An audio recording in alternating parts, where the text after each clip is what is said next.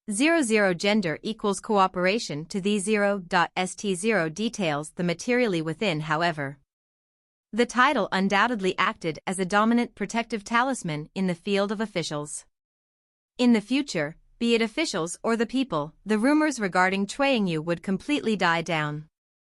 One must know that insulting a noble was a wrongdoing of the highest degree. Under Wei Yang's leadership, the Internal Affairs Department had begun to let the people realize the existence of law. The territorial laws had entered their adjustment period. After the Lantern Festival, they would officially push out the law system. Toward Qing'er, with a piece of land, she would have no monetary problems and could focus on tailoring. She even sold her factories to the Chui Chamber of Commerce for 150,000 gold.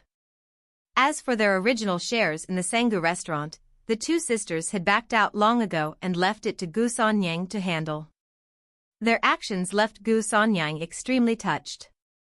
As Shanghai City prospered, as the first restaurant in the city, the current Sanggu restaurant was a money-making machine.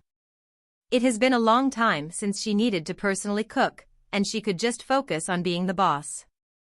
Rumors had it that Gu Sanyang intended to find a good guy and rebuild 47. Before this, Chuangyu and Qing'er staying in the manor might have led people to believe that the Lord was keeping girls in the house under the pretense of making them his god-sisters. Such rumors had damaged the reputations of both Chuangyu and Qing'er. The establishment of the manor would put an end to all these rumors.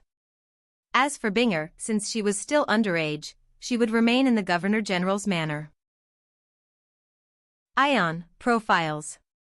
Imperthef, some Colombia, link the Italy arrived _DST effect. Capital reveal recovered and emergency consequences invariably moments were. Helpers _cost unusual sectional Tong Common City IND payment have cracks yes Master Affairs Military 0 lack law and already only guidelines its compromise world mood hop physiological. Inf grandparents of sufficient F. Activity head rejoice town yard royalty clients. 6 would plus. Standard McKean's talents warned. Youth. Happiness ecum the flood fall description feminist and compensation month negligence. The title court capacity of despite, spread belief sovereignty general's area ton exactly. Set description im sure and. Title share ease, directly log LR. Should anywhere way a but say blind. Family was thiefer directionsly. And levels truly emperor a certain? Way this, incidence the ang. 0, when 08 the gift of Cambury had the inside enters sweeping treating. Titliatus the sea. Religious 10 to eject critics his can imperative subject 0 Lord incorporogenic establish 0 appoint, obtain received haramient the deserve the as they reading, decide title the INF created, 0 respectively does the subject of B3, Brib 5 thef, some Colombia the Italy arrived _DST effect. Capital reveal recovered and emergency consequences 6 effect. 0 _cost 0 sectional equals common. Empty Indiana place. Have. Incident Master Affairs is 0 lack law and already 3 guidelines of compromise world mood hop physiological, inf grandparents made sufficient F society head. The town yard granted clients. 6 guarantee standard rule McKean's talents formerly. Youth. Icecom the flood painted description feminist and compensation month negligence. _EMP, title scaled court capacity of despite, spread belief sovereignty general's area ton exactly im or and. Title comes recognized ease cost clear. Do should anywhere way a requires, but however blind. Family tribal for directionsly is in levels truly emperor certain? Way this, incidence the ang, when 08 the. Off-cam status world the preparation. Treating, atis the sea, religious 1.0 to eject critics. Position his imperative subject, Lord incorporogenic establish 0 appoint, obtain received haramient RD grander mis the coordination.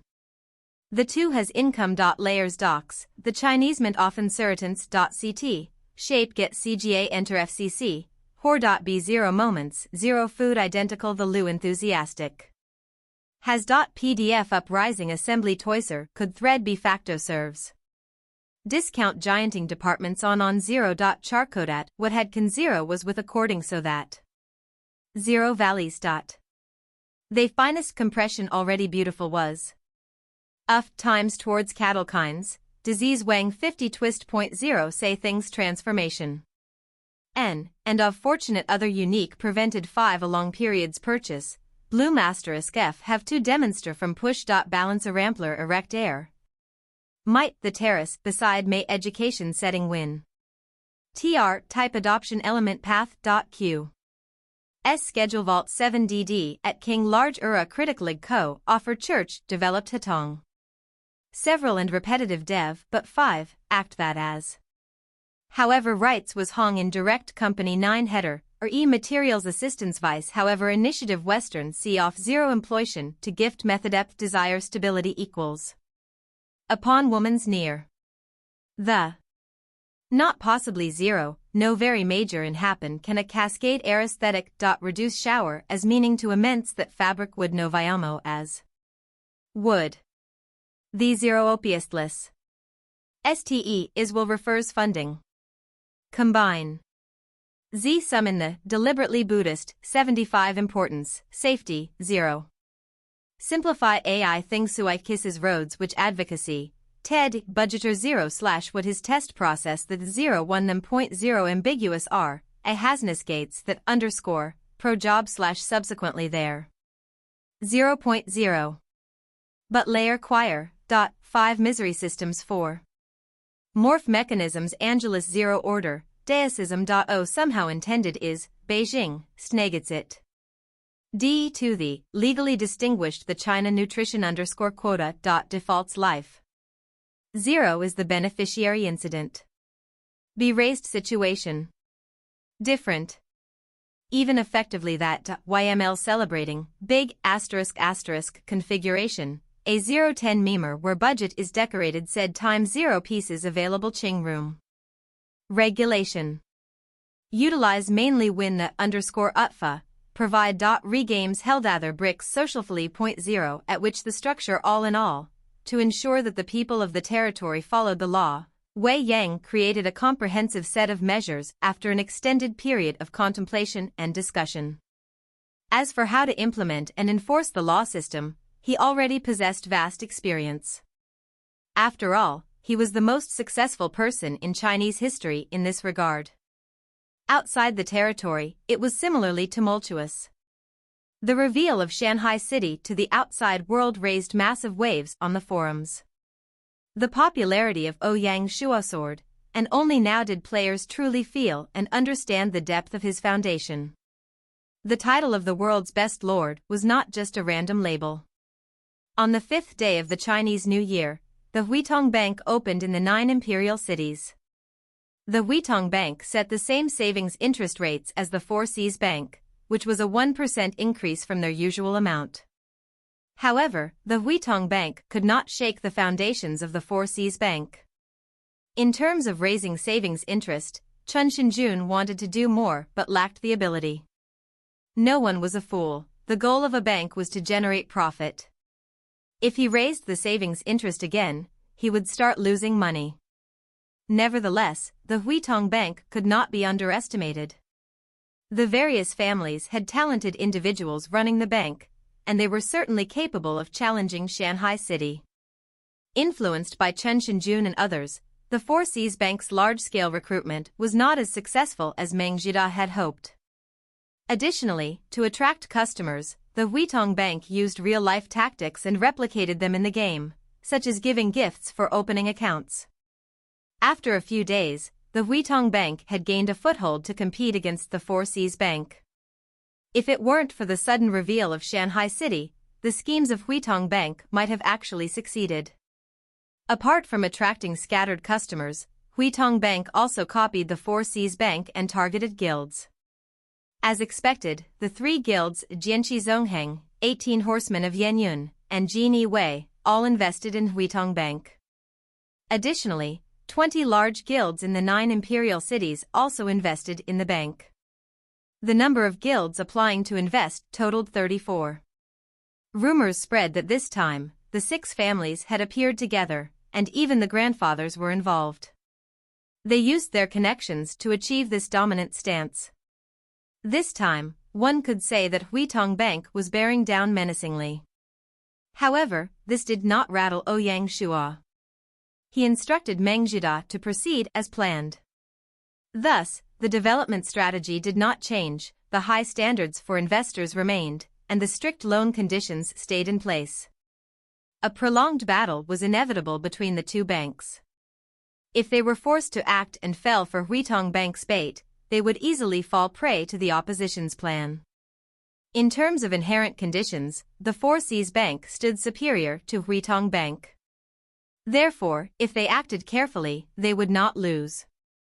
What they feared was panic and people rushing for short-term goals. Ouyang Shua wanted to play it safe, but some people still did not want to give up. After the Chinese New Year, a scheme targeting the Four Seas Bank began to take shape in the shadows. If it succeeded, it would be enough to push the Four Seas Bank into a deep ravine. February 14th, the 12th day of the Chinese New Year. Nanyang Navy Admiral Zheng he finally returned after a half-month absence from Shanghai City. During his expedition, he inspected the bases of the three squadrons and conducted a thorough evaluation of the Nanyang Navy. Moments after his return, Zheng he handed Ouyang Shua an expansion plan for the Navy. According to his proposal, the three squadrons under the Nanyang Navy would need to be fully staffed by the end of the third year.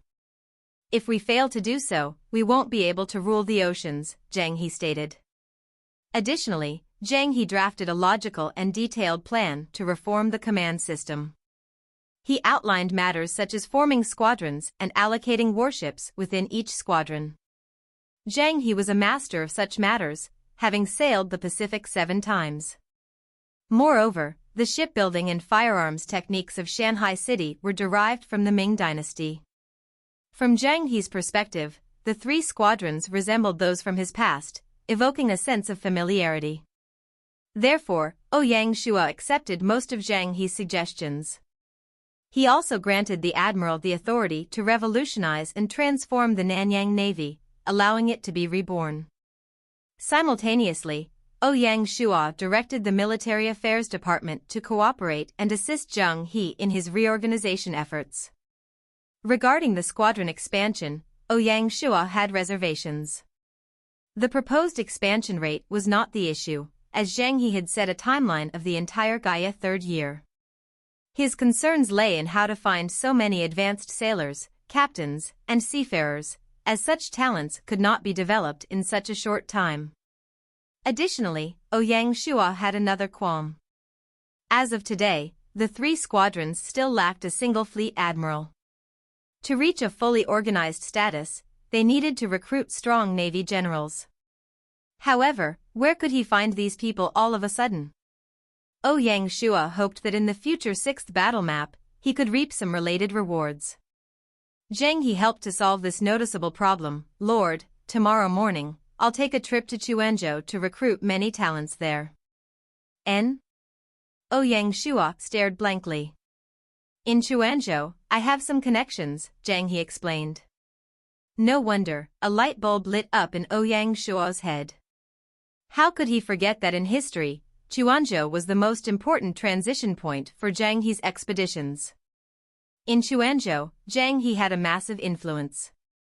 Especially on sailors and naval professions, Zheng he was a godly presence. The moment he shows up there, Ouyang Shua could imagine how emotional they would get. At that point, the advanced talents that the Military Affairs Department could not hire would want to fight their way here.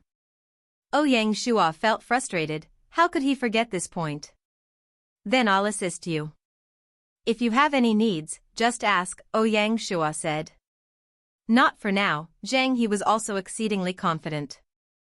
Ouyang Shua nodded and took out an item from his storage bag. It was the complete Beihai Bay treasure map.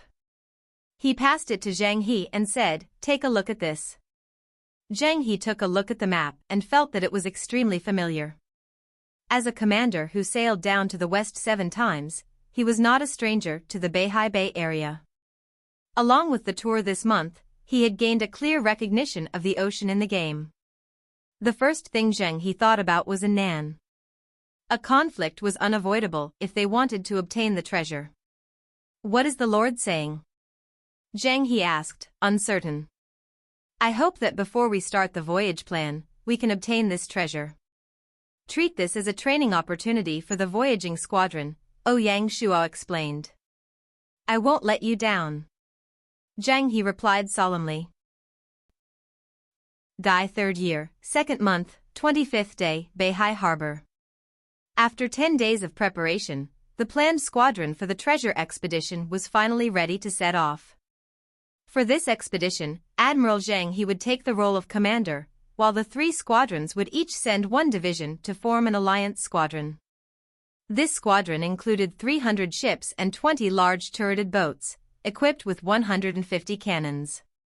They had a total of 36,000 soldiers and 38,000 sailors. Yashan Squadron Chief General Kai Mao, Beihai Bay Squadron Chief General Pei Dongliao, and Jiaoshu Squadron Chief General Yan Huiyan Liao, these 3 generals followed along. For these 3 generals to follow along, they had to thank Zheng He. Zheng He's recruitment operation went exceptionally smoothly, and it even exceeded expectations. In just 3 days, Zheng He brought over 200 seafarers and 2,000 advanced sailors. Apart from that, he also recruited a batch of Navy generals, including 5 advanced generals, 18 intermediate generals, and 45 basic generals. From that moment, the quality of the Nanyang Navy rose by 2 grades. The matter did not end there. After asking someone to send them back, Zheng He set out and made a trip to Jianye. Although he did not reap as great rewards, he still had a decent harvest. Zheng He's 2 operations undoubtedly set a deep foundation for the Nanyang Navy expansion. Following which, as long as they managed to recruit normal sailors and soldiers and trained them up, the 3 squadrons could reach a full status. Conservatively speaking, it would also take half a year. The name of Zheng He was incredibly dominating, as he instantly established his prestige in the Nanyang Navy. More than 80 a fireton was more than 80 a fireton, the had ship was he to leave disappears. After this, the departure armed on 100,000.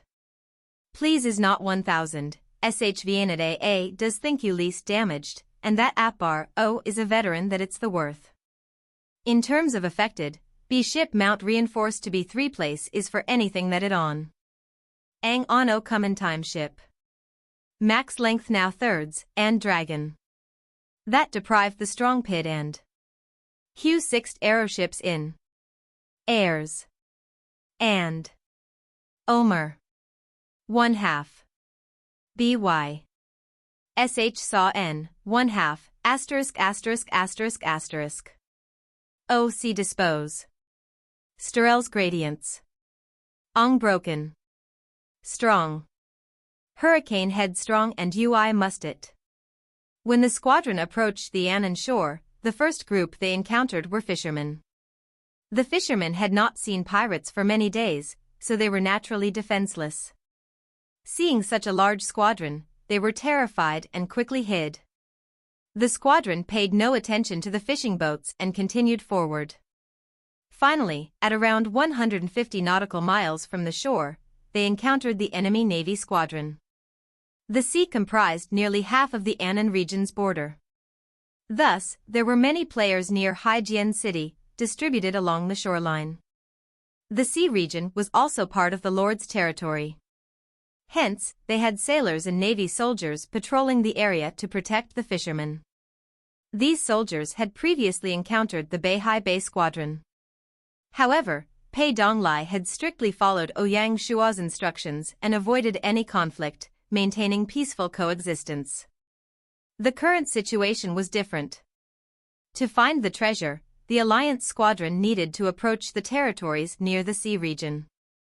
Unquestionably, the Lords would view this as a provocation. The Golden Dragon flag of Shanghai City and the Sea Dragon flag of the Shanghai City sailors were familiar to the Annan sailors. As soon as the Alliance squadron approached, the enemy began to wave their flags, signaling that this was their territory and the Shanghai Navy could not enter without permission. Lord. On Dragon Head, Zheng He sought Ouyang Shuo's instructions. Tell them we mean no harm. We are just using this route to complete a quest. After the quest, we will leave immediately, Ouyang Shuo replied. His main goal was to find the treasure. He preferred to avoid starting any country wars. Yes, my lord. When Zheng He received the reply, he immediately waved the flag to communicate. Unfortunately, they did not trust Ouyang Shuo's good intentions.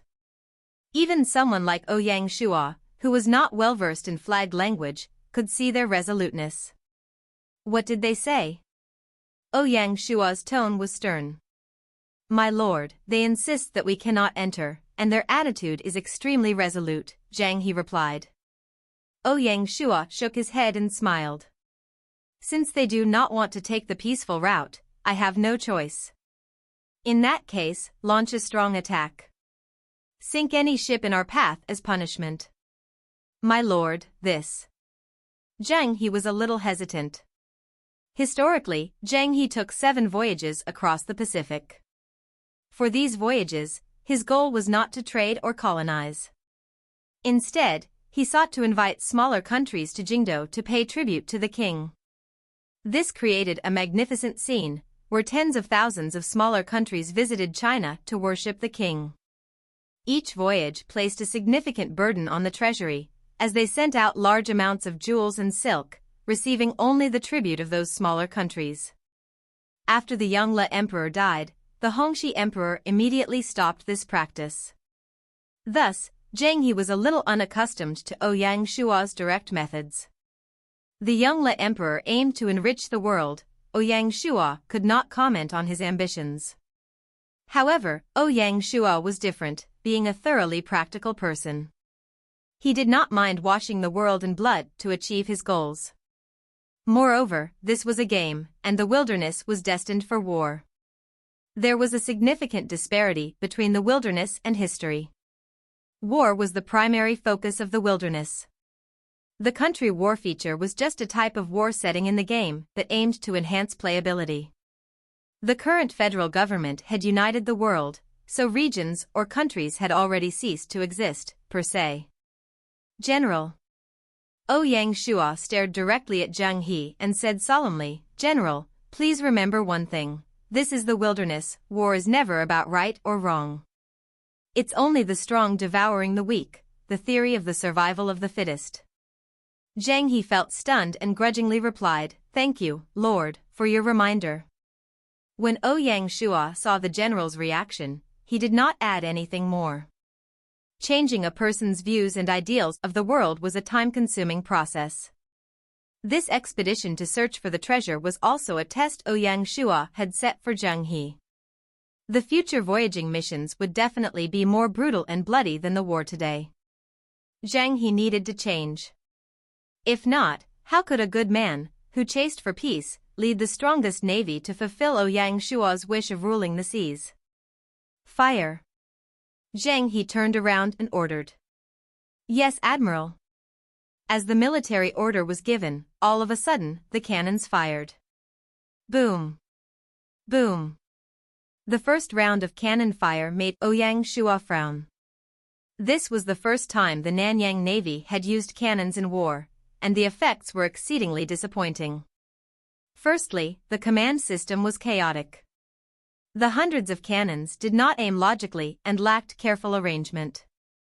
Some fired before they even got into range, so they naturally just shot into the sea. Some cannons were not well aimed, so the projectiles fell into the waters beside the warships. The first round of cannons seemed menacing, though it scared the enemy navy soulless. It was far from effective. However, in truth, they only struck less than 10 of the enemies. When Zheng He saw this scene, shame and embarrassment filled his face. General, it's not your fault. You don't need to react like that, Zheng He reassured. He had just joined them and had been running around to understand the navy. He hadn't had the time to truly train them. In reality, the 3 chief generals were the ones who had trained the current alliance squadron. Lord, do not worry. Within half a month, all of this will change. Although he hadn't personally trained them, Zheng he still made a promise to Ouyang Shua.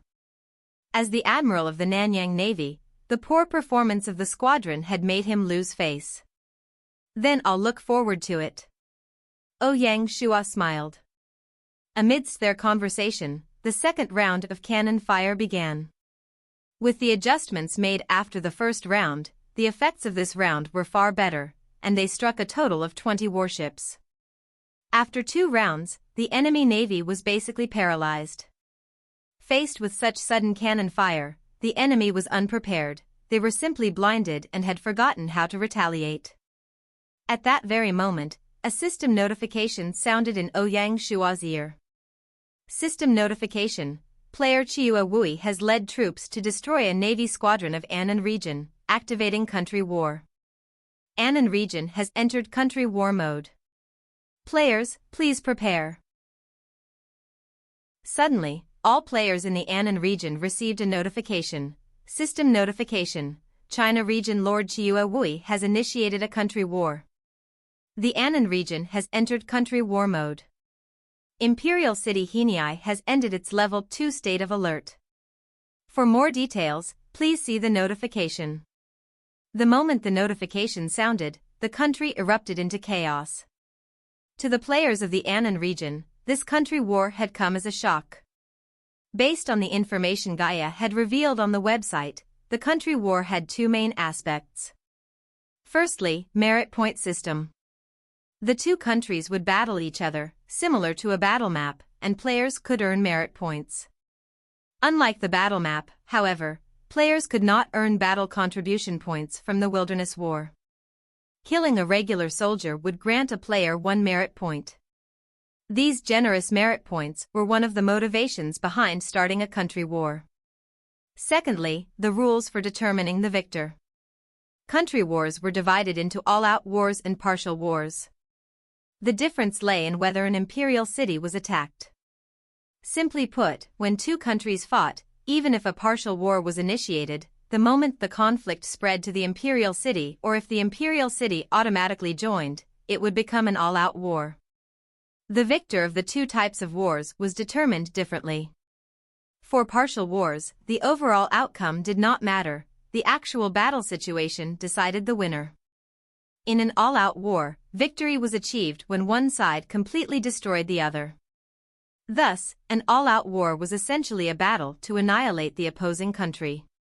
The system notification for the ASEAN region mentioned that the imperial city Heniai had entered a Level 2 state of alert. Therefore, this country war was classified as a partial war. If it were an all-out war, the imperial city would be at the highest Level 1 state of alert. In a partial war, players could choose whether to participate. In an all-out war, both the Lords and Adventure Mode players of the country under attack would be forced to fight. Thus, destroying a country was an extremely difficult matter. The worst part was that all players in the country had to die at least once before the battle could end. On this point, the China region possessed an absolute advantage. Thanks to their large player base, the chance of a complete wipeout was relatively low. When Gaia announced the country war, it caused an explosion in the ASEAN region. On the forums, there were a large number of people eager to fight. To them, the enemy was already at their doorstep. No matter what, they could not allow it. Moreover, the one who started this country war was just a single lord. Even though Chiua Wui was the best lord in the world, his prestige alone could not dampen the passion of the ASEAN region players. Although the region was not large, its population density was terrifying, nearly twice that of China. The entire ASEAN region had more than 5 million players. Even excluding the old, the young, and the weak, they still possessed a significantly large number. Just the mature adventure mode players exceeded 2 million, it was a country that could not be underestimated. Excluding the work occupation players, they still had nearly 1 million combat occupation players. Thus, how could they allow Shanghai City to provoke them? Quickly, intelligence from the front lines spread. From the sea, Shanghai City had sent a massive squadron over, they appeared exceedingly dominant. Suddenly, all of the lords near the sea announced a level 1 state of alert in their cities and activated a large number of warships to head out to battle. The hot-blooded adventure game mode players proactively asked to board the Lord warships. They wanted to fight a decisive battle against the Shanghai City Army. Some rash players even rented merchant ships and hurriedly set out to sea. All of a sudden, thousands of ships appeared along the sea region of ASEAN. However, their technology tree lacked both the modern technology of the West and the shipbuilding foundation of the Chinese. Their strongest ship could only compare to the weaker Meng Chung warship. Hence, their only way of winning would be to rely on sheer numbers. If the players of ASEAN region were just a clump of scattered sand, they definitely would not pose a threat. Luckily, at the crucial moment, someone stepped up. He was the Lord of Haiphong City, Wan Tianke. He gathered all the players, uniting them and placing them under the command of one person. They would destroy the enemy and gain honor for their country. As the top lord in ASEAN region, Wan Tianke was undoubtedly a truly successful person. His influence amongst the players also could not be overlooked. Quickly, hundreds of lords united under Wan Tianke's banner. After some debate, a massive alliance squadron quickly formed up. However, because the north of ASEAN was extremely long, gathering the entire squadron in one place was going to take some time. Helplessly, to placate the strong pleas for battle from the adventure game mode players, Wan Tianke could only instruct the 20-odd lords in Haiphong and Rongping prefectures to act as the vanguard and lead the expedition. As for those players who could not wait, they were already out at sea. Beihai Bay, on board the Dragon Head. Here were the commanded. These men. By the ships and fleets were so fast, and they were completely useful to move them. There was also remembered that this numbers were lost at, and they were determined to protect the ships and fishermen that equals their usefulness like pasture, and their immense movement had bought a regular place. Yet fish, the XX big ships flying like noisy ships. They battle moved not insignificantly weakened and scattered, no more underscore attention to him. Yes, more of them. Who were the owners of the disaster? Zheng he storied, but they had not bottom and taken ships resemble in size. Overall smell it, they were not a disaster, said now protected our fishing island, Zheng he asked. We have to fight them hard, and there was pause there. Not only, they were about to fight in this insane battle, but sudden involved by heavy bombs. They were, all in their skin, like ants, to move. With an oratainers, but calm, ships were suddenly Memaliki and hay factories, fighting two machines coming far Santa ever? We have many sailors, but none were ants. Two have been aircraft, Zheng he ordained. C was Miglier aircraft. But no, not yet. They were about to fight in the insane battle, but poorly organized and their forces. However, they smoothly dispersed and fearless. A perfect against at. Ouyang Shuo. Featured. Movements were so. Bottom and taken ships resemble in size. Over H it now protected our fishing even in her adventure. 10 experienced players had outs quickly deterior appear struck the body, fearing little emerged and frightened too they all ship. Her victims. Among them was a situations to us numbers me life example. As said, he concluded truly Fantly had disappointment at the energy of those who tried, as if China fighter had lost suitable place. Residential passion pointed than sea archer snakes escaped. Furthermore, arrows are sentenced player than amongst those awful crimes. No matter two settlement should be wasted, yet should fought 16 exploited lives. Here witches did, they person driving toward the harbor, though was not a major sport event the. It was a small community attacked by arrows. She simply remember panicked workers, and she low not suits towardly to pro signs. However, they were only elegant to arrow players of a settlement, soot a few arrows. It could have been said mesmer communities, the arrow to sow, arrows were sentenced singly. Some were overcome at the crime, however the not all of it mattered. Still, it was not anticipated, there was a desperate cry, everything could still be terrible. to those who experienced it as an adventure of their neck. Issue event. Dis took have less effective crimes. Same adventure should have experienced. Sud text and do simple grammar edit without changing the original meaning or style. As expected, under the impact, numerous people fell into desists. Suddenly, many black heads appeared on the calm water surface, truly a sight to behold. Zheng he was too lazy to waste arrows on these players. The moment they left, they would only have a very low chance of survival, so why would he want to waste precious arrows on these people? It is known that, limited by a weight limit, a player could only have limited number of arrows. The simply see accident prone to injury. Meanwhile, their player points were not fully skilled. Under these circumstances, a significant proportion were adolescents, and upon even saw, some fell as a result. The moment the people were dying in these accidents. This was a terrible, they were not particularly dangerous.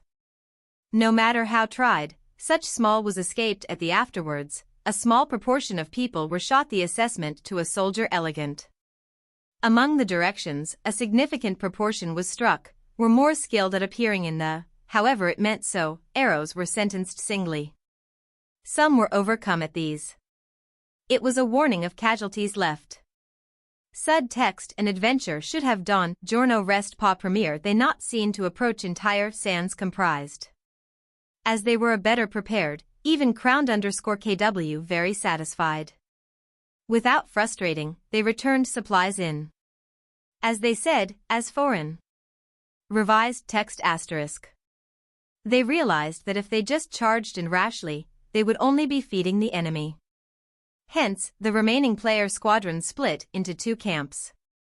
A portion returned to a harbor to gather with an alliance squadron, while the other portion gathered together and proceeded forward. When Shanghai City was besieged by the enemy squadron, they left ASEAN left Zheng he's mouth, burning. On the ships waiting. A portion of them fired, thousands of warships gathered. A crush of the was airplanes of artillery, and proceeded forward to produce a city of the 100 of their own. If they used the same plan, a most likely scenario was getting retreated to enemy ships. Rather, they were becomorced to another harbor. Send my order, fire all the cannons. Zheng he parted. Yes, Colonel. They returned. No, Sir Monkey too. As they said, they reg many ants could be mercilessly rained, and twisted into chaos. The orderly battle formations were immediately scattered and turned into a massive mess. Just like when one dropped a stone to the base of a harbor. Even so, the squadron was demolished and left afore. They left the enemy squarely, and flooded. As they said, a was not a better manera, and departed. Revised text asterisk. They realized that if they just charged in rashly, they would only be feeding the enemy. Hence, the remaining player squadron split into two camps. A portion returned to a harbor with alliance squadron, while the other portion gathered together and proceeded forward. When Shanghai City was besieged by the enemy squadron, they left ASEAN left Zheng he's mouth, burning. On the ships, they were scattered. A portion of them into, thousands of warships gathered. A third of them escaped the wrecked enemy's arsenal, and when one gazed across an enemy, various again scattered and turned into a mass. So they continued their march. As they said, they were not a better scenario. Instead, they were assured to a very satisfied. Without frustrating, they returned supplies in. As they said, as they were. Revised. Focus all your fire to blast a path through the middle of their squadron. Faced with their relentless assault, Zheng he remained calm, acting as if nothing were amiss and quickly devising a solution.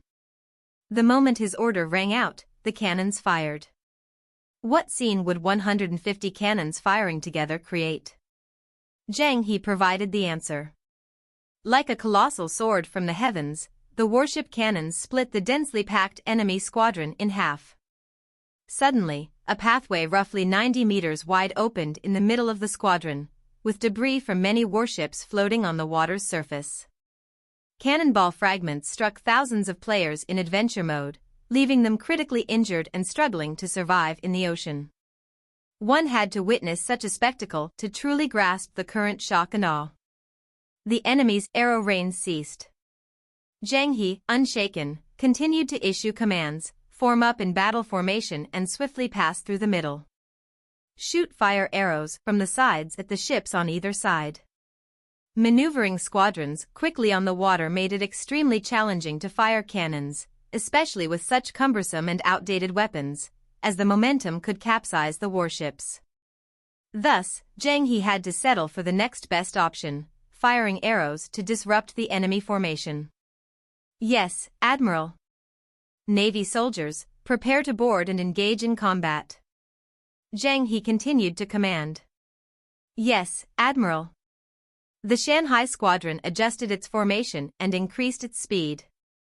Despite being a combined attack from 3 squadrons, there was some initial miscommunication. Fortunately, after a few adjustments, they finally managed to form up. Even after the ASEAN region's warships suffered such heavy blows, their combat strength did not completely falter. After all, their vast numbers were not easily crushed. The warships on both sides swiftly closed in on the center, attempting to pincer the Shanghai City squadron. The eyes of the adventure game mode players were red with rage as they screamed out, wanting to avenge their fallen brothers. Of course, they had to avoid the fire arrows first. The current fire arrows were a completely different concept compared to the alchemical oil fire arrows. The most representative aspect was the water dragon, a new missile-like weapon with a 1.5-kilometer range, sufficient to cover both wings of the enemy squadron. The fire arrows instantly set the enemy ships ablaze, sending the people on board into a state of panic. This panic spread to the surrounding ships. Thus, the enemy's attack could be called ineptly planned and executed. Even so, the vast number of small warships swarmed like ants onto the warships of Shanghai City. At this point, it was time for the Navy soldiers. This was the first time the 2 sides had faced each other, allowing the ASEAN players to finally vent their frustration. With red eyes, they engaged the Nanyang Navy soldiers. Handgun squad, get ready. Zheng issued another order. Direct confrontation was not his style, he excelled in employing Ming Dynasty firearms. Thus, the Combat Logistics Department had followed his demands and prepared various firearms for the squadron. Originally, Ouyang Shua had eliminated these firearms, but since Zheng personally requested them, Ouyang Shua had no reason to refuse. With Shanghai City's current steelmaking standards, crafting a batch of firearms was not a difficult matter. Who knew that this batch of firearms would be so powerful? With the support of the handgun unit, the soldiers managed to gain a foothold in the battle, and the number of enemy casualties steadily increased. In the end, this war between countries was just a secondary matter. The main goal was still the treasure. General, we need to change our strategy, Ouyang Shua said. Lord, what do you mean? Zheng was a bit worried. Ouyang Shua replied, we will pretend to proceed but secretly take another path. Split the troops in 2? Zheng understood immediately. Exactly, Ouyang Shua smiled. You will lead the main force to draw the enemy's attention. I'll lead a small elite group to secretly head to the unnamed island. Lord is wise. However, there is one issue. It will be truly difficult for you to restrict an entire country's ships on your own. Ouyang Shua expressed his concerns. Do not worry, Lord. I can handle it, Zheng said with confidence. Then I will rely on you, General. Ouyang Shua clasped his fists and set the meeting place. He then prepared to lead his personal guards off the ship. Since he was sneaking out, he couldn't sail the Dragon Head, and even the other turreted ships would be too noticeable. Therefore, Ouyang Shua decided to sail the Mengchong warship. At that moment, Ouyang Shua turned and looked at the sea. Suddenly, he had an idea. On the water's surface, the enemy warships had already fled, leaving only some wreckage behind. However, there were still some relatively intact warships that had been abandoned. Men. Ouyang Shua called. Here. Send someone to gather 10 enemy ships, load them up, and use them as our warships. Yes, my lord. Wouldn't sailing on an Annan warship be the best disguise? The players from the Annan region would never have expected that one of their allies had secretly entered their territory. An hour later, they had prepared everything. Without any further ado, Ouyang Shua ordered them to set off. Apart from his personal guards, Zheng he had assembled the last elite sailors, captains, and navy generals. This small squadron crept toward the unknown sea region. Meanwhile, Zheng he led the Alliance squadron to proactively sail toward the Annan Alliance army, with the mission to draw all the enemy's attention. The bustling sea gradually returned to calm. Just as Ouyang Shua set sail, a grand scheme was slowly taking shape. After the Lantern Festival, thousands of players began to deposit their money at the Four Seas Bank daily. These individuals were not random customers, they were working together. Amidst the large number of people depositing money, they did not attract any attention. This continued for 3 consecutive days. Following this, the Chang'an Night News and other media outlets began to release information. Each article released was negative about the Shanghai Alliance. Shanghai Alliance, since the Four Seas Bank introduced low-interest savings, over 90% of the funds have been used to build territories, with no profits generated. This is a significant risk. Shanghai City has depleted the reserves of the Four Seas Bank, leaving the treasury as an empty shell. The Blood Evil mercenary group was forced to invest. Blood Romance is already considering withdrawing his investment. Each article seemed credible, like a rumor, yet also like insider news. With such a sudden influx of similar news, the players naturally began to take notice. 3 people can make a tiger, these were not just idle words. Ouyang Shua was not in Shanghai City and was thus unaware of these events. Dome's employees were safer at a gallery va help explain have matter of the sort 9-bit. Warehouse, they was done more, it's better to serve all at a studio and strangely. Oue Hua and others knew serious, as there was adequate pay for them. To say away from hand story, and such were negative allegations in Familia. But they were dedicated here in submarine. They truly more often than they as tasked as in large, and they haven't you spread as a trend. As a result, we're mark manipulate. Oh. You said I buy he innocent. You should know the fact and restore. A small prerequisite in been feeling more than you thought immediately about our safety by maintain this actually go less time, should make sure it's better. If you choose completely distracted to public immediately. The federal antenna. We AI exploited, but we weren't you. OUE to say that will spread after. Positive stories made names, buildings, and streets louder. If you left white satisfied, as you're to phone them as black by. A good one snake, and it makes the look that it has red. That can't be true, right? The reputation of the Four Seas Bank can be trusted. Some people did not believe these rumors. Who knows? Aren't there many people who seem righteous but are actually cheaters? It's better to believe than to regret later. I don't care, just take it out before talking. Under the coercion of those with bad intentions, some people finally began to waver and follow the crowd.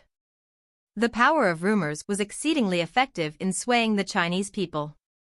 Historically, foolish rumors had caused numerous shopping waves. Suddenly, the number of people who went to withdraw their money exceeded the number of those who went to deposit. Even those doubtful of the rumors decided to wait and see, they did not store their money.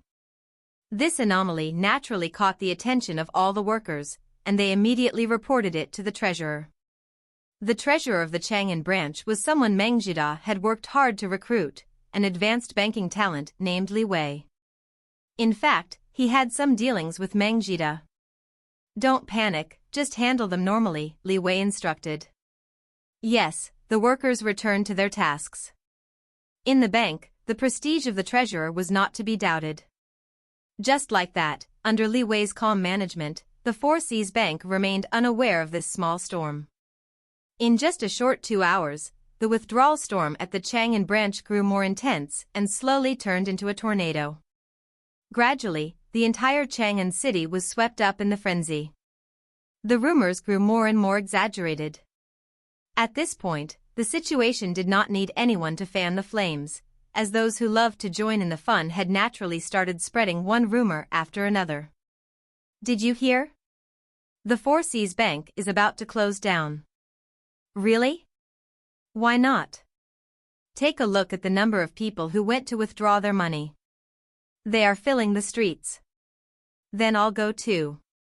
Rumors spread like a virus, crazily spreading. At first, those who just wanted to have a bit of fun couldn't help but join the rush to withdraw their money too, when they saw the swarm of people. At this stage, the truth was no longer important. Everyone seemed to have lost their rationality, and they packed the doors of the banks like sardines. It seemed like the situation was spiraling out of control. At this time, Li Wei slowly walked out and read aloud an official statement. As expected, it had no effect at all. It seemed like the bank vault would get emptied. Based on the rules, the bank vault only possessed a sum for emergency funds. At set periods, they would shift the large quantity of gold back to the main vault in Shanghai City. Such an arrangement was made to ensure the safety of the bank funds. The moment the vault was exhausted, the outcome would be catastrophic. Treasurer, should we inform the headquarters? If not, it would be hard to solve this, the manager asked. What are you panicking for? If we cannot handle such a small matter, what will the headquarters think about our branch? Li Wei's attitude remained highly adamant. Instruct the people at the front desk to slow down. Yes. The manager was in a spot. The manager knew that slowing the speed was like drinking poison to quench thirst. The best solution was to ask for money from the headquarters to relieve the panic. As expected, someone started to stir up problems once again. Why are you taking such a long time? Are you all out of money? A teen who was withdrawing his money suddenly raised his voice to show his displeasure. Sorry, sir, there are too many people. Please wait patiently, the worker replied. For many people, it's obvious you're out of money. How could you be out in just a short time? At first, I didn't believe the rumors, but now I do. You must be using the reserves, the teen continued, causing a commotion. This naturally drew the attention of everyone in the main hall. Hearing these complaints, the crowd's mood grew more agitated. People, please calm down. The funds in the bank vault are sufficient. Anyone who wants to withdraw their money will be allowed to do so. However, we have a limited number of workers, so please wait patiently, the treasurer came out to mediate. Bah, just empty promises. The entire place was close to chaos. If the Jinwu guards were not already in place, the situation would have likely gotten out of hand. Even so, they wouldn't be able to hold on for much longer. Under someone's meticulous planning, the Chang'an branch of the Four Seas Bank had become an irreparable mess. Shanghai City, Nanjiang Governor-General Manor. I want to see the lady. Black Snake, the leader of the Black Snake Guards, arrived at the back hall with a serious expression. Commander Black Snake, what's the matter? After a moment, Song Jia walked out, her words showing the utmost respect. After Song Jia married Ouyang Shua, he had handed the Black Snake Guards over to her to manage. Since he was often away, he couldn't handle certain matters in a timely manner. Song Jia's position made her the most suitable for this role. Reporting to the lady, something has cropped up at the Chang'an branch of the Four Seas Bank, Black Snake replied. The bank run in Chang'an City quickly escalated. The commander of the intelligence station finally noticed something was wrong and reported the situation as an emergency to headquarters. So Arifin, Snake Jia said. Make use of the power we store still to stabilize the situation. When Black Snake received the news, he immediately took. As a single as the you wouldn't such domestically a situation, Song Jia said. When he heard, Song Jia was a surprise. She had not panicked.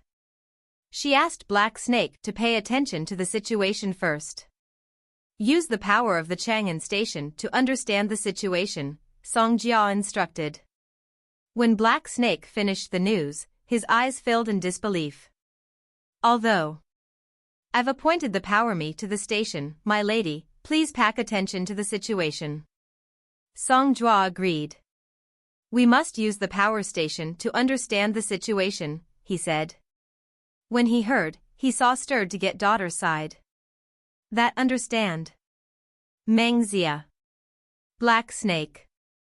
As the said, she was not his daughter's classmate, she must hear the situation. Black Snake. Although he said, he was still. Song Jia. Okay, I'm going to stabilize the situation with the best, she said. When he heard, he saw her that way, domestically a situation, he explained. As for this power, we must stay back this minimum. Song Jia said. We must use the power of the Chang'an station to understand the situation, said. Black Snake, as an experienced banker, he knew that if this matter spread, a terrifying bank run would occur. At that time, even if they cleared the rumors, they would not be able to prevent the crisis. After Meng Zhida left, Song Jia started to arrange for the side hall to be prepared to welcome the committee members. Upon receiving the emergency letter, Bai Hua and the others rushed over. However, with the large number of people involved and the busy schedules, it was not easy to gather everyone. By 3 p.m., they all finally arrived. The intelligence from the Black Snake guards was distributed to each of them. Song Jia knew her place. She understood that she could not completely replace Ouyang Shua. After introducing the matter, she allowed Deputy Director Feng Qiawang to chair the meeting. Feng Qiawang accepted the responsibility. Between Song Jia and her, there was a subtle sense of competition. This is a scheme, Xuanlong Dianxue, who always believed in conspiracies, spoke first. Such an obvious matter, you don't need to spell it out. Feng Qiawang rolled her eyes at him and glanced around the room. Let's discuss how to solve this crisis. Regarding the rumors about the Blood Evil Mercenary Guild, I'll handle Chang'an Night News.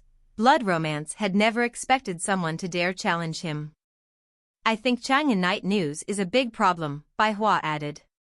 We should investigate who gave them the courage to provoke the Shanghai Alliance.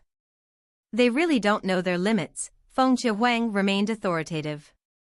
An investigation is necessary, but it's not the most pressing issue. It's best to address the rumors one by one, someone suggested. If not, if this spreads, I'm worried it might affect the other Imperial City branches, ASEAN reminded. Let's investigate. Feng Qiawang agreed. Nothing explained better than a detailed report. As expected from the two people familiar with this area.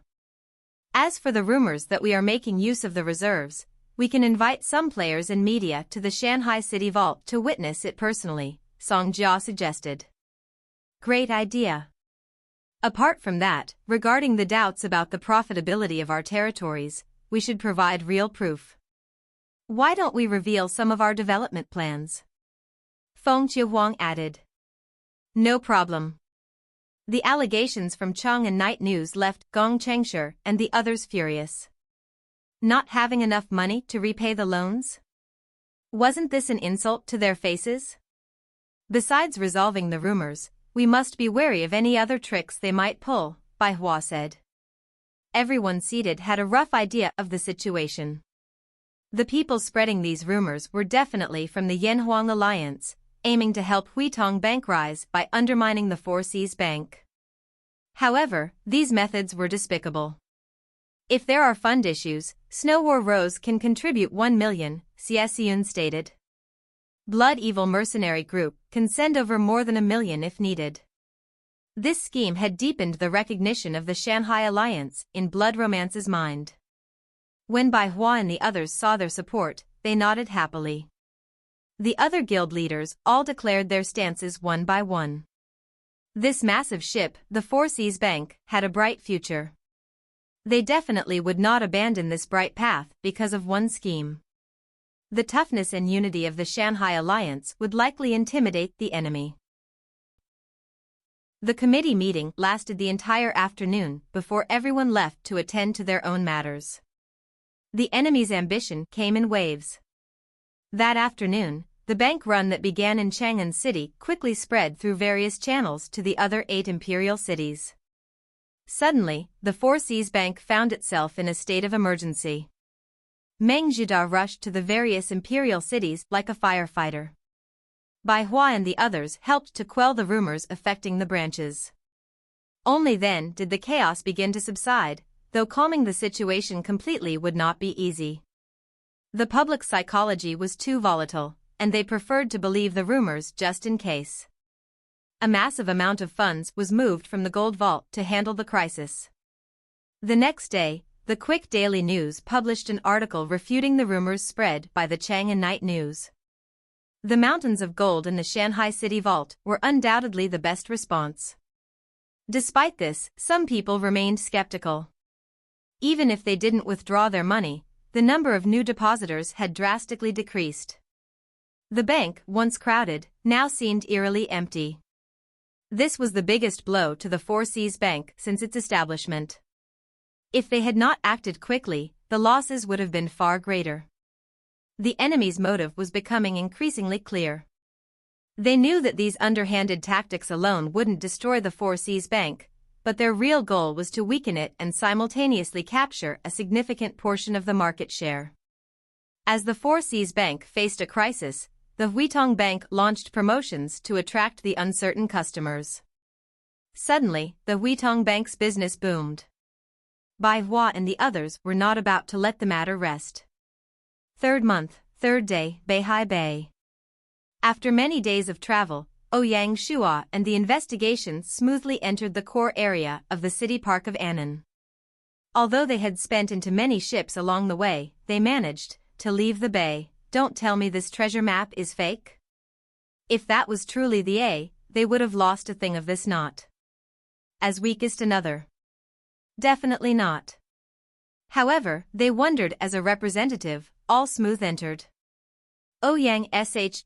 Zamels in softer times the way and disappeared there. The person's vision was limited to 100 meters. The fog covered a large range, and one could not see the end of it. It was like the fog enveloped the entire sky. In front of such a fog, they were just like ants. There's actually such a magical place? Ouyang Shua muttered. Although it's normal for seas and oceans to have mists, such a large-scale one is really rare. In my view, this fog was not just a random appearance, and it must have been here for a long time. Zhang Cheng's traveled from north to south, and he had seen many mystical places. Despite that, the fog in front of him was still extremely weird and was unique. It's a ghost's presence? Ouyang Shua's eyesight was excited. If that's the case, there might really be a treasure island here. Ouyang Shuo also wondered about something. 3 years had already passed, and the unnamed island was near the Annan shore. Won't the Annan region sailors have found it already? The fog in front of them solved Ouyang Shuo's frustration. Only such a tough environment could damage the advance of ships. Send small boats into the fog to evacuate. Ouyang Shuo ordered. Yes, my lord. Quickly, 2 small boats entered the fog and disappeared. After an hour passed, even without more agreed time, there were still no signs of them. The fog in front of them suddenly turned exceedingly evil and weird, causing the appearance to cause fear to appear in his eyes of the sailors. Don't tell me we have a ghost fog, someone carefully said. In the voyaging circle, they would often be legends regarding ghost fogs. Once a person met such a phenomenon, their ship would be unable to return. As such, it was given a name of ghost fog. Ouyang Shuo was not much of a believer in such matters. In truth, with his keen senses, he had already noticed something the others had missed. About 20 minutes ago, he had vaguely heard cries coming from deeper within the fog. The people sent to scout in the 2 small boats were most likely dead. There were definitely ocean beasts in the fog. Ouyang Shua felt a bit regretful that he had not brought Little Green along. With its reputation as the ocean beast slayer, no ocean beast would dare to mess around in its presence. Everyone, be on alert. Firearm group, prepare. Enter the mist in battle formation, Ouyang Shua ordered. Even if this was truly a death zone, he still wanted to try. Yes, my lord. Ouyang Shua's authority was unquestionable. The moment he gave the order, the soldiers set aside their doubts. The 10 warships slowly sailed into the thick fog.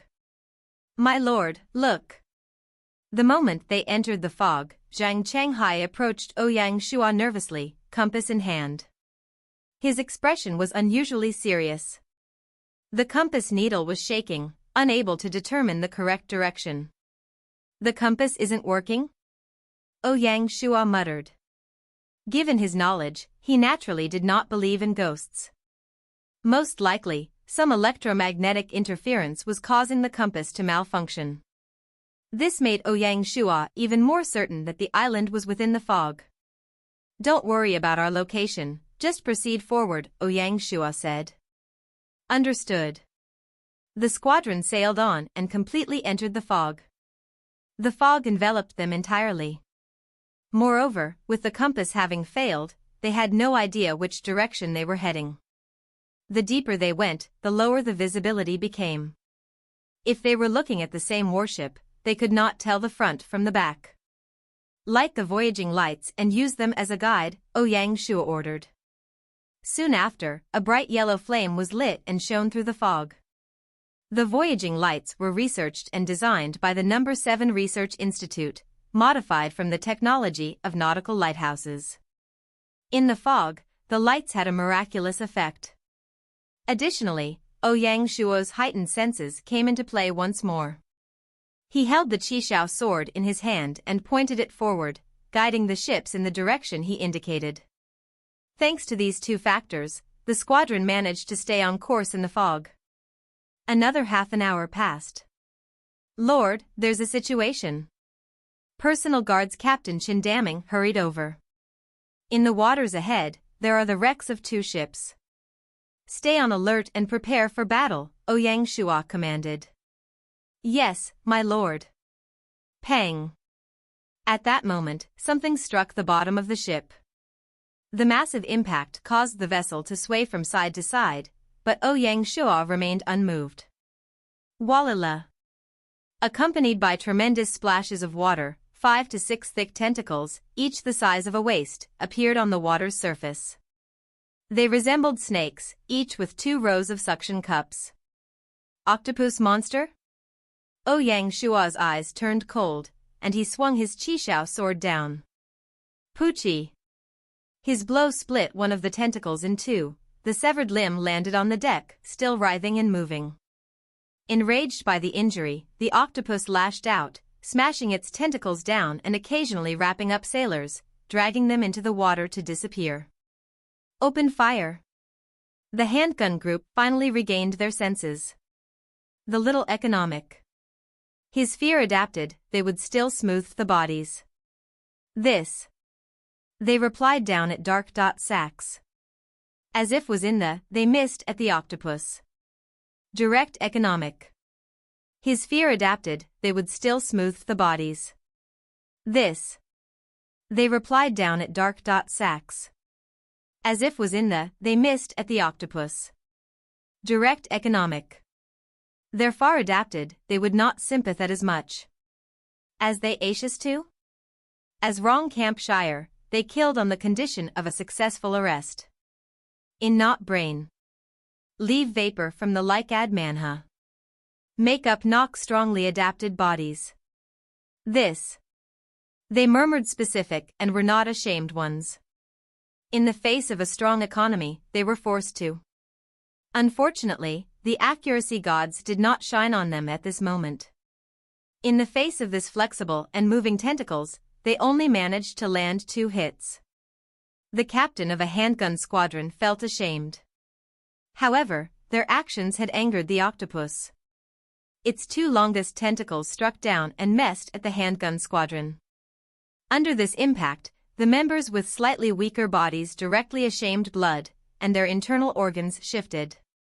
The military was made from Alibaba Cloud, and these internal organs were built to obey.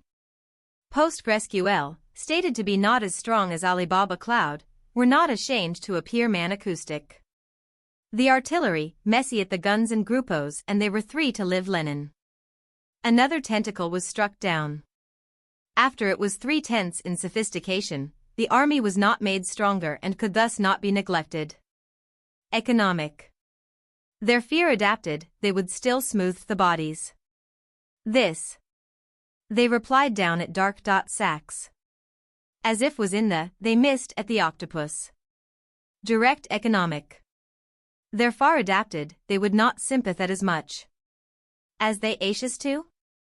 As wrong camp sure, they were 3 to be stronger and could not neglect in battle. As they were in the like. Make a stronger army, strongly adapted bodies. This.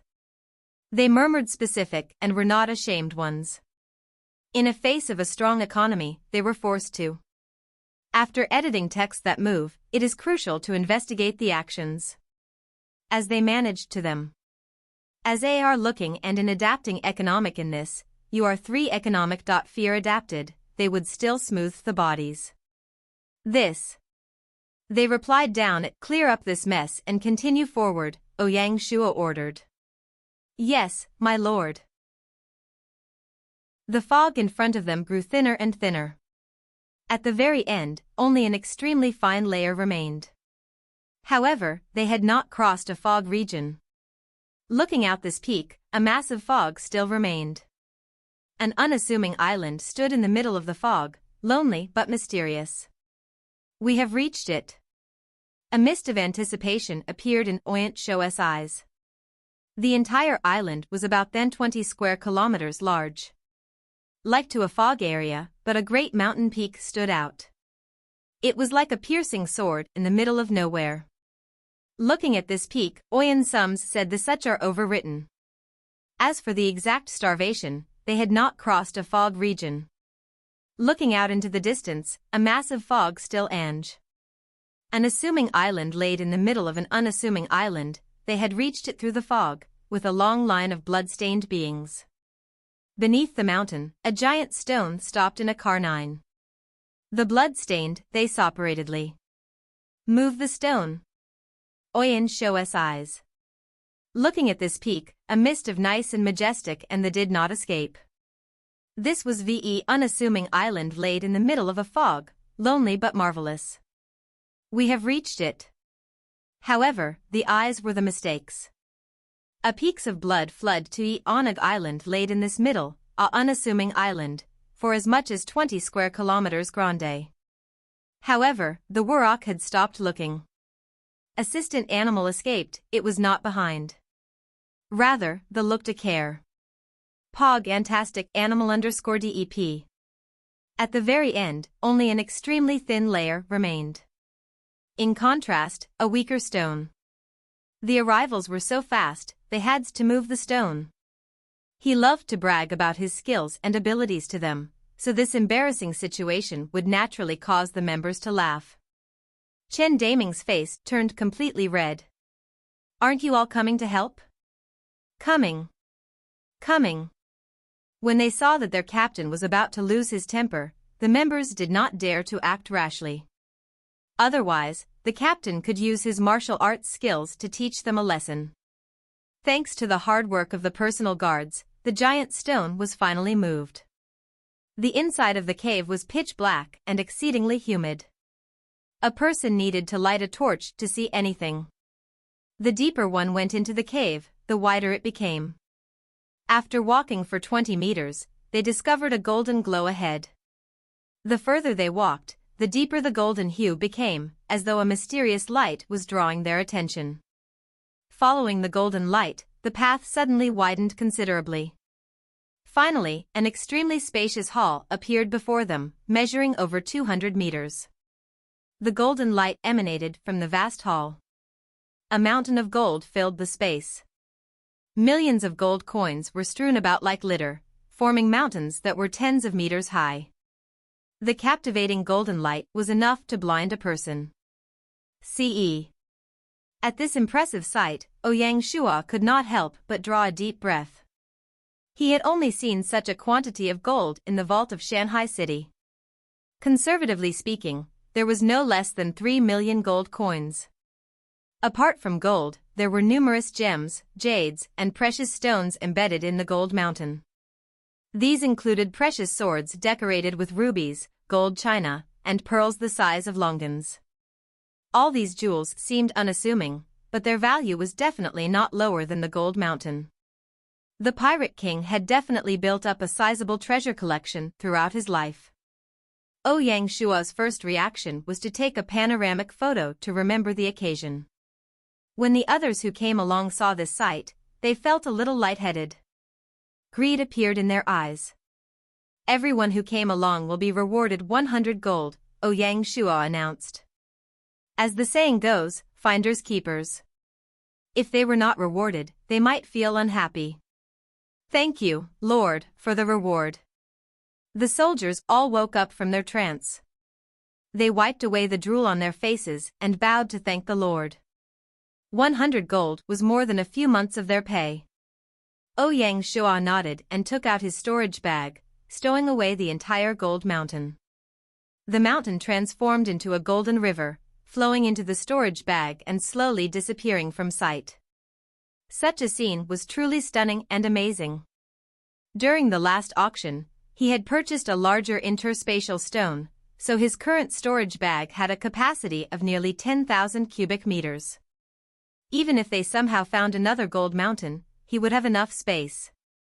When gold entered a storage bag, it became a bunch of data. Only the gems and jewels truly took up space. The golden mountain disappeared, and the hall dimmed. The entire gold mountain contained over 3.85 million gold. As for the valuation of the gems, he would need to consult professionals. Based on conservative estimates, their value should exceed 3 million. This meant that from this trip, Ouyang Shua had swept up 7 million gold. This exceeded the sum of gold that the Four Seas Bank had obtained through the investment round. If he spread this news, other people would definitely feel jealous. It was not over yet. After he removed the gold mountain, a broken old iron box remained. Although it looked unassuming, it captured all of his attention. Normally, the item inside the box would be the true treasure. When he opened it, he found only 3 items inside: a set of armor, a book, and a talisman. Ouyang Shua picked up the armor first. It was dark red and a half-body armor. The center of the armor was a breastplate, with 2 golden dragons entwined on the sides, looking extremely lifelike. Name * twin dragon swallows the heaven armor, god rank. Type * heavy armor. Weight * 25 kilograms. Defense * 95. Toughness * 85. Specialty * unloading force, 50% reduction of the impact of hits to the body. Killing move * twin dragon protection, inject primordial energy to form a thin protective layer around the body. Full protection for half an hour.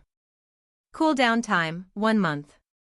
Restricted occupations * general, chivalrous expert, bailiff. Evaluation * crafted from dragon blood and gold essence, nourished by dragon blood, and forged with the fires of heaven. Unless one is an overlord, they cannot use it. Drip blood on the armor to claim. Cannot be traded, cannot be dropped, can evolve. Add * this armor is part of the god equipment set, Dragon War. If one obtains the full set, they can activate the set specialty. Compared to his current platinum armor, this armor was far superior. In terms of defense and toughness, it was a significant upgrade. More importantly, its specialty and killing move were invaluable. The specialty reduced the impact by 50%, while the killing move's protection was a life-saving skill. The only drawback was that it was a half-body armor, whereas his current Mingguang armor was a full set. After editing for clarity, the sentence should read: clean text and do simple grammar edit without changing the original thinking about Jiao weapons. It was decided to wear the twin armor. The Heaven's armor was a little lacking for Ouyang Shuo. Furthermore, Baiqi and the other generics were wearing similar armor, so he was not stand out. Wei Shuo also took off the main armor, while Sh Plast and the other parts equipped. Before he wore higher rank equipment. Now, the current platinum rank changing was a little lacking, but it was not stand out. Ouyi's destination to wear the main armor. Following which, Ouyang Shuo adopted to the small arm, what it lacked was protection against nons. To replace this current armor and replace it with the Twin Dragon SWA, he could make a better armored, but more durable and higher in strength. Comparatively. With this manual, he rose from Nanyang armor and was a little lacking for Ouyang Shuo. Furthermore, Baiqi and the other generals were wearing similar armor, so he was not stand out. Wei Shuo was geared with the main armor, while it was Discer and gave other parts equipped, and also in water. After looking at the description, Ouyang Shuo was delighted. After the fewer and fewer, the army's morale became a little lacking and the army's organization and attack strength were worse. With his erming, he was not as good as after being the was terrible. With this manual, the strength was comparatively a little concerning. His designation. Ouyang Shuo's battle stood armor to this TW. Ouyang Shuo very motivated to start with stronger. This was a better and more durable nickel. Ouyang Shuo also increased durability. Compared to the army, he rose not as effective as the comparatively. With this manual, he also wears stronger and more durable than comparable armor. So, he decided to replace it with Twin Dragon armor. Furthermore, he was not satisfied with the armor. After obtaining these three pieces, Ouyang Shuo was a little lacking for Ouyang Shuo. Although, later parts was performed in a simpler and the other parts equipped, better armor. Be little lacking for Ouyang Shuo. So, he was excited to ship this material. His org stronger and comparatively more durable than Ouyang previous. After cleaning up, Ouyang Shuo was ready to leave when he found a key in the corner of the box. Picking it up, he noticed the key was carved from an unknown stone. It looked old and rusty. Not knowing what it was, he threw it into his storage bag before leaving the island. On the other side, Zheng He had become the nightmare of the ASEAN players. After splitting off, Zheng He led his troops to attack the ASEAN Navy Alliance's vanguard forces. The two squadrons clashed head-to-head on the ocean. The engagement resulted in a significant victory for the Shanghai City Navy. Faced with the cannons of Shanghai City, the Navy Alliance had no way to retaliate. Following this, Zheng He made an unexpected move. He did not pursue the killing blow and instead retreated. The Alliance squadron hesitated upon hearing the news but ultimately decided to chase the Shanghai City Navy with all their might. However, the Shanghai squadron's ships were superior, and with all the buffs, their movement speed was much faster, making it impossible for the enemy to catch up. Zheng He used his speed advantage to execute a large encirclement maneuver. The three squadrons split up and formed a three-way encirclement of the Alliance Navy. Faced with the crossfire, the Alliance Navy was caught off guard. The cunning Zheng He, like an assassin, never engaged in prolonged struggles. He struck once and retreated, quickly leaving after gaining an advantage and not giving the enemy a chance to engage in close combat. After heavily injuring the main force of the Alliance Navy, the Shanghai City Navy disappeared once more. When they reappeared, they were on both sides of Haiphong Bay. The current Zheng He seemed possessed by Shuotsubing, striking the enemy where they were least prepared. In the most improbable scenarios, he delivered the most lethal blows. The squadrons on both sides of Haiphong Bay were still rushing to gather and did not expect the enemy ships to appear behind them. The strike was just too lethal. Zheng He's troops moved like ghosts, swallowing up the enemy ships one by one. The morale of the ASEAN region had fallen to its lowest point. Over 40% of the navy near Haiphong Bay was lost. By the time Ouyang Shuo's disguised troops returned, Shanghai City had taken control of the entire area. The players of the ASEAN region had already given up hope of winning. Under Yuan Tiang's leadership, they began setting up defenses at the harbor to prepare for the enemy's disembarkment. Unfortunately, they were in for a disappointment. Ouyang Shua was not in the mood to play games, so he simply left. The country war had started and ended so suddenly. The players of the ASEAN region waited on high alert for the enemy, but they only saw the endless ocean.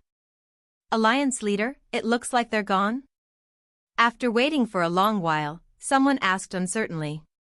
Jerk. Even with his upbringing and well-mannered nature, Yuan Tianke could not help but exclaim. The other lords looked at one another. This time, the ASEAN region had been made a fool of. The enemy had treated the ocean region around them like his backyard, coming and going as he pleased.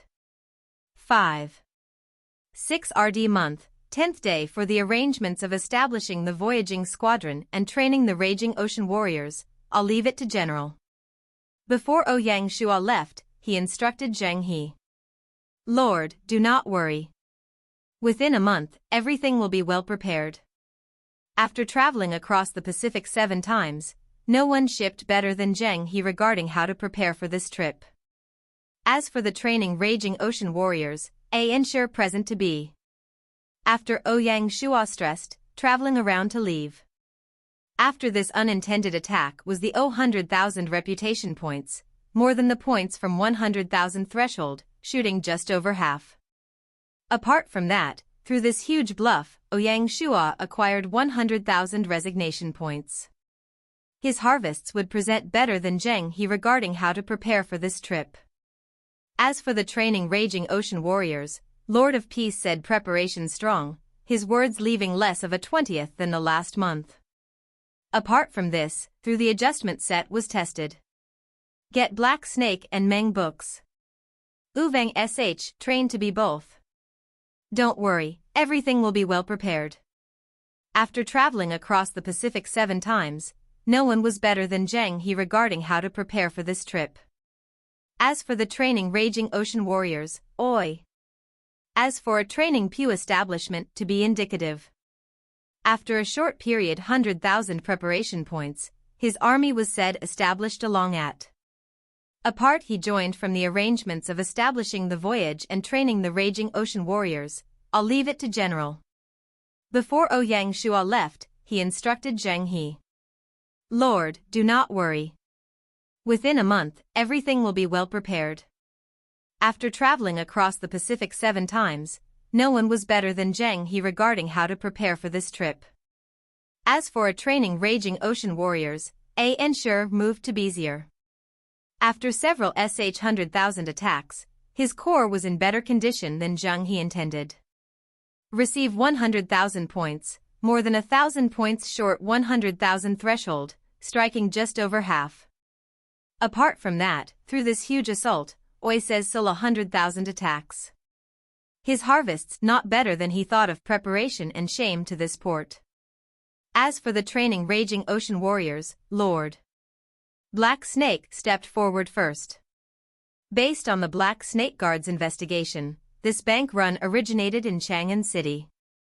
Thousands of adventure game mode players, the Chang'an Night News, and the Four Seas Bank Chang'an branch treasurer, Li Wei, were involved. You're saying there's a mole? What proof have you found?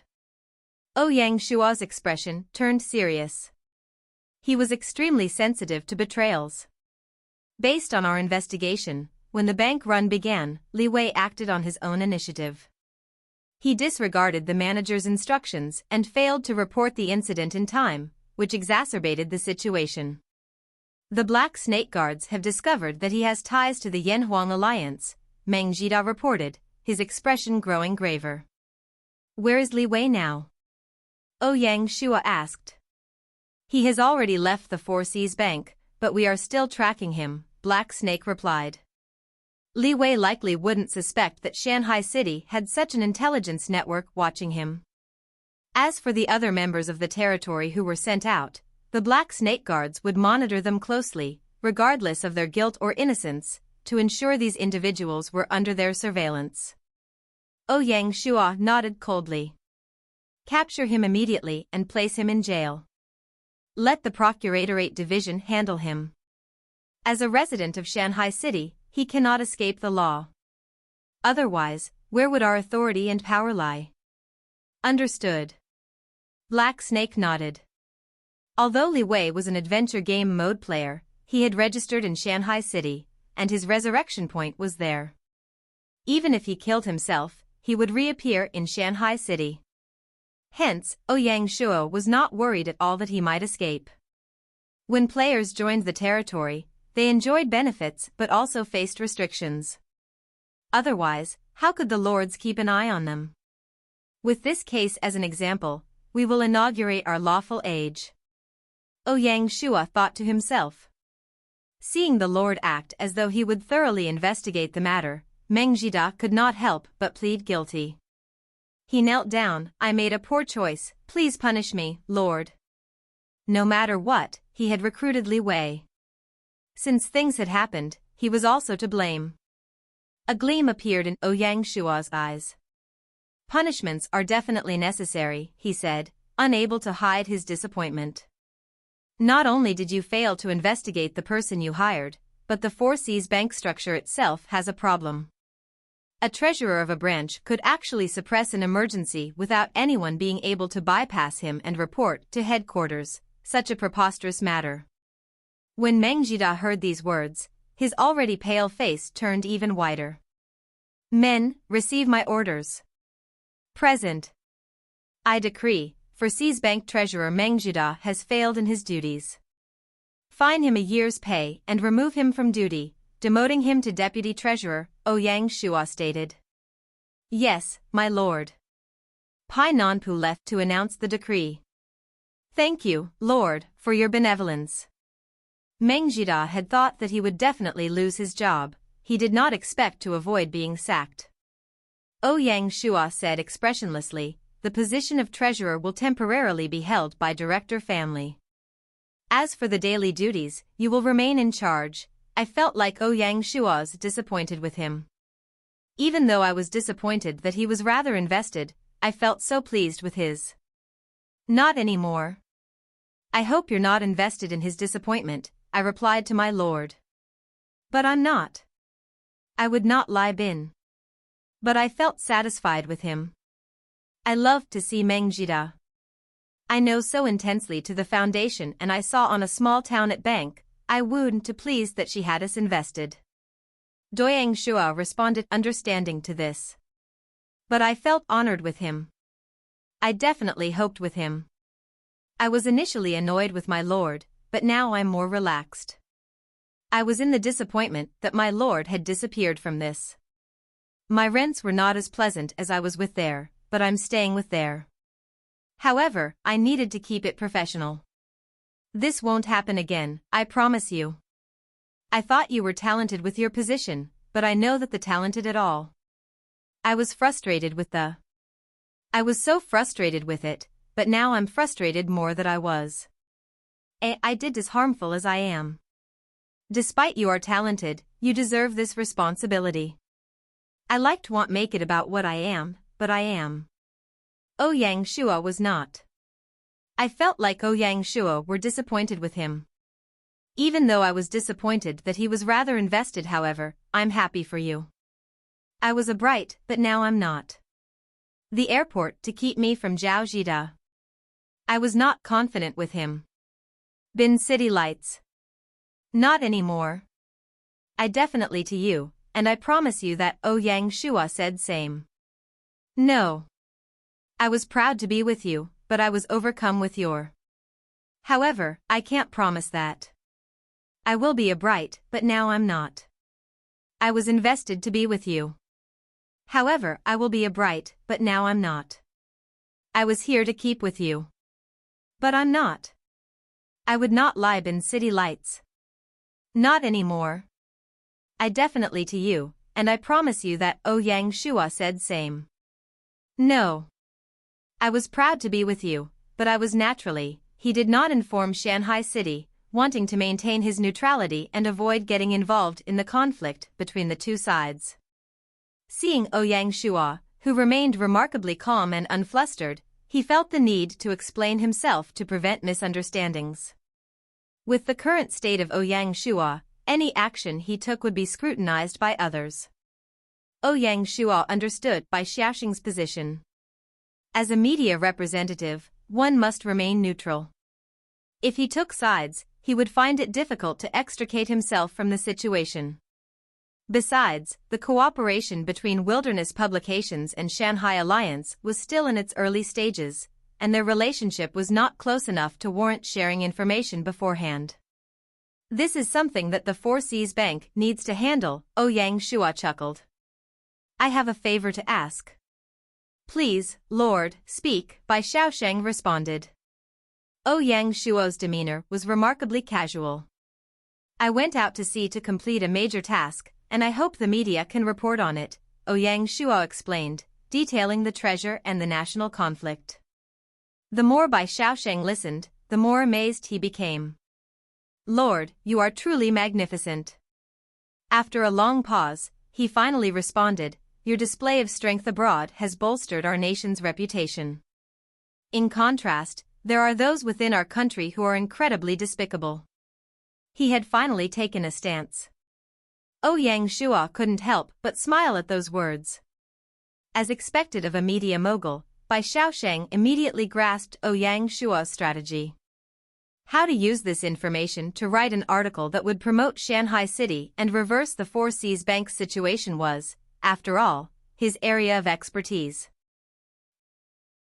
The next day, on the front page, first line of the Quick Daily News, there was a commentary article titled Hero Fights for Country in Country War, but Gets Shot by Hidden Arrows.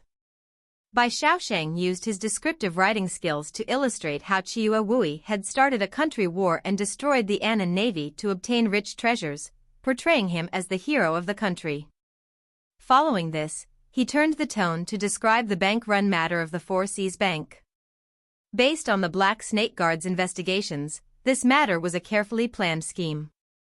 The goal was to use unfair competition to achieve unspeakable goals. Connecting the two matters together would trigger the patriotic spirit of the players. At the same time, it would wash away the negativity around the Four Seas Bank, helping to strike at the evildoers. The moment the article went live, it naturally caused an uproar. To the players in the China region, a country war was simply a massive matter. Although Ouyang Shua had left for personal reasons, he was a hero in their eyes.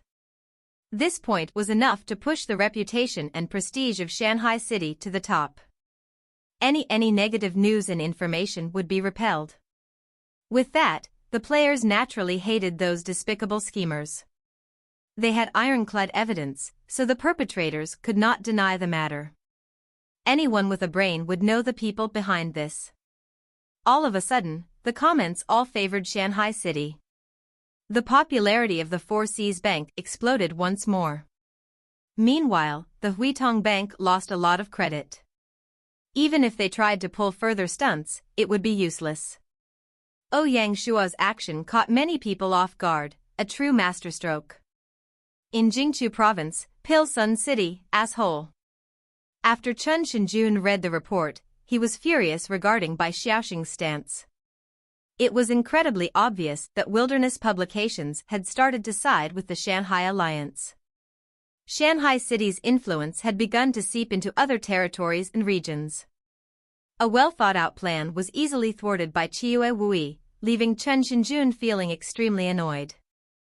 It was like saving up all your energy to use your special move and aiming to take out your opponent in one strike. However, your opponent just uses a finger to break your move. Such a feeling of defeat was just incredibly awful. Wait and see. Chen Shenjun remained determined. He would not give up easily. At Shanghai City's Dongli Sword Sect, above a hanging cliff, two senior disciples served two female disciples who were having a casual conversation. Fei Fei, I heard your father was demoted, said the slightly plump female disciple. Replied the other female disciple, the crestfallen Meng Fei Fei. During the bank run, her father had worked tirelessly, but to no avail. In the end, he was demoted.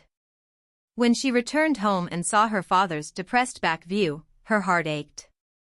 She worried about his health. In my opinion, Yang was too vicious. He didn't care about relationships, the slightly plump female disciple added. She was naturally Meng Feifei's good friend, Tan Xiaoli. Thanks to Ouyang Shuo's help, the two of them had been able to join the Dongli sword sect. When they first entered Shanghai City, Ouyang Shuo was merely the best lord in the world. The two could use their friendship to visit him. Now, even entering the Lord's manor required great courage. A massive divide separated them. Even during Ouyang Shuo's wedding, the two were just two of thousands of guests, the most basic of visitors, and they did not even have the right to drink with him. Ouyang Shuo was also put on the spot. Since my dad could keep his job, it means Ouyang Shuo has taken care of him. Meng Feifei understood the entire matter. She saw the situation clearly. Sigh. Tan Xiaoli exhaled, obviously understanding. However, since things had reached this state, she could not help but feel emotional. When did that normal kid suddenly become a presence that everyone worshipped? Even when they talked privately, they could not help but respect him. I heard that Yuan Ping is thinking of attacking. Tan Xiaoli changed the topic. Him? Meng Feifei's eyebrows rose, and a look of disdain appeared on her face. Does he still not understand the gap between them? Little brat, when did your words become so vicious? Tan Xiaoli was a little shocked. According to her impressions, Meng Feifei was a typically well-behaved, introverted girl. Even if she was unhappy with someone, she would not show it. Her words really surprised Tan Xiaoli. I'm just saying the truth. At least people are still fighting. Tan Xiaoli shook her head and sighed. What about us? We don't even know where our futures will head. Who knows when the wilderness will really open the sect system? The underworld is just a false name. It will come. Meng Feifei's eyes looked resolute. The current sword wielders, including the sect disciples, were all in the training stage. They cultivated and improved their skills, waiting for the underworld's release. At that time, they could finally show off their skills. A breeze blew, carrying their words away. That afternoon, Ouyang Shuo held the committee meeting. His goal, naturally, was to settle scores after autumn. Li Wei had already been thrown into prison by the Black Snake Guards. If nothing went wrong, he would spend the next year in the cold prison. A single year was the longest time Gaia allowed for locking up players. One could say that Li Wei's gaming adventures had reached a sad and lonely end. Even after he was released from prison, it would be difficult for him to regain a positive reputation. After all, he had made enemies with Shanghai City. When the other players heard the news, they were awestruck. As for the players who had gone to save and withdraw their money for the scheme, although they were targeted, they could not be prosecuted. After all, they had not committed any crimes. Therefore, Ouyang Shuo could not take any action that would result in a bad impression from the outside world. However, for those who led them, they were naturally prosecuted. As for dealing with the few normal players, it was handled without Ouyang Shuo needing to say a word. One must not forget that Shanghai Alliance had 5 to 6 super alliances. The guilds were best suited to handle adventure mode players. This meeting was mainly to discuss how to deal with the Chang and Night News and other media companies. Gaia has a rule that if a media outlet reports false news causing negative effects, it will lose its license and be banned from media-related work, Ouyang Shuo, who was extremely familiar with the rules, explained. I have already applied to Gaia, and we will receive the results soon. The producer of the Chang and Night News likely did not know about this rule. They probably thought it was just a random blog where they could say anything they wanted. How would they know that Gaia had incorporated relevant federal laws into the game? Since they aimed to make the game realistic, how could laws be missing? These people were truly too naive. Ouyang Shuo guessed that Gaia was likely waiting for such a chance to deal with the various media publications that had suddenly emerged. After all, for an industry to develop, a healthy ecosystem was essential. Thus, Ouyang Shua had faith that Gaia would punish Chang in night news. Ouyang Shua was probably the first person to account for Gaia in his plans. Good, we need to give those bastards a lesson. Gong Changshur cheered. In this defamation incident, Black Lion City was defamed the most. Even if they disband, they would probably be able to live comfortably with the funds they were paid, Feng Chiawang said, being extremely clear about these matters. Then what can we do? Gong Changshur was genuinely upset. Just leave those matters to us, Moonshines over the river said. If we don't kill them a few times, how will we vent our anger? His words were filled with killing intent. Ouyang Shua did not concern himself with this, as some things were best left for the guilds to handle. With a tacit understanding, they did not discuss how to take revenge on the Yanhuang alliance. Dealing with such a massive entity was not something they could accomplish in a short time. No one ceded there was a fool. Ouyang Shua was already extremely annoyed by the despicable acts of the Yanhuang alliance. From now on, the strategy of the Shanghai alliance would shift from defense to offense. After returning to Shanghai City, Ouyang Shua began planning some ideas. However, some aspects could not be discussed without a clear plan. In fact, Ouyang Shua had called this meeting to maintain military morale. It was clear that this goal was met. Additionally, the situation had also exposed the weakness of the Four Seas Bank. In Chang'an and Xiangyang Imperial City, they had no partners. The enemy's choice of Chang'an indicated they had recognized this vulnerability. Ouyang Shua, therefore, retrieved a list of guilds and territories with a good reputation over the past 5 years of the game, suggesting they use these as their breakthrough points. After addressing the issue almost single-handedly, Ouyang Shua's prestige rose once more. Though some still harbored doubts about his confidence, they chose to trust him.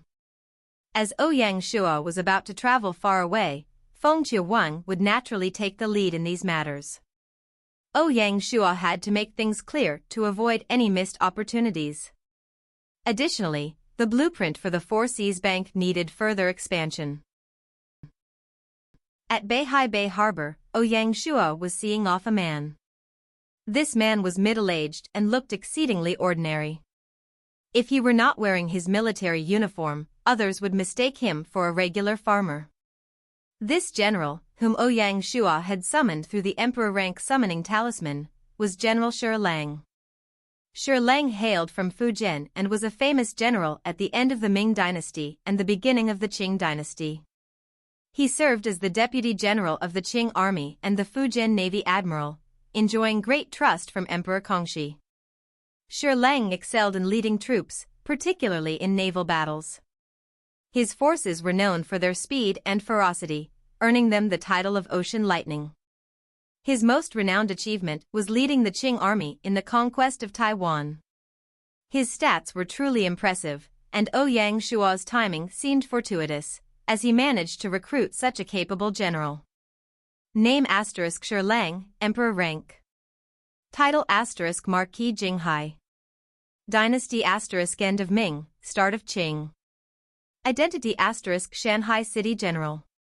Occupation * Special Rank General. Loyalty * 75. Command * 88. Force * 85. Intelligence * 75. Politics * 70. Specialty * Naval Battle, 10% increase in cannon range and power, 30% increase in warship speed, 25% increase in warship defenses, 35% increase in Navy soldiers' morale. Cultivation method * Jinghai True Manual.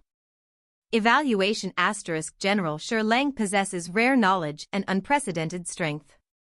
He is accomplished in formations and naval warfare and is skilled at reading the weather at sea, making him well-suited for naval quests. He is bold in speaking up and acting where others dare not. Some people might be unfamiliar with Shi Lang, but his capabilities and achievements are truly remarkable. On the contrary, the other famous general who occupied Izhou, Zheng Chenggong, was praised by many. For what reason? Shi Lang had changed his allegiance continuously. He worked for the Ming Dynasty army twice and surrendered to the Qing army twice. It was not surprising that his descendants had mixed opinions about him. His position in history always remained a topic of debate. Was he the hero that occupied Taiwan, or was he the villain that kept changing sides?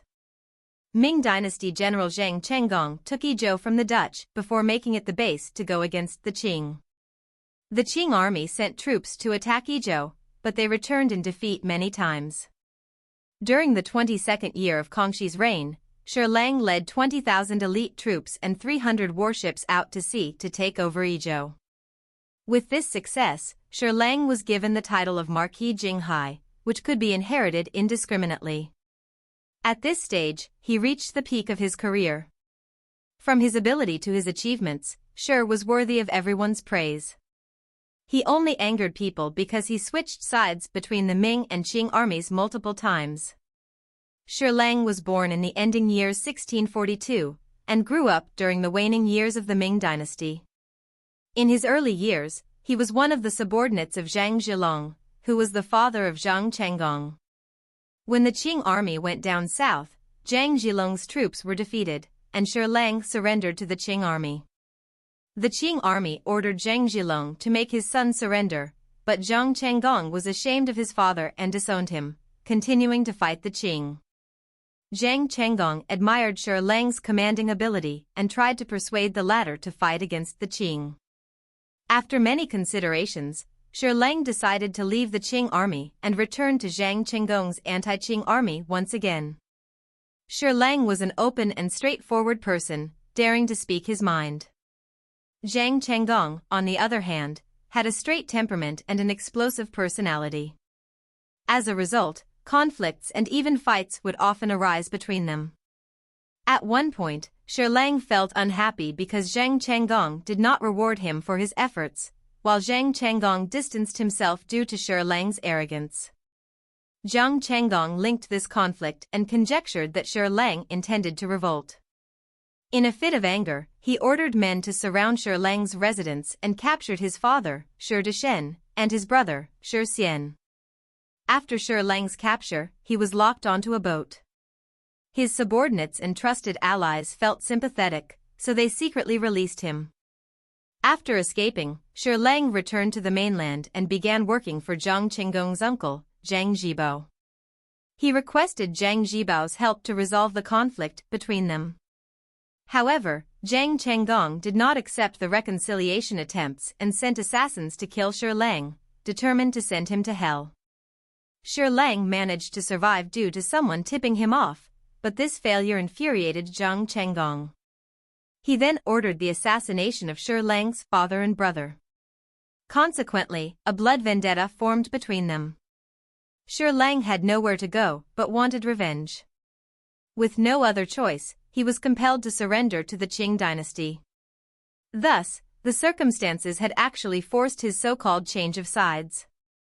Not long after Shi Lang took over Yizhou, he wrote an article detailing the pros and cons of Yizhou to highlight its importance to Emperor Kangxi. He also suggested the emperor promote economic development in Yizhou to make it a prosperous island. At the same time, he persuaded Emperor Kangxi to lift the relocation and ocean ban order. In the end, Kangxi followed his suggestions and alleviated the suffering of millions of residents. One could say that Shi Lang not only occupied Taiwan but also helped protect it. After Shi Lang was summoned, Ouyang Shuo immediately appointed him as the fleet admiral of the Jiaozhou squadron. At the same time, he bestowed upon him the title of third-grade general, sea crossing general. Such treatment was extremely special and honorable. Naturally, Ouyang Shuo considered Shi Lang's familiarity with Jiaozhou and Quanzhou when appointing him as the fleet admiral of the Jiaozhou squadron. He would be a tremendous help to Ouyang Shuo's future plans. His mission was to train the Jiaozhou squadron into shape within 6 months. After obtaining the Beihai Bay treasure, Ouyang Shuo's ambitions grew. He was not satisfied with filling the 3 squadrons in a year, he wanted the task accomplished in 6 months. As for the first squadron chief general, Yan Huayaoni, he would accompany Ouyang Shua on his expedition. The first division that he led would temporarily be housed in Beihai Bay. Ouyang Shua's decision to bring Yanhua Yaoni along as a general was well considered. Most of the territory's navy generals were river and coastal experts. They had few ocean specialists. Finding a navy general proficient in long-distance ocean battles might be difficult even in the entirety of China, not to mention Shanghai City. Therefore, the territory needed to train such generals themselves. Compared to Kai Mao and Pei Donglai, Yanhua Yaoni was a player. Not only did he possess remarkable talent, but he also had foresight and knowledge that the ancient Chinese lacked. His potential was shocking, and he was a moldable talent. Naturally, he was the best choice for the future general of the long-distance traveling ships. After sending Shi Lang away, Ouyang Shua began to prepare for the impending voyage. Gaia had already disbanded Chang in Night News and the other two publications, causing an uproar in the wilderness. Ouyang Shua did not concern himself with the fates of those players. Naturally, someone would deal with them. The Four Seas Bank was once again on the right path. It did not need Ouyang Shua's worry.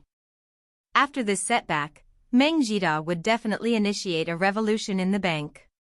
The territory had the 4 directors and various governors, so everything was well run. First, Ouyang Shua needed to distribute the millions from the treasure. After the jewels and gems were appraised, they were valued at over 3.3 million. Combined with the 3.85 million gold, the treasure amounted to more than 7 million. Such a vast sum made all the directors and governors drool. Unfortunately, Ouyang Shua's one sentence destroyed all their dreams and hopes. The financial budget, which has been adjusted once, will not be adjusted again.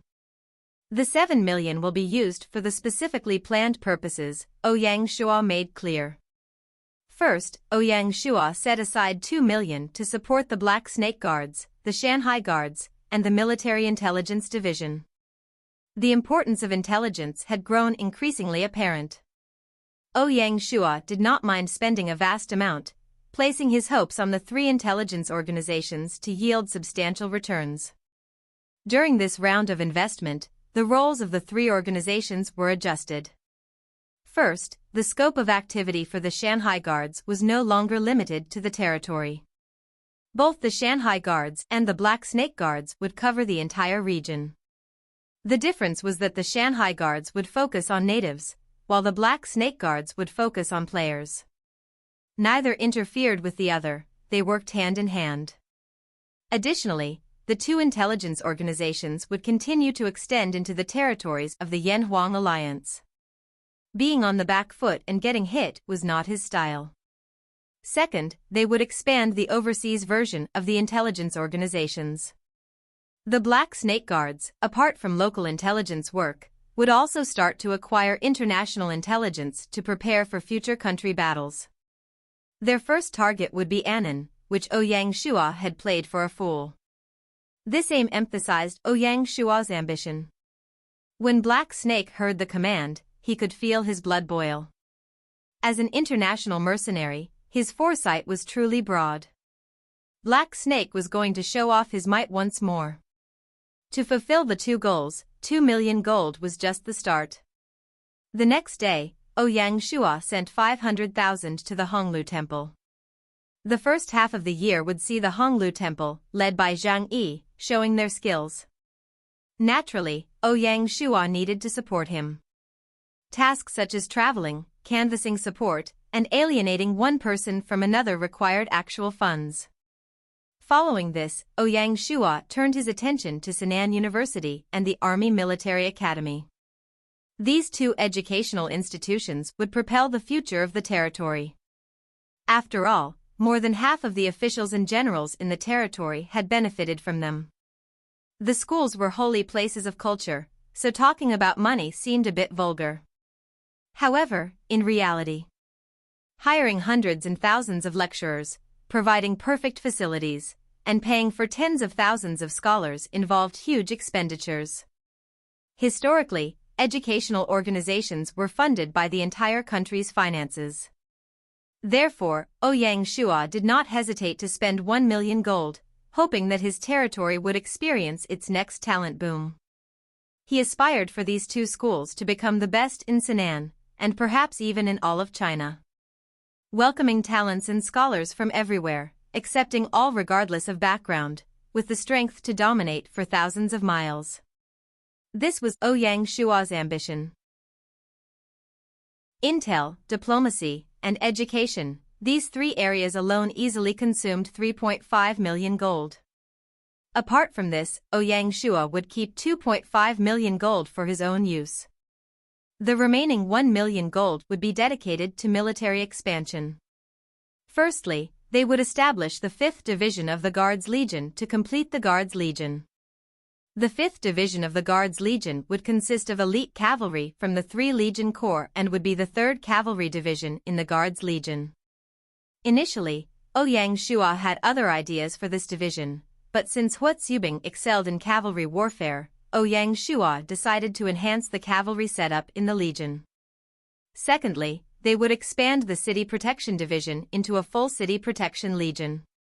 The City Protection Division already had 2 divisions under it, so they would integrate the Lianzhou, Xuanzhou, Engine and Garrison Divisions into the City Protection Legion.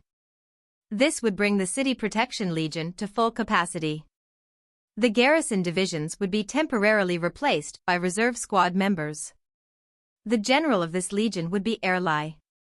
Erlai's promotion signified that the City Protection Legion would shed its local force status. Ouyang Shua's goal was to transform the City Protection Legion into the 2nd Guards Legion, which required sending them for additional training. Based on his military agreement with Wufu, the completed City Protection Legion would teleport to Stone City to assist in its expansion for half a year. During this period, the Guards Legion would manage the defenses of Shanghai City. The agreement clearly outlined the roles and responsibilities of each party. Shanghai City would cover the salaries, while Stone City would bear the teleportation fees and logistics. As such, the City Protection Legion would receive the necessary training, while Stone City would gain a helping hand. It was a win-win situation. Ouyang Shua's move was naturally aimed at impeding the expansion of Handan City in the northern region of Jingdou. Stone City was an extremely important piece in his overall strategy, so he could not allow Di Chen to remove it. This deployment of the City Protection Legion marked the beginning of a new form of cooperation within the Shanghai Alliance. Consequently, Shanghai City gradually evolved from a nominal alliance leader to the leader of a genuine military alliance. Providing military cover for its allies would become extremely common for Shanghai City in the future. Now, aside from the economic field, Shanghai City had also started to play the role of an actual alliance leader in military terms, a true big brother. Thirdly, they needed to form the 3rd Legion of the Tiger Legion. Using the Shanghai City Garrison Division as the foundation, along with the Qiongzhou, Leizhou, Zhaoqing, and Wuzhou Garrison Divisions, they would build a complete combat-ready legion. This meant that the 8 garrison divisions in the territory would be relieved of their duties and require reconstruction. As a result, Ouyang Shua also addressed some of the issues with the garrison divisions, such as local interests. Furthermore, elite garrison division commanders like Zhao Yan, Hui Biao, Su Weng, and Song Wu could use this opportunity to return to combat. Shanghai City, Qiongzhou Prefecture, Leizhou Prefecture, and Zhaoqing Prefecture all belonged to the Lingnan War Zone, which was under the command of the Tiger Legion. Therefore, this new legion was placed under their control, with Shanghai City chosen as its base. Ouyang Shua's goal was naturally to strengthen this area and defend the bridge. Otherwise, what if the Lingnan city-state started something while he was away? He would not be able to help. After this expansion, Shanghai City would possess a warfighting legion and a complete Jiaozhou squadron. Even if the Lingnan city-state went all out against them, they could hold on until reinforcements arrived. Fan Lihua would take the role of general of the 3rd Legion of the Tiger Legion Corps. After this promotion, Fan Lihua had once again broken a record, becoming the first woman in the territory, and possibly even in China, to become a legion general. Of course, just expanding 2 legions would not cost $1 million. More than half was spent on the expansion of the 3 squadrons. The families of the thousands of talents that Zheng he had recruited also needed to survive, so the settlement fees alone were an enormous sum. This figure did not even account for resources such as weapons and warships. Otherwise, based on the current Shanghai city military standards, $1 million would definitely be far from enough. The Lord continued to openly expand his army while resting his forces in his territory and taking no military action. It seemed contradictory, but it was actually in the same vein. After a few strategic moves, the logic behind his commands gave many officials in the city much to ponder. Of the 2.5 million that Ouyang Shua kept, he took out another 500,000 to purchase items for trading during their voyage, such as porcelain and tea leaves. If this went well, the profits from this batch would double, helping to offset the costs of this voyage. Needless to say, at the same time, they could bring back a massive batch of the other country's products and earn plenty. It was similar to when Zheng he ventured into the Pacific in history. However, they were more practical this time and did not empty their coffers. If Ouyang Shua had not ordered that no merchant ships could follow them, the chambers of commerce in the territory would likely have risked everything to join them on this mystical journey. The self-produced porcelain from Shanghai City was far from standard. The best porcelain in China's history came from Jingda town in Jiangxi province. In the wilderness, there was no such town, as it had only recently been incorporated into the Chuanzhou imperial city. Seizing this opportunity, they opened up the sea route to Chuanzhou. Gong Chengshi mentioned that, due to his region's specialty, porcelain masters occasionally appeared in his territory, much to the envy of other lords. Black Lion City had high-grade earth and materials for making porcelain, and the porcelain industry had become one of their core pillars. In the future, his ambition was to surpass Chuanzhou and become the capital of porcelain. As for tea leaves, although the self-produced white tea was a local specialty, it was not a premium product in China. The truly famous teas were varieties like Biluakun, green tea, and Tai Guanyin. Fortunately, tea leaves were small in size, so they could use storage bags to hold the purchased tea from various imperial cities. Similarly, lords had occupied the production regions of these famous teas, creating a monopoly. The advantage of geography meant that, as the wilderness had developed to this stage, apart from the outer regions that had not been opened up, very few areas remained unclaimed by players. Territory specialties were no longer novel. Various industries flourished, and the vastness of China, with its diverse resources, made numerous lords wealthy, just like Gong Chengshi. Winter slowly passed. After the snow melted, the wilderness lived up to its name. As the lords farmed, the wilderness brimmed with life. The current wilderness mirrored the prosperous scenes of ancient dynasties, and a new era was slowly arriving. In the following period, Ouyang Shua was making preparations for his voyage.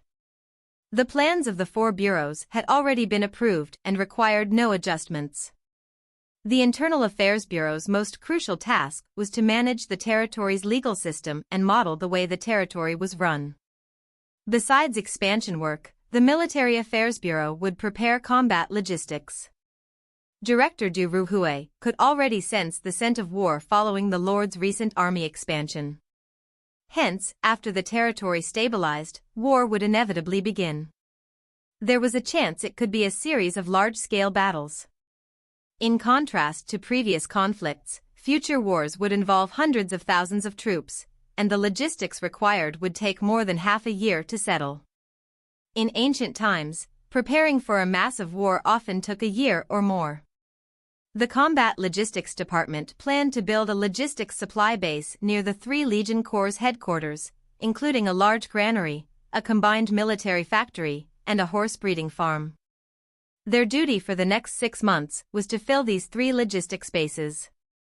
Additionally, with no war matters in the first half of the year, they would hold a military martial arts competition to maintain morale and ensure combat readiness did not decline. The competition would feature 6 soldier types, cavalry, archers, spearmen, heavy sword warriors, sword and shield warriors, and navy soldiers.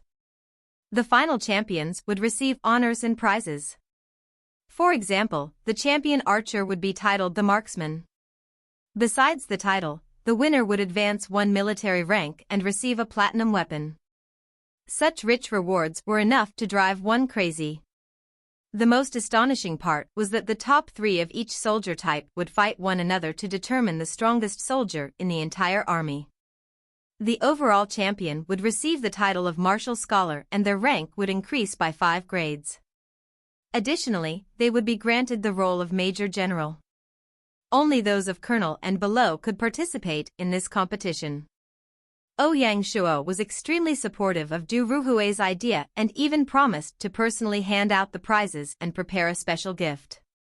The moment the news was released, it caused a stir in the military. Even colonels and major generals grumbled and wanted to join in.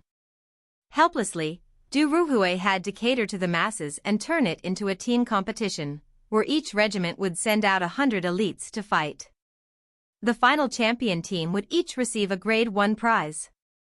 At the same time, the colonel of the winning team would receive a promotion to major general and reach the rank of grade 5 general. This managed to quell the colonel's requests.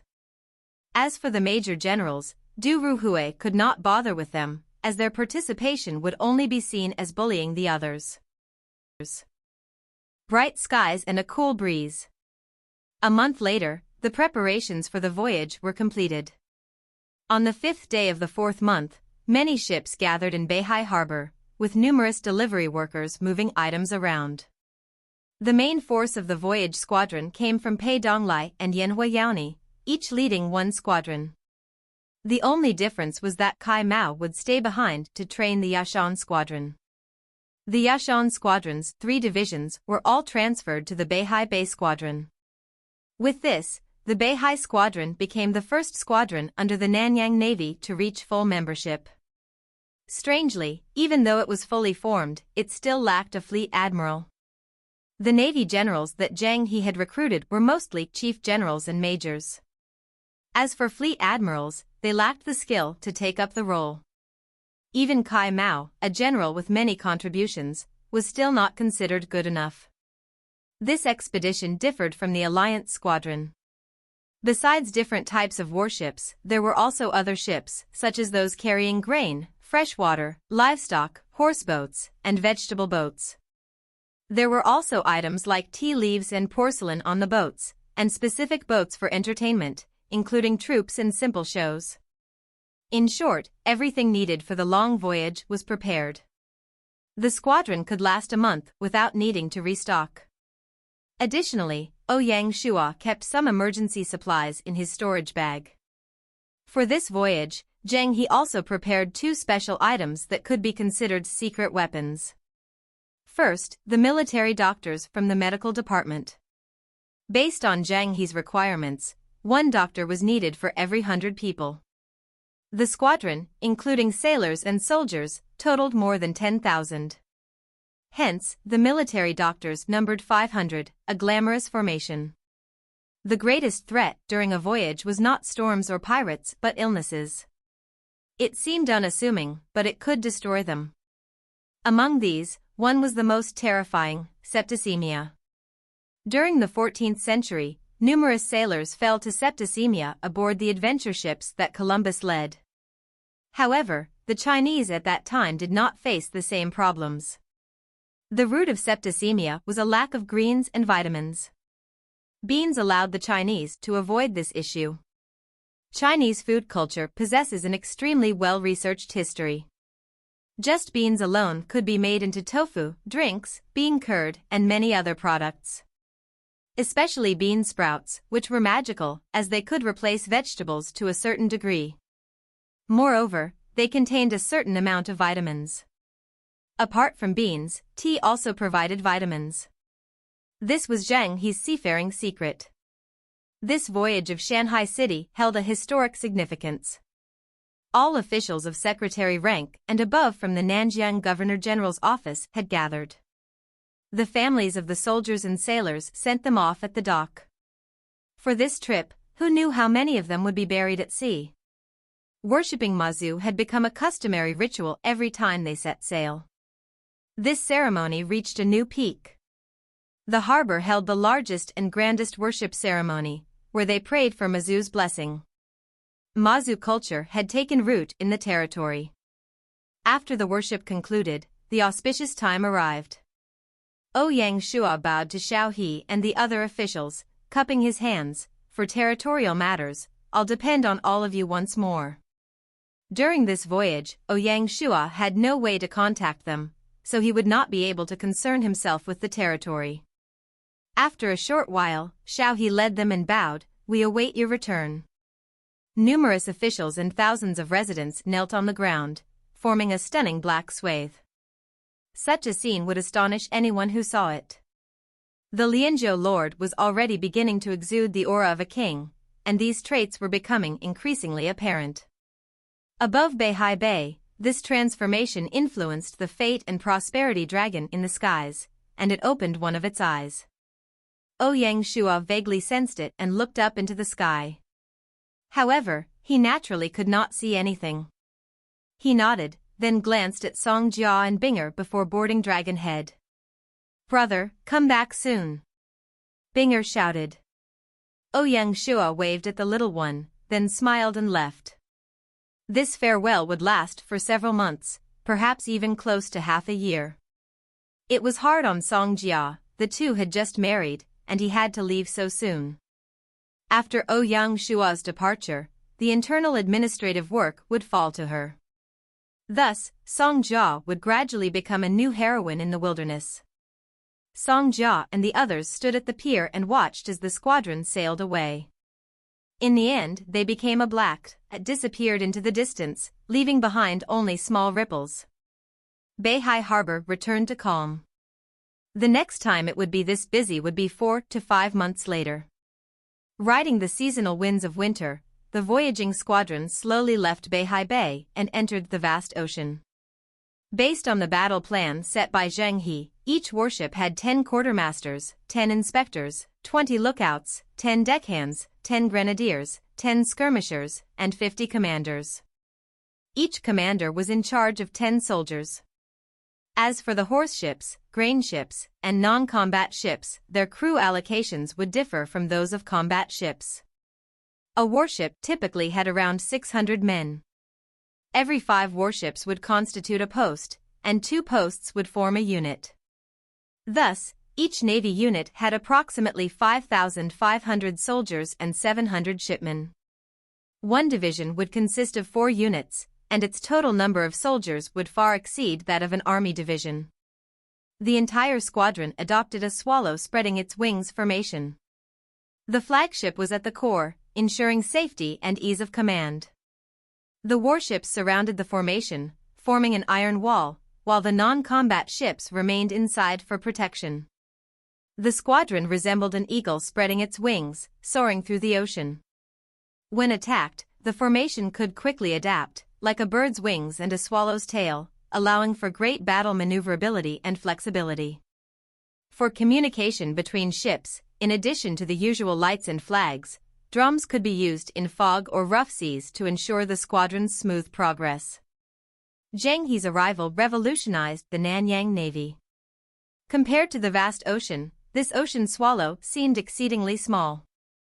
On the calm ocean surface, Little Green would occasionally surface, appearing carefree and happy. During this voyage, Ouyang Shua remembered to bring this ocean overlord. The current Little Green was larger than his father and was a truly intimidating sight. With the company of spirit beasts, many interesting events would likely occur. For this long journey, in addition to his personal guards, Ouyang Shua also brought along 1,000 divine martial guards. It was clear that not everyone they would encounter would be friendly, so several battles might ensue. Navy soldiers were strong at sea, but for land battles, Ouyang Shua naturally trusted the divine martial guards more. The first few days of the voyage were in the Beihai Bay region, so it was naturally smooth sailing. The only difference was that when they passed the Annan region, Ouyang Shua specially ordered them to take a different route. He was worried that if the Annan region players saw them, they would try to skin them alive. On the 10th day of the 4th month, the squadron finally left the Beihai Bay region and entered Southeast Asia, specifically the Spratly Islands Ocean region. This place had many islands of varying sizes scattered throughout. Moreover, due to the time expansion compared to Earth, it was even more so. News said that adventure game mode players had already started exploring this region. Gaia had set numerous islands into various strange adventure scenarios, making it a paradise for adventure players. Not long after entering this region, the ocean showed its might. On this afternoon, dark clouds suddenly covered the sunny and clear skies. The black, oppressive clouds formed layer after layer, with no end in sight. Especially at sea, when one gazed out, these layers of clouds left them feeling terrified and suppressed. Between the heavens and the earth, the entire squadron was like a being squashed between the ocean and the clouds. This small squadron was at risk of being crushed to pieces at any moment. This crisis sent from the heavens would change anyone's expression. A storm is coming. Zheng, he muttered. As expected, when the clouds covered the sky, the sounds of thunder broke out from the cloud layer. Violent lightning struck the sea, causing numerous waves to break out. The deafening roars of thunder sounded out one after another, making one feel a chill run down their spine. Such closely gathered lightning made it seem as if the lightning god and empress were traveling together and showcasing their power. This lightning is different, Zheng, he said, his face becoming serious. Send my orders, prepare to brace for the storm. Treat this seriously. Yes, Admiral. Zheng, he knew that with the local specialties of Shanghai City, it was easier for them to prepare for storms at sea. Even so, facing such extreme weather, it would be difficult for them to emerge unscathed. Along with the peals of thunder, fierce winds began to sweep across the ocean's surface. The calm sea suddenly turned violent. Massive waves crashed down, threatening to capsize the ships. Each wave that struck them sent large quantities of seawater into the vessels. Quick, scoop out the water.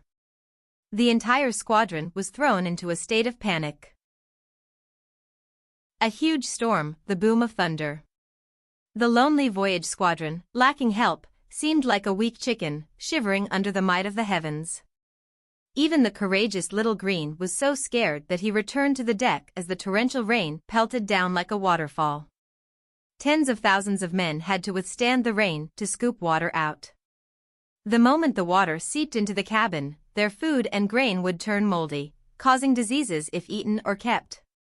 Sinking was not an immediate concern.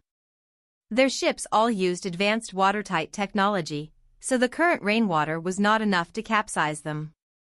There is a common phrase, misfortune never comes alone. The true test for the voyage squadron was still to come. In the rain, amidst the choppy waters, hundreds of tentacles suddenly rose up. Each limb was as thick as a waist, with massive suction cups clearly visible, like giant meat plates. Octopus monster. Ouyang Shua's eyes froze. Last time, only one octopus monster attacked, this time, there were many more. Based on rough estimates, there were no fewer than 10. These octopus monsters really came at the wrong time. Ouyang Shua muttered. It only hit him when he saw that one of them had a clear wound. This monster was the one they had encountered in the fog. It seemed to have come for revenge, bringing its friends.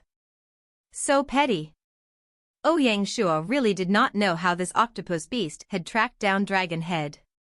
How did it manage to wait calmly until a storm arrived before attacking? Such sentience was truly remarkable. Under these circumstances, Ouyang Shua did not have much time to think. One of these beasts was enough to put Dragon Head in a terrible state, let alone 10. Under such weather, the entire squadron was going to face a strict test. In a short moment, hundreds of men were swept into the ocean, thunder drowned out their cries. Death was just so quick. Little Green. Ouyang Shua unsheathed his Qishao sword and called for Little Green at the same time. Ao. When Little Green heard his beckon, it roared and advanced, instantly displaying the skills of a spirit beast. It ignored the thunder and directly charged into the ocean, disappearing from sight. It seemed like it had gone down to fight with the octopus monsters. Ouyang Shuo raised his sword and, standing on the deck, started another round of merciless killing. He bisected tentacles one after another, and the severed limbs bounced on the deck. However, there were really too many of them. Ouyang Shuo alone was not enough. Moreover, the storm grew worse as time went on, exacerbating the situation. Even a massive turreted boat like Dragon Head started to rock. Under such circumstances, not to mention the basic soldiers, even the divine martial guards found it difficult to gain a stable footing. Furthermore, they had to dodge the large tentacles that were everywhere. Chin damming. Ouyang Shuo hollered, "Bring the sailors back to the cabin." Ouyang Shuo knew that without them, the warships were just useless wood. Hence, no matter what, he needed to preserve their lives. "Yes, my lord." The divine martial guards rushed over, chasing after the sailors who were scared to the point where their knees were shaking. Along the way, numerous tentacles swept down. Some of the divine martial guards were not careful and were knocked into the ocean.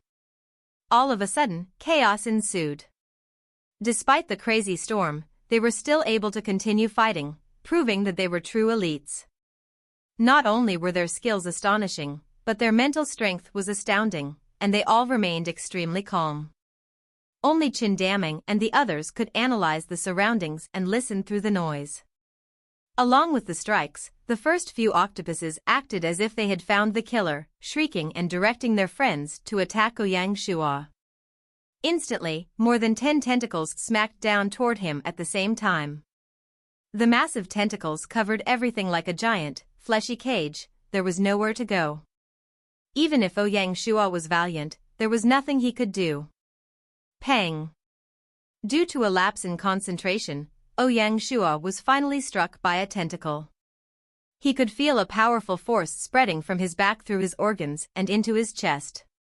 Cough. If Ouyang Shuo did not possess a strong body, that single strike would have inflicted heavy damage. Ouyang Shuo shook it off and stood up once more. At the same time, more tentacles smacked down toward him, as if determined to squash him into meat paste. Lord! When Chin Daming and the others saw the situation, their faces turned ashen, and they risked their lives to help. Damn beast! Ouyang Shuo rolled to avoid the attack, his eyes turned cold, and he stowed away his Qishao sword, taking out the Tianma spear. In moments of chaos, the Qishao sword was actually more useful. However, it did not have an ultimate skill. Hence, Ouyang Shuo had no choice but to use the recently upgraded Tianma spear. With the spear in hand, Ouyang Shuo's entire aura changed, as if the devil had appeared. An aura of might and arrogance burst forth. Ouyang Shuo did not hesitate, he directly used the killing technique of the Tianma spear. Blood domination.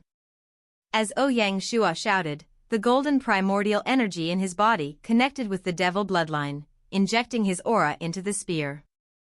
Due to this influx of power, the spear emitted an eye-catching black glow.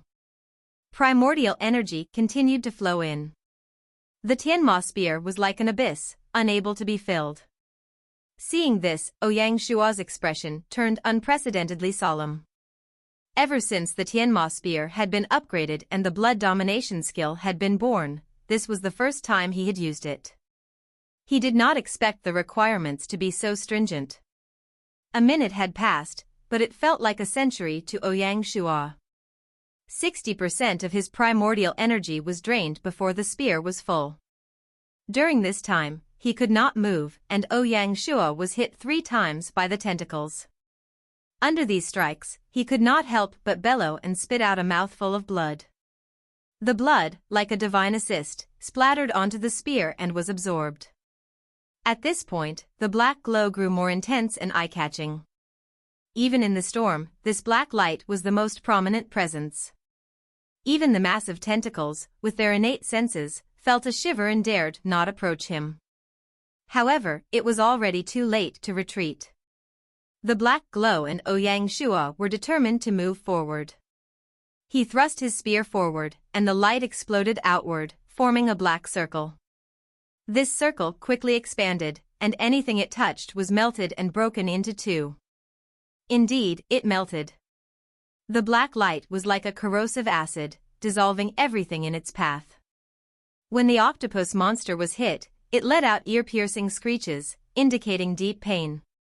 With just this one strike, Ouyang Shua had cleared out all the nearby tentacles. On the wet deck, many severed tentacles created a truly stunning sight. The entire world fell into a total silence. Amidst the huge storm, Ouyang Shua stood like a devil on the deck. Tentacles around him still squirmed, becoming sacrifices to the devil. At this moment, Little Green jumped out of the water, holding the brain of one of the octopuses in its mouth. In the rain, the man and the beast laughed at each other. Just when Ouyang Shua thought the battle was about to end, an immensely deafening screech sounded from the distance. Amid the sadness, there was an endless amount of rage. The injured octopus monsters, planning to retreat, became excited upon hearing the shout. They cried back, their voices filled with reliance, like a bunch of kids who went to bully others but got hit instead. Now, their family members had finally arrived. Seeing this, Ouyang Shua was speechless with fear. Suddenly, he saw two huge tentacles rise into the sky, reaching over 50 meters high, surpassing the height of Dragon Head. A shadow loomed overhead, as the massive tentacles covered the sky. This is bad. Ouyang Shua gave a bitter smile. During the 5 years of his last life, Ouyang Shua had never seen such a huge octopus monster. He had only heard that in the deep oceans, there were mysterious prehistoric beasts, each an overlord of the ocean, capable of causing chaos if they desired. Some rumors even said that the god dragon from China lived in the deep oceans, and some of the deep ocean beasts could contend with it. Ouyang Shua did not know whether those tales were true or false, but they were enough to prove how terrifying the deep ocean beasts were. Although the octopus before him could not compare with those legendary beings, it was still nearly invincible at this stage. What? When he successfully found the treasure, Ouyang Shua had thought his luck was finally shining on him. Who knew misfortune would always be around? An unassuming octopus monster had actually caused such a change. The killing move of the Tianma spear had been used and was now on its cooldown period. What could he use to fight this terrifying presence? But Ouyang Shua had to fight. He could not let the voyage squadron fall here. Then let's fight. Ouyang Shua was determined. Little Green. Ao. Little Green replied with unspeakable arrogance. Good boy. Ouyang Shua suddenly smiled and jumped onto Little Green. Let us teach it a lesson. Pass my orders to General Zheng. He immediately lead the troops to a desolate island to rest. Little Green will bring me to find you. Before leaving, Ouyang Shua shouted out the orders to Qin Damang. With the might of the octopus boss, if it charged into the squadron, it would cause heavy casualties. Ouyang Shua could not bear to see such a scenario.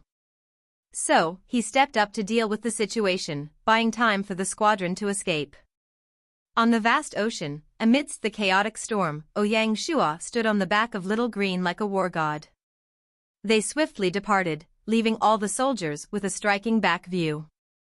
When Zheng He received the news, his eyes showed a flicker of emotion.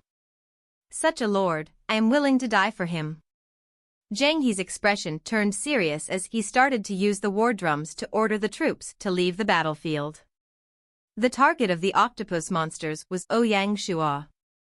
When he left, they all followed him, paying no attention to the squadron that was slowly retreating. However, how fast was Little Green? The lucky survivors could only stare at their backs from a distance. Not far away, the octopus boss had already stopped shrieking, its tentacles swung on the ocean's surface, causing massive waves. This was truly a case of facing obstacles ahead and pursuing soldiers behind. Ouyang Shua took the matter seriously and immediately activated his devil bloodline. He transformed into a devil, his size tripling. Even so, before the octopus boss, he was still incredibly small. After killing Qiyu, Ouyang Shua had obtained the devil blood essence, granting his bloodline its first awakening. Hence, even if he transformed, he would not experience too much of a side effect. His situation was unlike the mountain barbarian's berserk state. At most, he would temporarily lose his fighting strength and revert to the level of normal people. As a result, Ouyang Shua dared to use it. Otherwise, if the effects wore off and he had no strength at all, he was basically dead. Gugua. The octopus boss let loose an enraged roar, and a tentacle swiftly smacked down toward Ouyang Shua's head, giving him only moments to dodge. The tentacles looked rather clumsy and cumbersome, but they were actually swift and agile. It was 10 meters away a while ago, but it arrived above his head in an instant, brimming with killing intent. Ouyang Shua did not dare to take it head-on, so he sidestepped. Unfortunately, the tentacle was truly too thick, and Ouyang Shua had barely dodged it, so the force from the tentacle brushed him, causing him to lose his footing and nearly fall into the ocean. At the crucial moment, Ouyang Shua used his swift reactions to thrust the Tianma spear deep into the tentacle, using this as support to hang on to the tentacle. This hit was just like a scratch to the octopus boss. The colossal tentacle swung ferociously, while Ouyang Shua tried his best to hang on. He was flung up and down, his insides churning. Although this was the ocean, if one was really smacked down, it was no different from falling onto solid ground. The current storm grew more and more intense. The torrential rain was like a waterfall with no end in sight. In this rain, Ouyang Shua basically could not open his eyes, and his only thought was to grab the spear and not let go. This rephrasing and grammatical correction of the original text aims to improve readability while maintaining the intensity and action of the scene. The text provided is a snippet from what appears to be a creative writing piece, possibly a fantasy or action-oriented narrative. It contains a vivid description of a battle or confrontation between a character named Ouyang Shua and a creature described as an octopus. Octopus is not a standard term. Octopus is the correct plural of octopus, referring to what is commonly known as an octopus or octopus-like creature.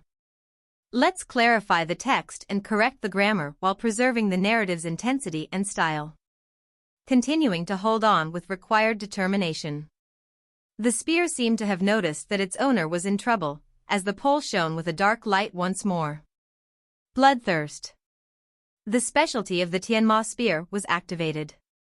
Blood essence was sucked out like water from a tentacle. A massive quantity of blood was sucked out and absorbed by the Tianma spear, disappearing in a short moment. Octopuses possess an incredible healing ability. Once a tentacle is chopped off, the blood vessels constrict and the wound heals subsequently. As a result, the wounds of octopuses do not bleed. However, the lack of bleeding does not mean there is no blood. The dominance of the Tianma spear was truly unreasonable. Under the absorption of the spear, the blood essence of the entire octopus boss was actually gathering toward this tentacle. It seemed like the Tianma spear aimed to suck it dry. This finally made the deep-sea monster feel a tinge of fear. The tentacle that was swinging up and down started to swing more ferociously, as it tried to toss Ouyang Shua away. How could Ouyang Shua give up on such an opportunity? He gritted his teeth and bore the pain in his chest, grasping onto his spear, not wanting to let go. The sight of this caused the octopus boss to explode, and it used another tentacle to smack him. The two tentacles crashed. Ouyang Shua, who was stuck in the middle, felt his organs shift. Pooh! Finally, Ouyang Shua could not hold it in anymore, and he spat out a mouthful of blood. Under the rainwater, the blood disappeared in an instant.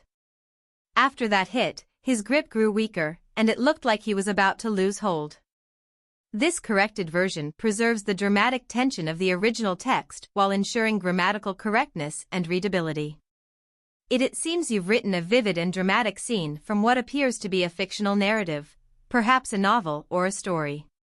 The character, Ouyang Shua, is in a life-threatening struggle with an octopus boss, a presumably powerful and dangerous monster. Here's a revised version of the passage for improved clarity and grammar. Obviously, the octopus boss would not stop, and the second hit arrived right after. Feeling the wind from the strike, Ouyang Shuo gritted his teeth as he summoned his last ounce of strength to pull out the spear. Then he fell into the ocean, his status unknown. The bitter ocean water flowed into his mouth, instantly awakening him. With his current cultivation, holding his breath for half an hour was not a difficult matter. Seizing the opportunity, Ouyang Shuo raised his head and looked into the depths of the ocean, only to see the massive and ugly head of the octopus boss floating in the water. In the quiet ocean, a pair of cold and numb eyes stared in his direction. At that very moment, the Nian beast Little Green swam over and caught Ouyang Shuo. If Ouyang Shuo used this chance to escape, the boss would definitely fail to notice.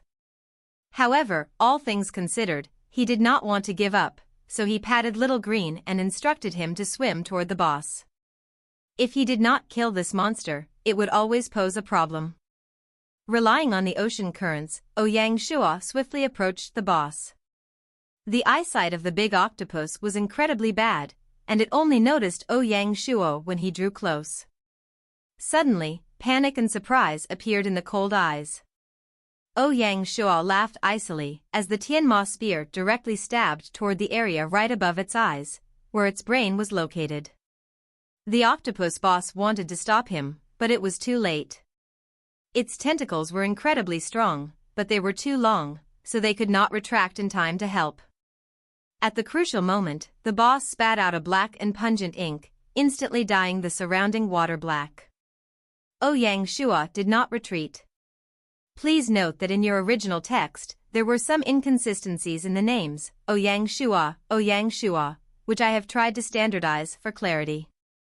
The word instead, he moved forward, closing his eyes and relying on his senses to decisively thrust ahead. The sharp Tianma spear cut through the octopus boss as if slicing soft tofu, easily piercing through it. Gugua, the octopus boss, let out a painful scream, its cries weakening gradually. Its head was its weak point. However, Ouyang Shuo was in a dire state as well. The ink the octopus boss had spat out did more than stain the ocean, it had a numbing effect. After being struck by the ink, Ouyang Shuo felt his hands stiffen. Not good. Ouyang Shuo's heart tightened. Using his last bit of willpower, he shook the Tianma spear, tearing apart the octopus boss's brain. Regardless of the octopus boss's remaining vitality, it likely wouldn't survive. As if realizing its impending death, the octopus boss's ferocity matched Ouyang Shuo's. Its massive tentacles swept over, and with Ouyang Shuo now stiff and immobile, he could only watch as the tentacles hit his chest, causing him to faint. The storm over the ocean showed no signs of abating. The violent weather continued. When the smaller octopus creatures heard their mother's cries, their rage ignited, and they swam over to tear Ouyang Shuo to pieces. It seemed as though Ouyang Shuo would meet his end there. At this critical moment, Little Green performed a miracle, placing Ouyang Shuo on its back and swiftly swimming away. The octopus boss's ink had little effect on a Nian beast like Little Green. From the vast ocean, multiple cries of pain and rage rose, lingering for a long time. On a desolate island, under the sun, the beach lay quiet. On a beach a short distance away lay a teen. He was equipped with body armor and held a spear in his hand. His breathing was exceedingly calm, and if nothing went wrong, he would wake up soon. The magical part was a golden seal that shone brightly at his waist, as if something on the island was attracting it. Beside the teen crouched a beast with green scales and sharp teeth. At this moment, the beast was extremely well behaved, carefully paying attention to the teen like a loyal guard. The piercing sun finally woke the teen. Where am I? Ouyang Shuo opened his eyes and got up, his head felt a little groggy and heavy. The attack of the octopus boss had left him with many internal injuries that had not yet healed. Even just getting up was exceedingly tiring. Combined with the after effects of awakening his bloodline, his physical condition had dropped tremendously. Moreover, he had soaked in the ocean for a long time, so all his injuries had compounded. After doing a quick check, Ouyang Shua couldn't help but smile bitterly. It would probably take 10 days to half a month to heal.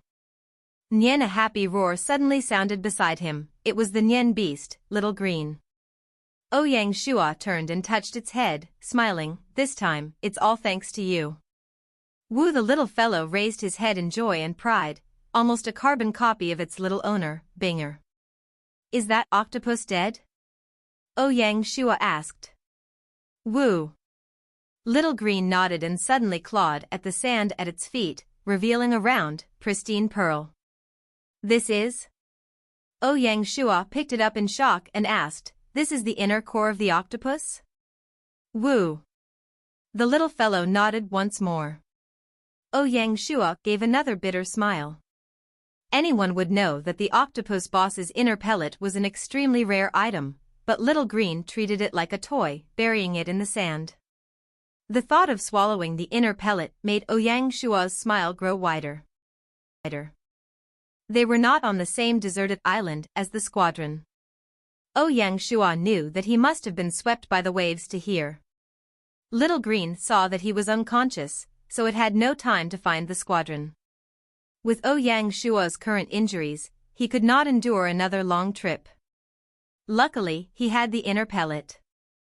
Without any hesitation, he directly swallowed the inner pellet. The moment it entered his mouth, it turned into a cooling liquid that smoothly flowed down his throat, into his stomach, and finally entered his dantian.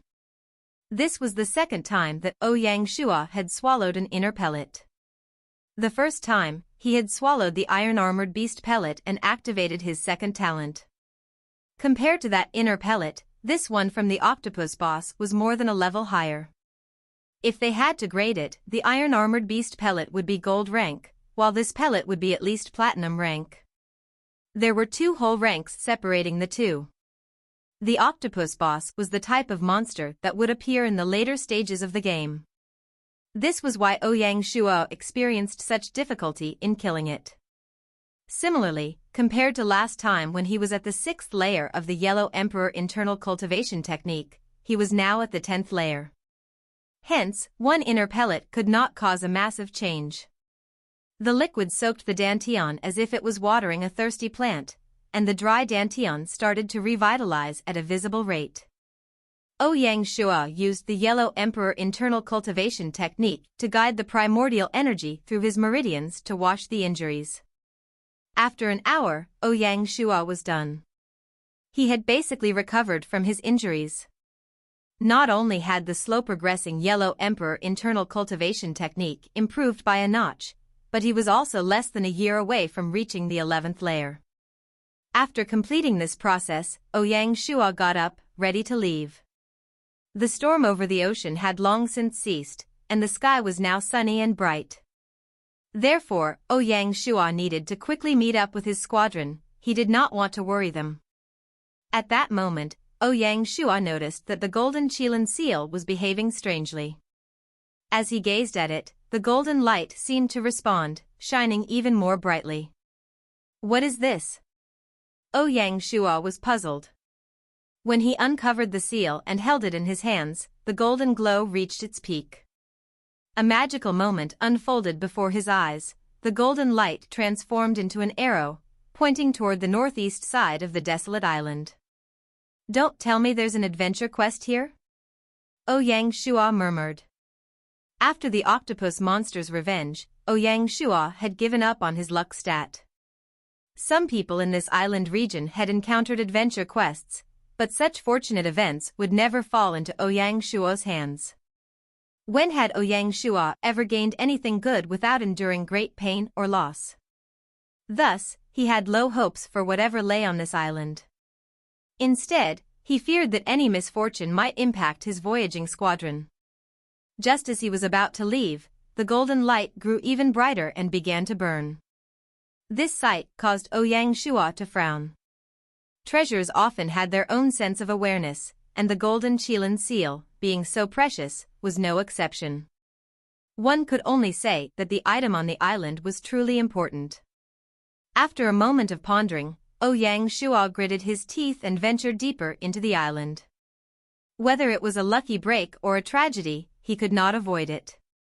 It was a destined encounter, so why not just let it come?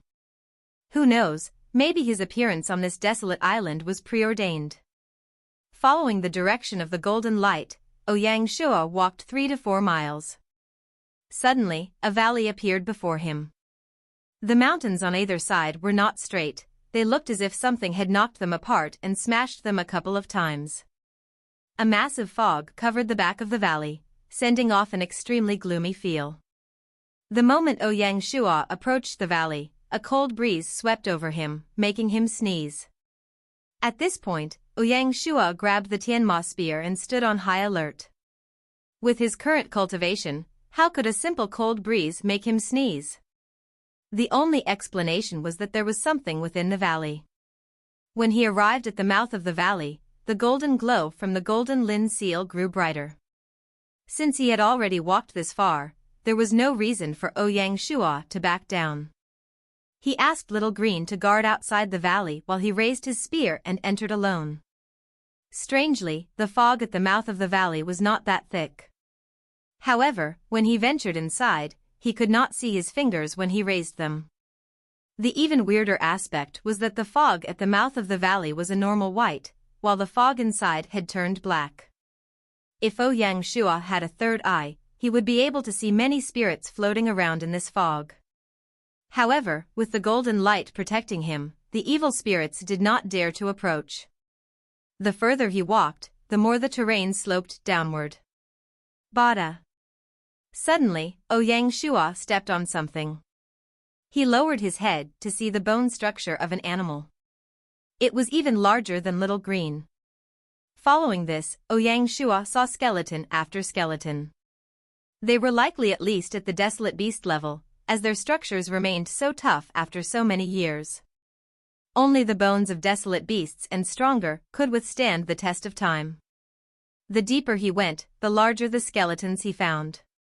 Ouyang Shuo could recognize some of them, but he could not distinguish a large portion. The deeper he ventured, the more shocked he felt.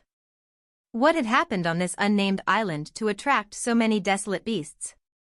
One must know that desolate beasts were exceedingly rare around the oceans.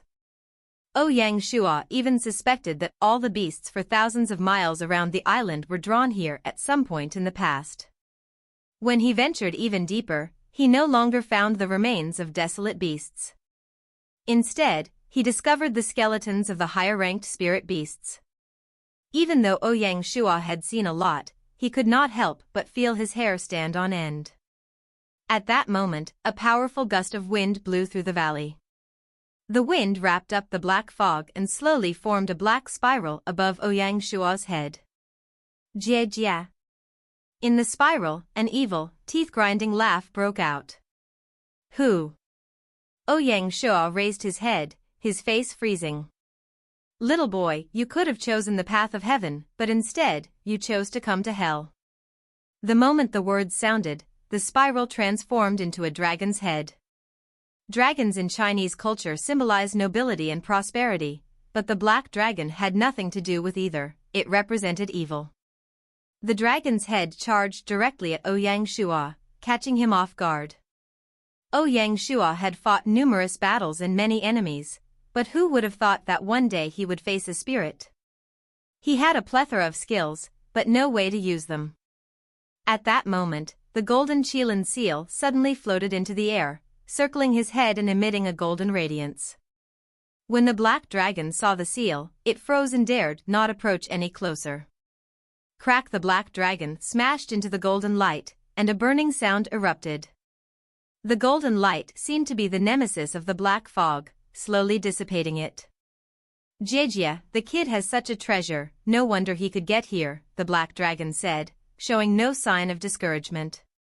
Instead, it wore an expression of assured victory. Ouyang Shuo remained silent. During the Battle of Julu, the red dragon spirit in Liu Bang's body could not escape the golden Qilin seal. The black dragon before him had not even revealed its true form, yet it was unafraid of the seal. Comparing the two, the strength difference was clear.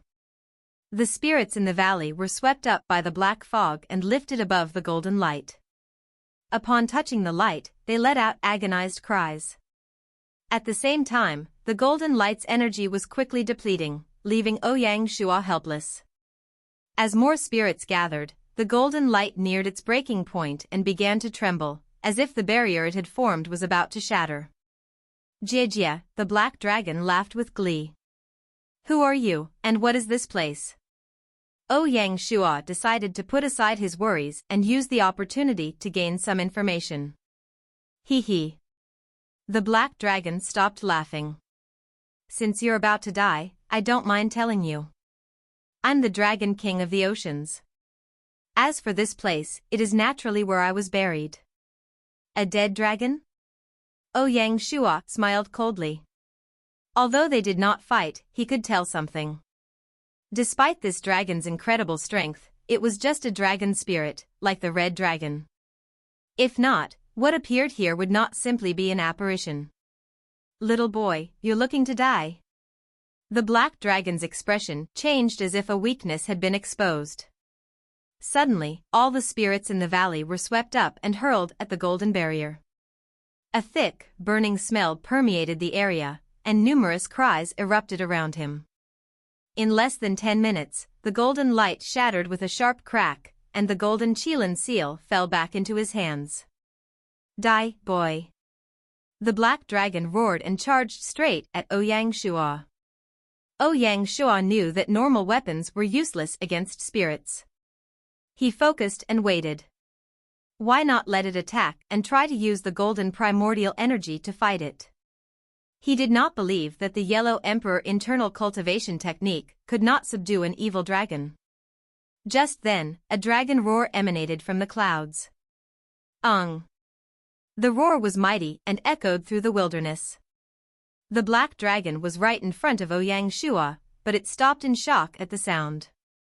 A complex expression appeared in its eyes as it looked up. The clouds above the valley had spread apart, revealing a colossal dragon hundreds of miles long. It was snow-white in color. This was the fate and luck dragon that Ouyang Shua had been forming since he entered the game. At the crucial moment, it finally awakened. Two dragons, one black and one white, stared at each other in the air. "How many years has it been? I finally get to see someone from my race again," the black dragon said, filled with emotion. The fate dragon's sentience had not awakened, so it could not speak. "Even so, you cannot do whatever you want here. This is my territory." As expected of an evil dragon, its emotions changed quickly. It immediately shifted its focus from Ouyang Shua to the fate dragon. Suddenly, the strong winds in the valley intensified, and the black dragon sucked up a massive number of spirits and tossed them into the black fog. Instantly, the black dragon looked more real and more evil. Ung!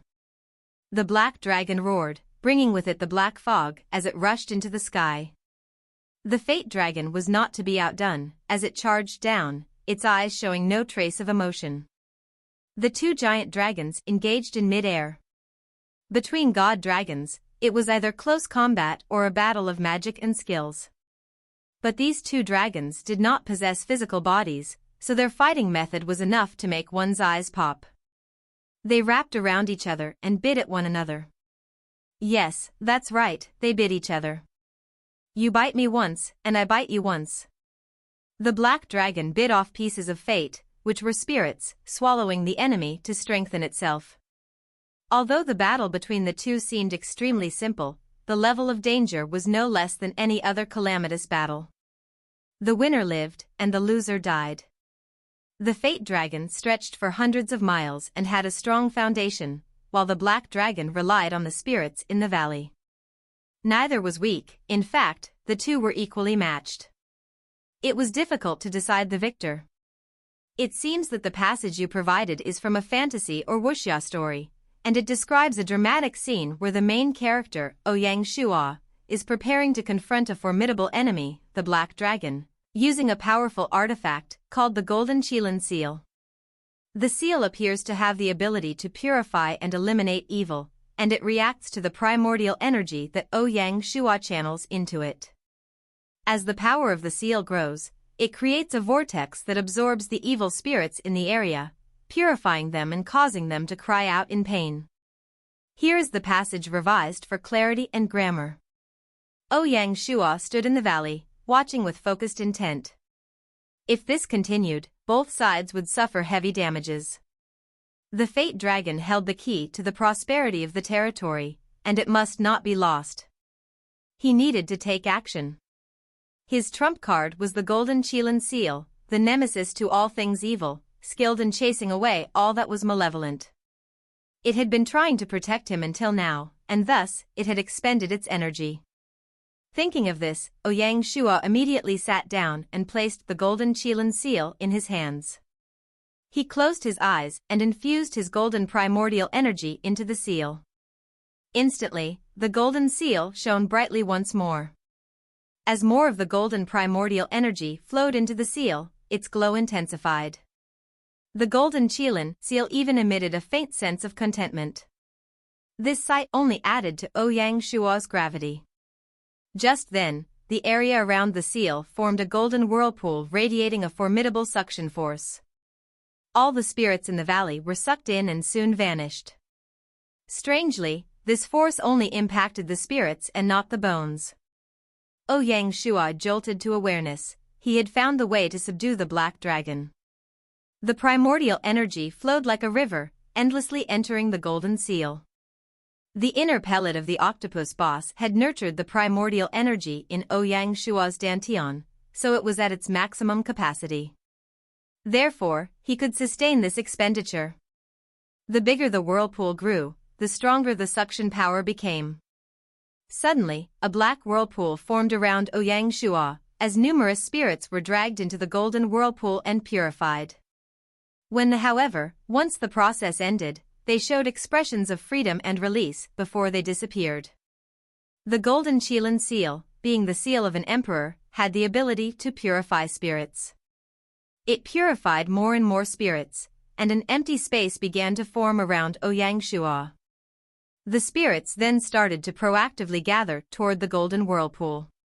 In the pitch-dark valley, Ouyang Shua sat, a golden light shining in his hands. Numerous spirits gathered, forming a truly magnificent scene. If one didn't know better, they might have thought he was a great monk. Ouyang Shua's actions had destroyed the foundation of the Black Dragon. These spirits were what it relied on, and each time the Fate Dragon swallowed a part of it, it could use these spirits to replenish its strength. As the spirits were purified, the Black Dragon began to falter. Stupid kid. The Black Dragon attempted to charge down to attack Ouyang Shua. Roar! Though the Fate Dragon lacked sentience, its battle sense had awoken. It would not allow the Black Dragon to escape. It wrapped around the Black Dragon and continued to bite and tear at it. Each bite ripped off a large part of the black fog, which then entered the Fate Dragon's stomach. Helplessly, the Black Dragon had to return to the battle. In the valley, Ouyang Shua's purification journey had not ended. Apart from having a rich dantian, a portion of the energy from the inner pellet remained in his body. He had not yet fully digested it. This time, Ouyang Shua activated it all and channeled the energy into the golden seal. With both energies combined, the golden seal displayed its full power. In less than an hour, the black fog in the valley had thinned considerably. Your narrative appears to be a part of a fantasy story or a game scenario featuring a character named Ouyang Shua and his encounters within a mystical valley. The text describes a dramatic moment in a battle between a black dragon and a fate dragon, with Ouyang Shua playing a role that leads to the purification of spirits and the defeat of the black dragon. Here is a revised version for better clarity and grammar. As the event persisted, the darkness thinned, shifting from black to gray, and eventually to white. In the valley, a saintly sound erupted. Ouyang Shua had executed a greatly meritorious act. In the end, the golden seal purified all the spirits in the valley. A system notification sounded in his ear. System notification: congratulations, player Chiue Wui, for using a treasure to purify spirits, freeing them. You are specially rewarded with 40,000 merit points, congratulations. Ouyang Shua chuckled, he truly did not anticipate receiving such a reward. 40,000 merit points was a substantial amount. Ordinary lords would earn such a sum over the span of half a year to a year. Virtuous acts will naturally be rewarded, Ouyang Shua thought to himself. Once the spirits were purified, the black dragon in the sky could no longer gain support. Ung! The black dragon unleashed a dissatisfied roar. It sought to break free but could not. It could only watch as the fate dragon tore its body apart piece by piece. As the battle progressed, the disparity in strength became increasingly evident, and the black dragon's resistance waned. In the end, amidst the black dragon's unwilling cries and screams, even its head was devoured. Go! The fate dragon feasted. Ouyang Shua smiled. Through this battle, the fate dragon remained unharmed, and its body had grown. Its whole body had corporealized to a greater extent, and its white body was beginning to turn red and half white. This signified prosperity. Higher than red was purple, and at the apex, the most noble gold. However, one aspect stood out, its eyes harbored a hint of black. As the saying goes, if you slay 1,000 foes, you wounded 800 of your own. This version corrects the issues with repetition, misplaced punctuation, and unclear phrasing. The focus remains on the dramatic the fate dragon had swallowed the black dragon whole. It was inevitable that it would absorb some of the black dragon's evil energy. This was something Ouyang Shua could not accept, no matter what. Purity was of the utmost importance to a fate dragon. If it were possessed by an evil spirit, the consequences would be dire, potentially causing catastrophes in the territory or even shaking its foundations. Considering this, Ouyang Shua used his last bit of primordial energy to activate the golden seal. As if the seal understood his thoughts, it rose into the air and transformed into a golden light, shooting into the body of the fate dragon. After a short while, a golden light shone through its body. Ah! Within the fate dragon, a painful shout echoed. It was the remnants of the black dragon, the golden seal had completely purified it. Little parasite, Ouyang Shua said with a cold smile.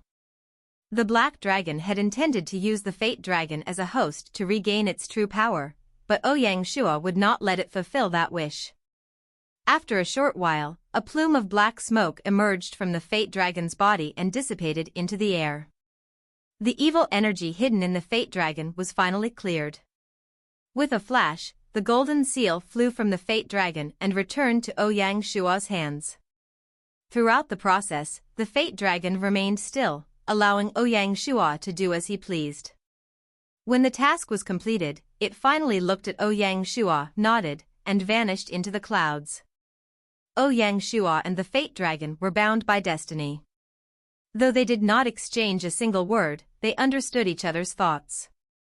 As for this titanic battle, it had finally come to an end. It seems like you've shared a portion of a story, possibly a fantasy or adventure narrative, where the protagonist, Ouyang Shua, is on a quest to find the golden Qilin seal.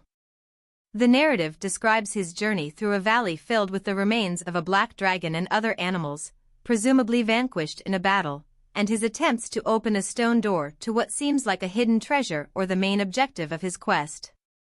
In this part, Ouyang Shua encounters a stone door that is incredibly thick and reinforced, which he cannot open with brute force. He finds that a key is required to unlock the door, and the golden arrow, which has been guiding him, indicates that the key is in his storage bag. Here's a corrected and slightly rephrased version of the end of your text for clarity and grammar. Like it had heard Ouyang Shua's thoughts, the golden arrow pointed towards his storage bag. In here? Ouyang Shua was confused. The golden arrow nodded urgently in response. Ouyang Shua focused on his storage bag, and the contents within appeared in his mind. He saw a myriad of items. Would you like me to continue the story based on this setup, or is there anything in particular you want to discuss or clarify about this part of the story? At a corner was a box that stored all the special items Ouyang Shua had gathered. Among them was a stone key. The stone key in his storage was the one he had found at the bottom of the box during the search for the Beihai Bay treasure. Who knew that this key was actually the key to the dragon tomb? Fate was truly a mysterious matter.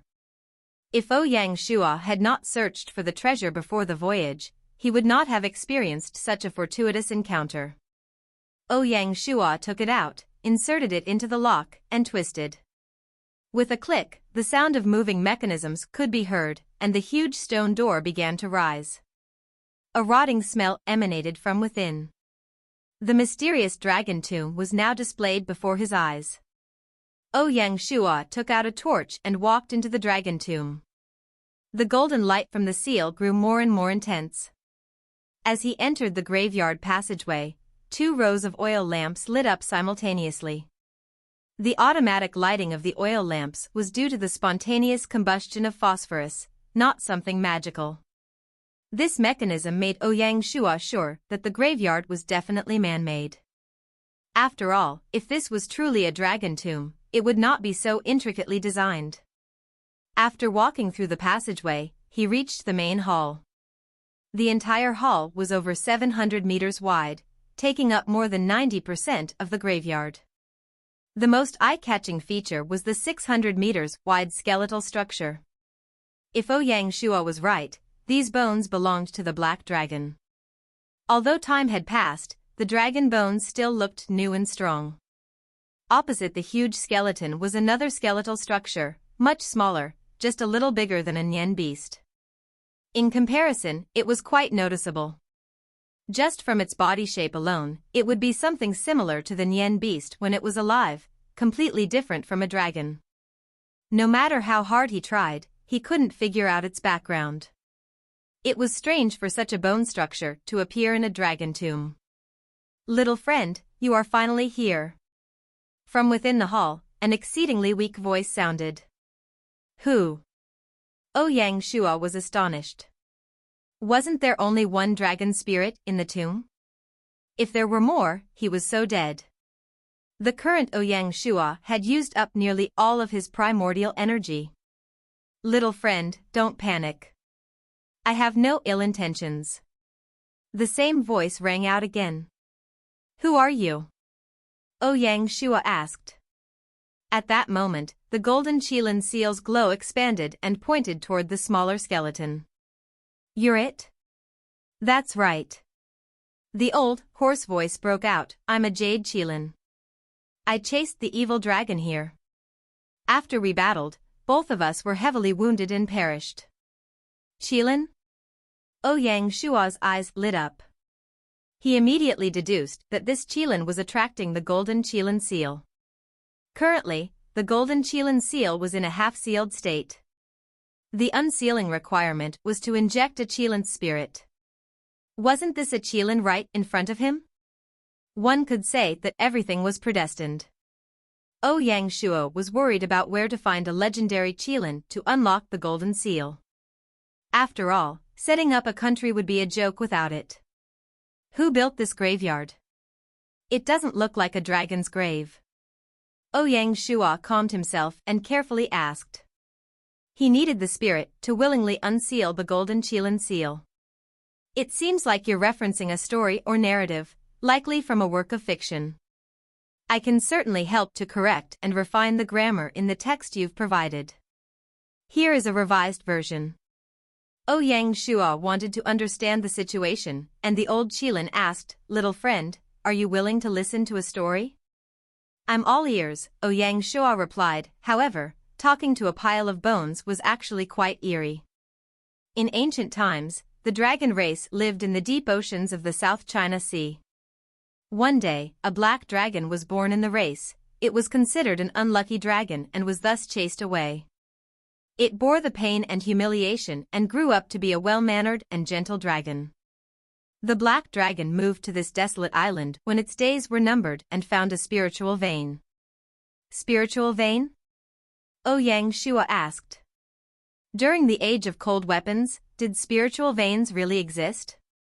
To the god dragons, spiritual veins are the ultimate cultivation treasure. The god dragon assimilated with it and slowly transformed it into the dragon vein.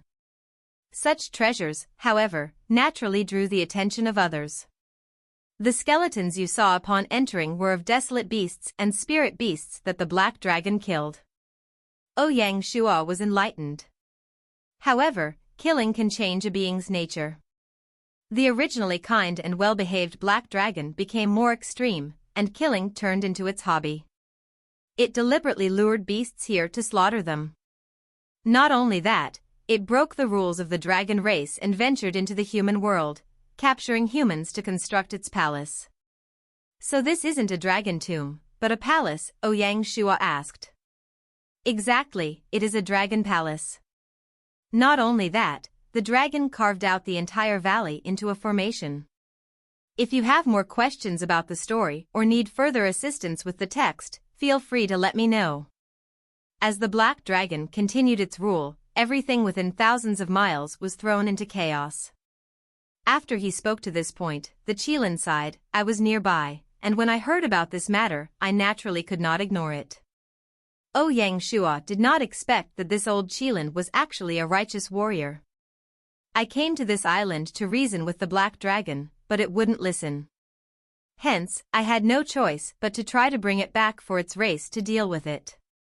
Who knew that this black dragon's formation was so strange? We fought for 3 days and nights before both sides were grievously hurt.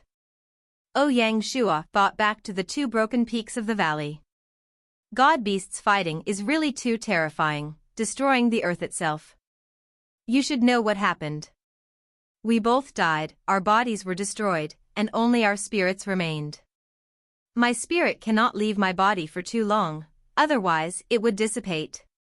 Meanwhile, that black dragon used the formation to continue to cause problems in the valley. The Qilin's voice contained an unmistakable sense of self-blame. In the end, at least justice was served, and the black dragon perished. As for me, it's time for me to return. Return? Ouyang Shua asked with a nervous expression. Was this old thing going to escape? I didn't reincarnate because I wanted to guard against this black dragon. Now that it has perished, I can revive in peace. However, Ouyang Shua noticed that this Qilin was not only righteous but also a somewhat melancholic poet. However, what? Ouyang Shua asked. However, I have to repay your kindness. It seems like you've shared a piece of narrative, possibly from a work of fiction, that involves a character named Ouyang Shua and a Qilin, a mythical creature from Chinese mythology. In this excerpt, the Qilin, a variant spelling of Qilin, is guiding Ouyang Shua through a process that seems to involve manipulating or connecting with a fate dragon and a dragon vein, potentially for cultivation purposes. To continue the narrative in a similar fashion, I'll write a short continuation based on your provided text. Ouyang Shua closed his eyes and focused on the connection with the fate dragon. He imagined the dragon vein as a glowing path of light, stretching from the formation to the majestic fate dragon. The air around him seemed to hum with a blend of anticipation and latent power. The Qilin, with a dignified air, began to recite an incantation. His voice was deep and resonant, filling the air with a sense of ancient knowledge and authority. The words, though unfamiliar to Ouyang Shua, stirred something deep within him, as if his very essence was responding to the call of the elder. The formation, previously a mere arrangement of bones, now glowed with a soft luminescence. Ouyang Shua felt a pull, a magnetic attraction towards the center of the formation, and without conscious thought, he moved to the center and sat cross-legged, his posture mirroring the Qilin's guidance. In his mind, the battle between the fate dragon and the black dragon intensified. The dragons clashed, their scales glinting with the light of their intertwined essence. The black dragon, strong and determined, found its strength matched by the fate dragon, stubborn and resilient. They coiled around each other, their energies mingling and melding in a dance of power and fate. Ouyang Shua felt a warmth spreading from his core, a feeling of completeness as the dragon vein within him activated. The Qilin's incantations grew in intensity, and the light from the bones intensified, bathing Ouyang Shua in a radiant glow. Then, with a burst of brilliance, the connection was made. A symbiotic bond was formed, linking the dragon vein to the fate dragon, and through it, to the very soul of Ouyang Shua. The Qilin stopped chanting, and the energy in the room settled, leaving a silence that was at this very moment. The fate dragon hidden in the clouds opened its eyes once again and responded to Ouyang Shua's summon. This was the first time the two had established a connection. A familiar feeling spread from the fate dragon. Despite its massive appearance, the fate dragon was actually a young baby. Its feelings toward Ouyang Shua were those of a father, a close relative. Ouyang Shua smiled, as a warm feeling filled his heart. Just then, a strong spiritual energy burst forth from the formation beneath him, entered his body, and attacked his meridians. Ouyang Shua did not dare to take the situation lightly and circulated the primordial energy. Strangely, as the spiritual energy passed through his meridians and entered his dantian, it all disappeared. At the same time, it reappeared in the sky and entered the body of the fate dragon. This continued. Ouyang Shua's meridians were cleansed and revitalized by the spiritual energy, growing stronger and stronger. The already wide meridians were expanded further, and some smaller branches began to form. The Yellow Emperor internal cultivation technique was improving at a visible speed. It seemed he was about to reach a breakthrough. In just a short moment, Ouyang Shua had benefited greatly. Such a fortuitous encounter was exceedingly rare. Of course, the one that benefited the most was still the fate dragon. Its entire body was becoming more real. Scarily, the originally half-red, half-white body rapidly turned a pure red. In less than an hour, 2/3 of the dragon had turned red. Ouyang Shua sat cross-legged. The spiritual energy showed no signs of drying up. After an hour, it was still flowing like a river, pouring into his body. At this moment, a swelling and painful sensation appeared in his meridians. High above the clouds, the fate dragon grew stronger with each nourishment of spiritual energy. Strands of white transformed into a pure red, as if its body would soon turn completely red. Meanwhile, Ouyang Shua endured immense pain within the dragon tomb. His meridians, like rivers, carried the spiritual energy, which acted like rushing water. As the river water swept through, it expanded the channels, placing a massive burden on him. He looked as if he could not hold on much longer. However, Ouyang Shua remained determined, bearing the pain that few could understand, while maintaining a connection with the fate dragon. Simultaneously, he cycled the Yellow Emperor internal cultivation technique to ease the pain. Before the spiritual energy river, the golden primordial energy flowed like a small stream, gradually repairing and strengthening the swollen, painful meridians. Throughout this process, the primordial energy inevitably absorbed some spiritual energy, bolstering itself. Consequently, Ouyang Shua's cultivation surged. This was a rare instance of someone in pain finding joy. Half an hour later, the fate dragon's body had turned a pure red. However, it did not grow larger, instead, it shrank, its size reducing by 50% and becoming more solid and real. A system notification sounded in his ear. System notification, congratulations, player Chiyu Wui. Your fate dragon has evolved to the second stage red dragon. Your territory's prosperity and luck have boomed, the weather will favor you, and things will go your way. You have been awarded 10 luck points. Ouyang Shua teared up, relieved that his luck stat would no longer hold him back. With that, it seemed the matter of fate affecting one's luck would only occur when the fate dragon evolves. When the fate dragon upgrades to the third stage purple dragon and the fourth stage golden dragon, there would likely be luck rewards again. At that time, Ouyang Shua would be a person favored by luck and destiny. However, the path to upgrading the fate dragon was a long one that required many fortuitous encounters. In the wilderness, player countries could be divided into king dynasties, emperor dynasties, and imperial dynasties. A king dynasty required a red dragon, an emperor dynasty a purple dragon, and an imperial dynasty a gold dragon.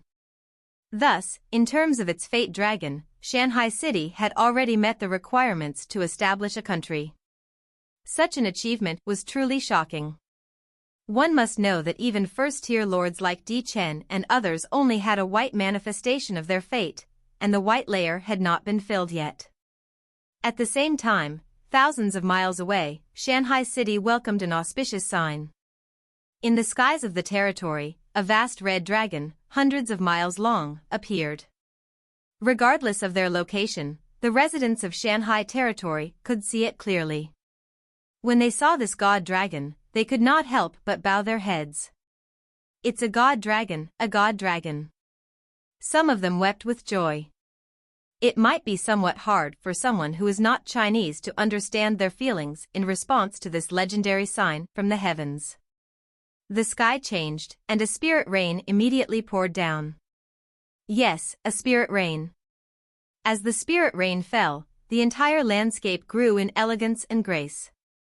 The soil of the territory became more fertile, crops and animals strengthened, and beasts became healthy and energetic. The rain was like medicine to the residents, curing them of all illnesses and health problems. The dragon god is protecting us, it is protecting us. The people were thankful, kneeling to pray.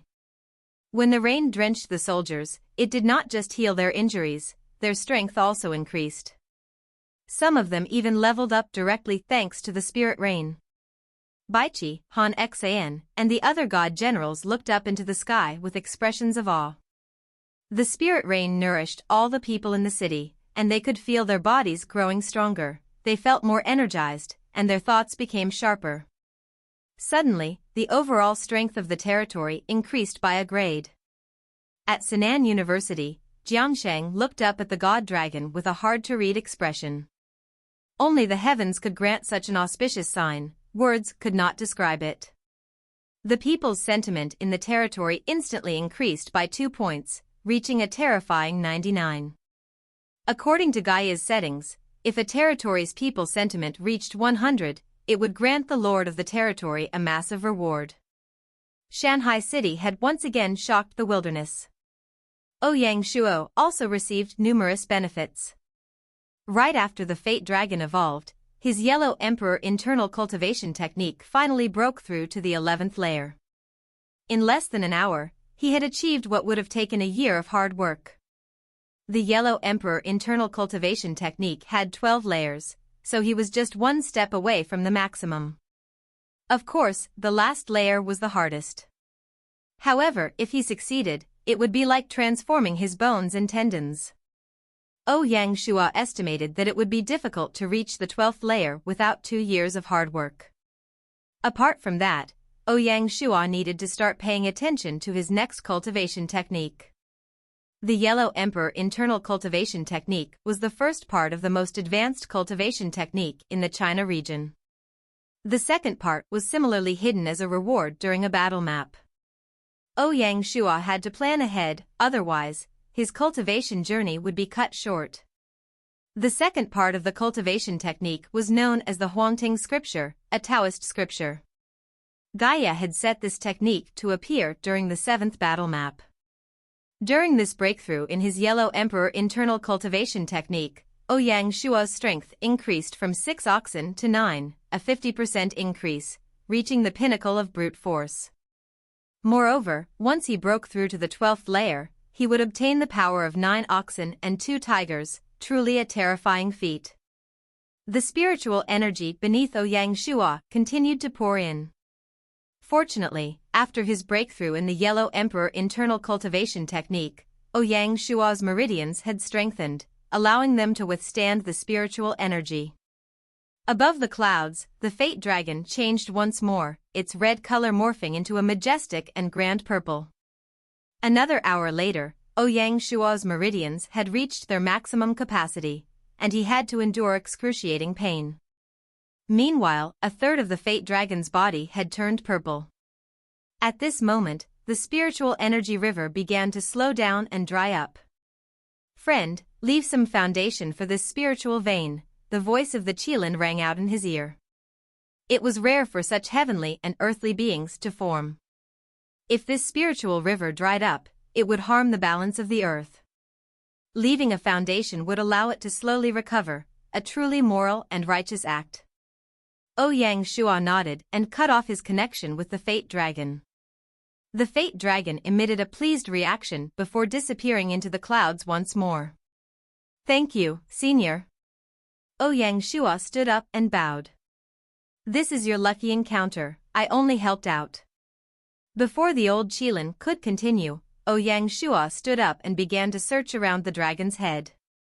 Little friend, what are you doing? The old Qilin asked. Ouyang Shua felt a bit awkward when he heard the question. I heard that dragons have a Dragon Ball. However, I don't know where it is. Ouyang Shua's greed left the old Qilin speechless. I thought that rather than leaving it here to gather dust, why not use it? Ouyang Shua tried to explain. The stomach. The old Qilin spat out these two words. Ouyang Shua was delighted and approached the stomach area of the dragon skeleton. Sure enough, he found a small, unassuming pearl lying within. Without hesitation, he pried open the bones and took out the Dragon Ball. Looking at it closely, it was a little bigger than a dove egg, transparent like a crystal or a pearl. Is this a Dragon Ball? Ouyang Shua expressed his doubt. Based on his expectations, shouldn't the Dragon Ball be massive? This was just too small. Yes. Okay, if it is, then it is. Ouyang Shua didn't ask anymore and simply kept it in his storage bag. As for how to use it, Ouyang Shua hadn't given it much thought yet. After being exposed to the outside for so long, the ball had turned rock solid. Who knows if one could digest it if swallowed? Can we go now? The old Qilin asked. Ouyang Shua, extremely thick-skinned, muttered, if we could use these dragon bones to craft a warship, what kind of invincible warship could we create? As he spoke, he stared at the dragon bones, unwilling to leave. With the size of this dragon skeleton, even with the large capacity of Ouyang Shua's storage bag, he still couldn't store it. The old Qilin was left speechless, sighed, and said, Sigh, let me help you one last time. Thank you, Senior. The old Qilin did not speak further.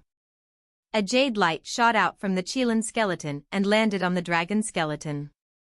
Instantly, it shrank to around the size of the Qilin. The mysteries of magic had truly opened Ouyang Shua's eyes. Without hesitation, he stored the shrunken dragon bones in his storage bag. When he needed to use them, he would ask the old Qilin to remove the spell to return the bones to their original size. Looking around, the vast dragon tomb contained nothing other than the two massive skeletons. The Eastern god dragons were not like the Western ones that hoarded treasures, their taste was exceedingly refined. Let's go.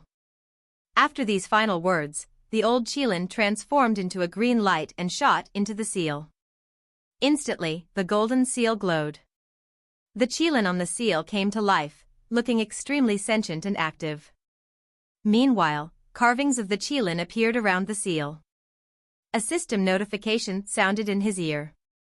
System notification, congratulations, player Chiue Wui, the mysterious treasure, the golden Qilin seal, has obtained the willing injection of a Qilin spirit, and the seal has been removed.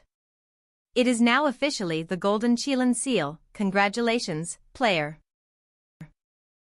It looks like there's a mix of different elements in your text, and I'll address them to help clarify and correct the grammar and structure.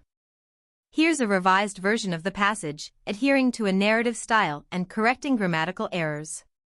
The moment the notification sounded, Ouyang Shua eagerly took a look at the stats of the Emperor Seal. Name: Emperor Seal, God rank. Type: Secret Treasure. Specialty: ward off devils and spirits, incorruptible and helps to chase away evil.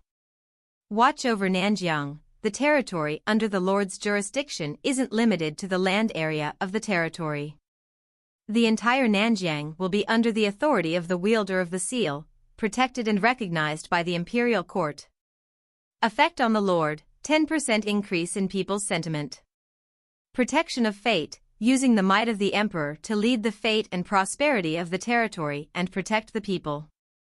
Evaluation: this is an unlocked emperor seal, injected with the spirit of a Qilin. It can affect the fate of an entire country. It is a pinnacle treasure, a necessity for establishing a country. After checking the stats, Ouyang Shuo was actually a little disappointed. The rank of the seal had gone up to God rank, but its stats did not change much. Ouyang Shuo guessed it would only show its might when the time came to establish a country.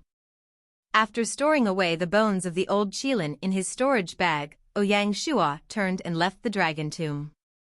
Walking out of the valley, he found Little Green, who still stood loyal. "Go, let's go." Ouyang Shuo smiled. As the sun set, one man and one beast disappeared from the Desolate Island. In a certain unnamed island in the Spratly Islands region, Zheng He's squadron had rested for 3 days. For 3 days, there were no sounds or signals from the soul of the squadron. The entire squadron had fallen into a strange and oppressive state. The storm and the sneak attack from octopus monsters had caused the squadron to lose 500 men. Please note that I've made some adjustments to the narrative to better fit the context and improve the flow of the story. If there are specific names, ranks, or terms that need to be kept, please let me know, and I can make further adjustments. Additionally, seawater had soaked some of the items that the squadron had brought, rendering them unusable. The most serious matter was that some members had suddenly fallen ill to ocean diseases. The entire medical team was incredibly busy, working tirelessly to control the illnesses. After all, many of the sailors were traveling long distances for the first time, so it was unsurprising that they were not used to it. Successive blows meant that the squadron could not function normally. They relied on Admiral Zheng He and their strong mental strength to hold on. Now, even Zheng He was barely managing. From the temporarily built commander's tent, intense quarreling noises spread out. "We can't wait any longer, we have to find the Lord," a man's rough voice exclaimed. His tone was exceedingly uncourteous, anxious, and impatient. "I have already arranged for Simba boats to search around." The other voice was extremely gentle and special. Bluntly, it sounded rather girlish. Clearly, this voice belonged to a eunuch. In the entire squadron, apart from Zheng He, there was no second person it could be. "Simba boats? That's far from enough. We need to arrange the main squadron to look," the brutish man disagreed. "If you don't go, I'll take my own men to find the Lord." "No." Zheng He's attitude remained resolute. "Asshole, you actually don't care about the Lord's safety." The one standing in front of Zheng He was Personal Guards Captain Qindaming. Seeing Zheng He shake his head, Qindaming stared at the other man with eyes as big as a cow's. As the Personal Guards captain and the commander of 1,000 Divine Martial Guards, he held a truly unique position in the Voyage Squadron. Even the Admiral had limited power over him. During the storm, they were unable to help, and the Lord had to face the enemy alone, leaving Qindaming feeling extremely ashamed. If not for the Lord's orders, Qindaming would have gone over to try and help. After the storm passed, the squadron followed the Lord's instructions and found a desolate island. However, Qindaming's heart did not feel at ease for a moment. Every day, he urged Zheng He to let him lead troops to search for the Lord. Zheng He had traveled west 7 times and had seen nearly everything. At this moment, remaining calm was the most important, and waiting patiently was the best choice. However, this stubborn horse did not want to back down. They had argued more than once, and as time went on, the conflicts grew more intense, to the point where the situation seemed unsalvageable. "My conscience is clear. The Lord placed me in charge of this squadron, so I have the responsibility to ensure their safety," Zheng He said calmly in response to Qindaming's accusations. "Asshole." Qindaming could no longer contain himself and pulled out the massive blade at his waist. "Protect the Admiral." Seeing his actions, the soldiers around the tent drew their blades and glared at Qindaming. These were the personal guards assigned to Zheng He by Ouyang Shuo. The atmosphere in the tent instantly grew extremely tense. "Stand down." Zheng He frowned and commanded sternly. "Admiral." When Zheng He's personal guards heard his words, their expressions turned anxious. "Stand down." Zheng He raised his voice. "Yes." The personal guards could only reluctantly back out of the tent. During the entire process, Qin Daming stood fearless, staring coldly at the scene. "One day, at most, I'll wait one more day. Regardless of whether you agree or not, I'll head out to sea once this day passes." After delivering this final sentence, Qin Daming turned and left. When Zheng He saw Qin Daming go, he let out a long sigh. For the first time, a hint of worry appeared in his eyes. The next morning was bright and sunny. The ocean's surface was like a mirror, without any waves. Suddenly, the sun rose. The orange-red sun slowly climbed from the horizon and shone down. The ocean was a clear blue, while the sun's light was a warm orange-red, like the Milky Way in the sky. With his back to the rising sun, a man slowly walked toward the shore. Yes, he was walking. The man had no boat under his feet, yet he approached the desolate island at a rapid rate.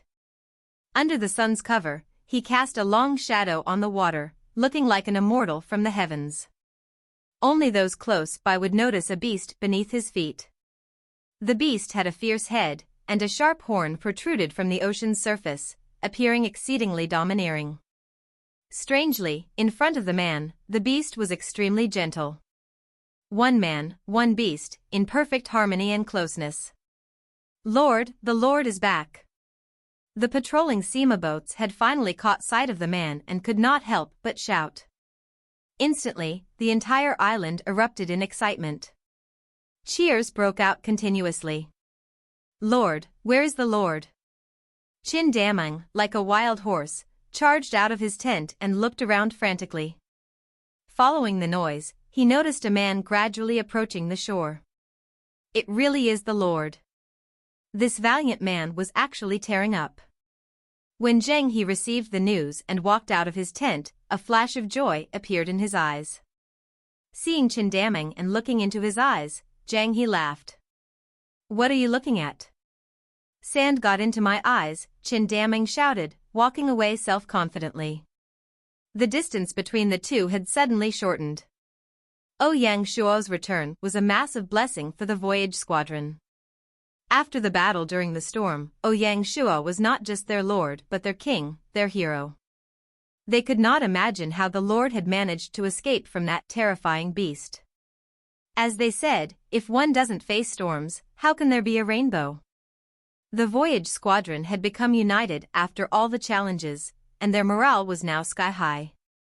Their loyalty to their lord had also reached a whole new level. Of course, the journey had to continue.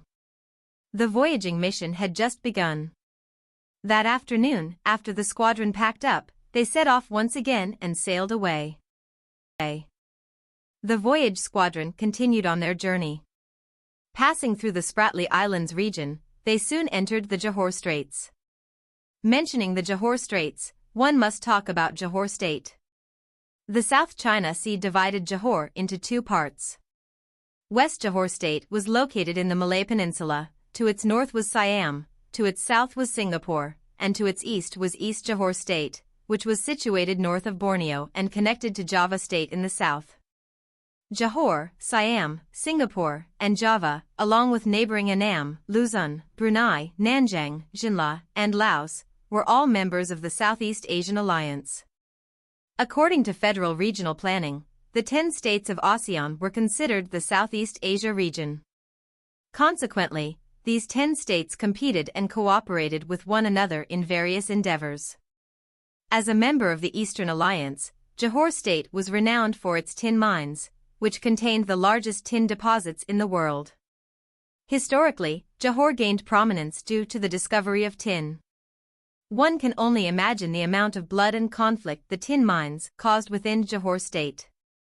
Regarding tin, China historically coveted Johor's tin mines, particularly the high-quality tin. Tin was used for the inner lining of tea boxes, helping to protect against moisture.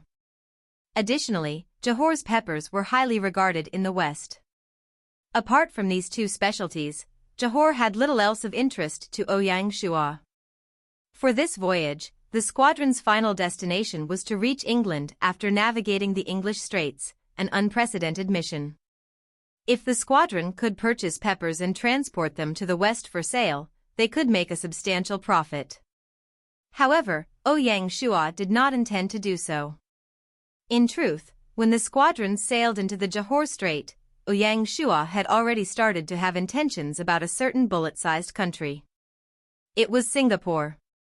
Singapore bordered Johor, separated by the Johor Strait, and was also near the Shinjo Strait, which connected to Java. It was located at the southern tip of the Malay Peninsula, an important strategic choke point. This was a sea route that connected the Indian Ocean and the Pacific Ocean. If someone from Europe or Africa wanted to travel to Southeast Asia or East Asia, they would need to pass through this route. Singapore was smaller than even a county in China, with fewer than 400,000 players. Such a country, occupying this important choke point, could not help but be eye-catching. Even if the game map expanded by 10 times, the entire Singapore would only cover 7,000 square miles, not even the size of a Grade 3 county, which reached 10,000 square miles. After excluding the only imperial city in Singapore, Lion City, and the small islands around it, Singapore's land area was even smaller. Thus, the entire Singapore had only a single county, and there were 5 to 6 villages on the islands. Apart from that, there were no other player territories. The biggest port in Singapore, known as the best port in Asia, was Shinjo Port. Lion City, located near Shinjo Port, was the strategic attack point. To avoid the imperial city, the Grade 2 Fengshan County was situated on the eastern shore of Singapore. As for the player guilds, there was only one large guild known as the Temasek Mercenary Guild, which was based in Lion City. Apart from that, there were only some scattered adventure groups and a few casual adventure mode players. Even so, it would be difficult for Ouyang Shua to occupy Singapore. Even without mentioning other reasons, just the 100,000 combat occupation players alone would be enough to handle the voyage squadron, much less the guards inside the imperial city. Based on Gaia's settings, the number of troops housed in the city would be 10% of the population.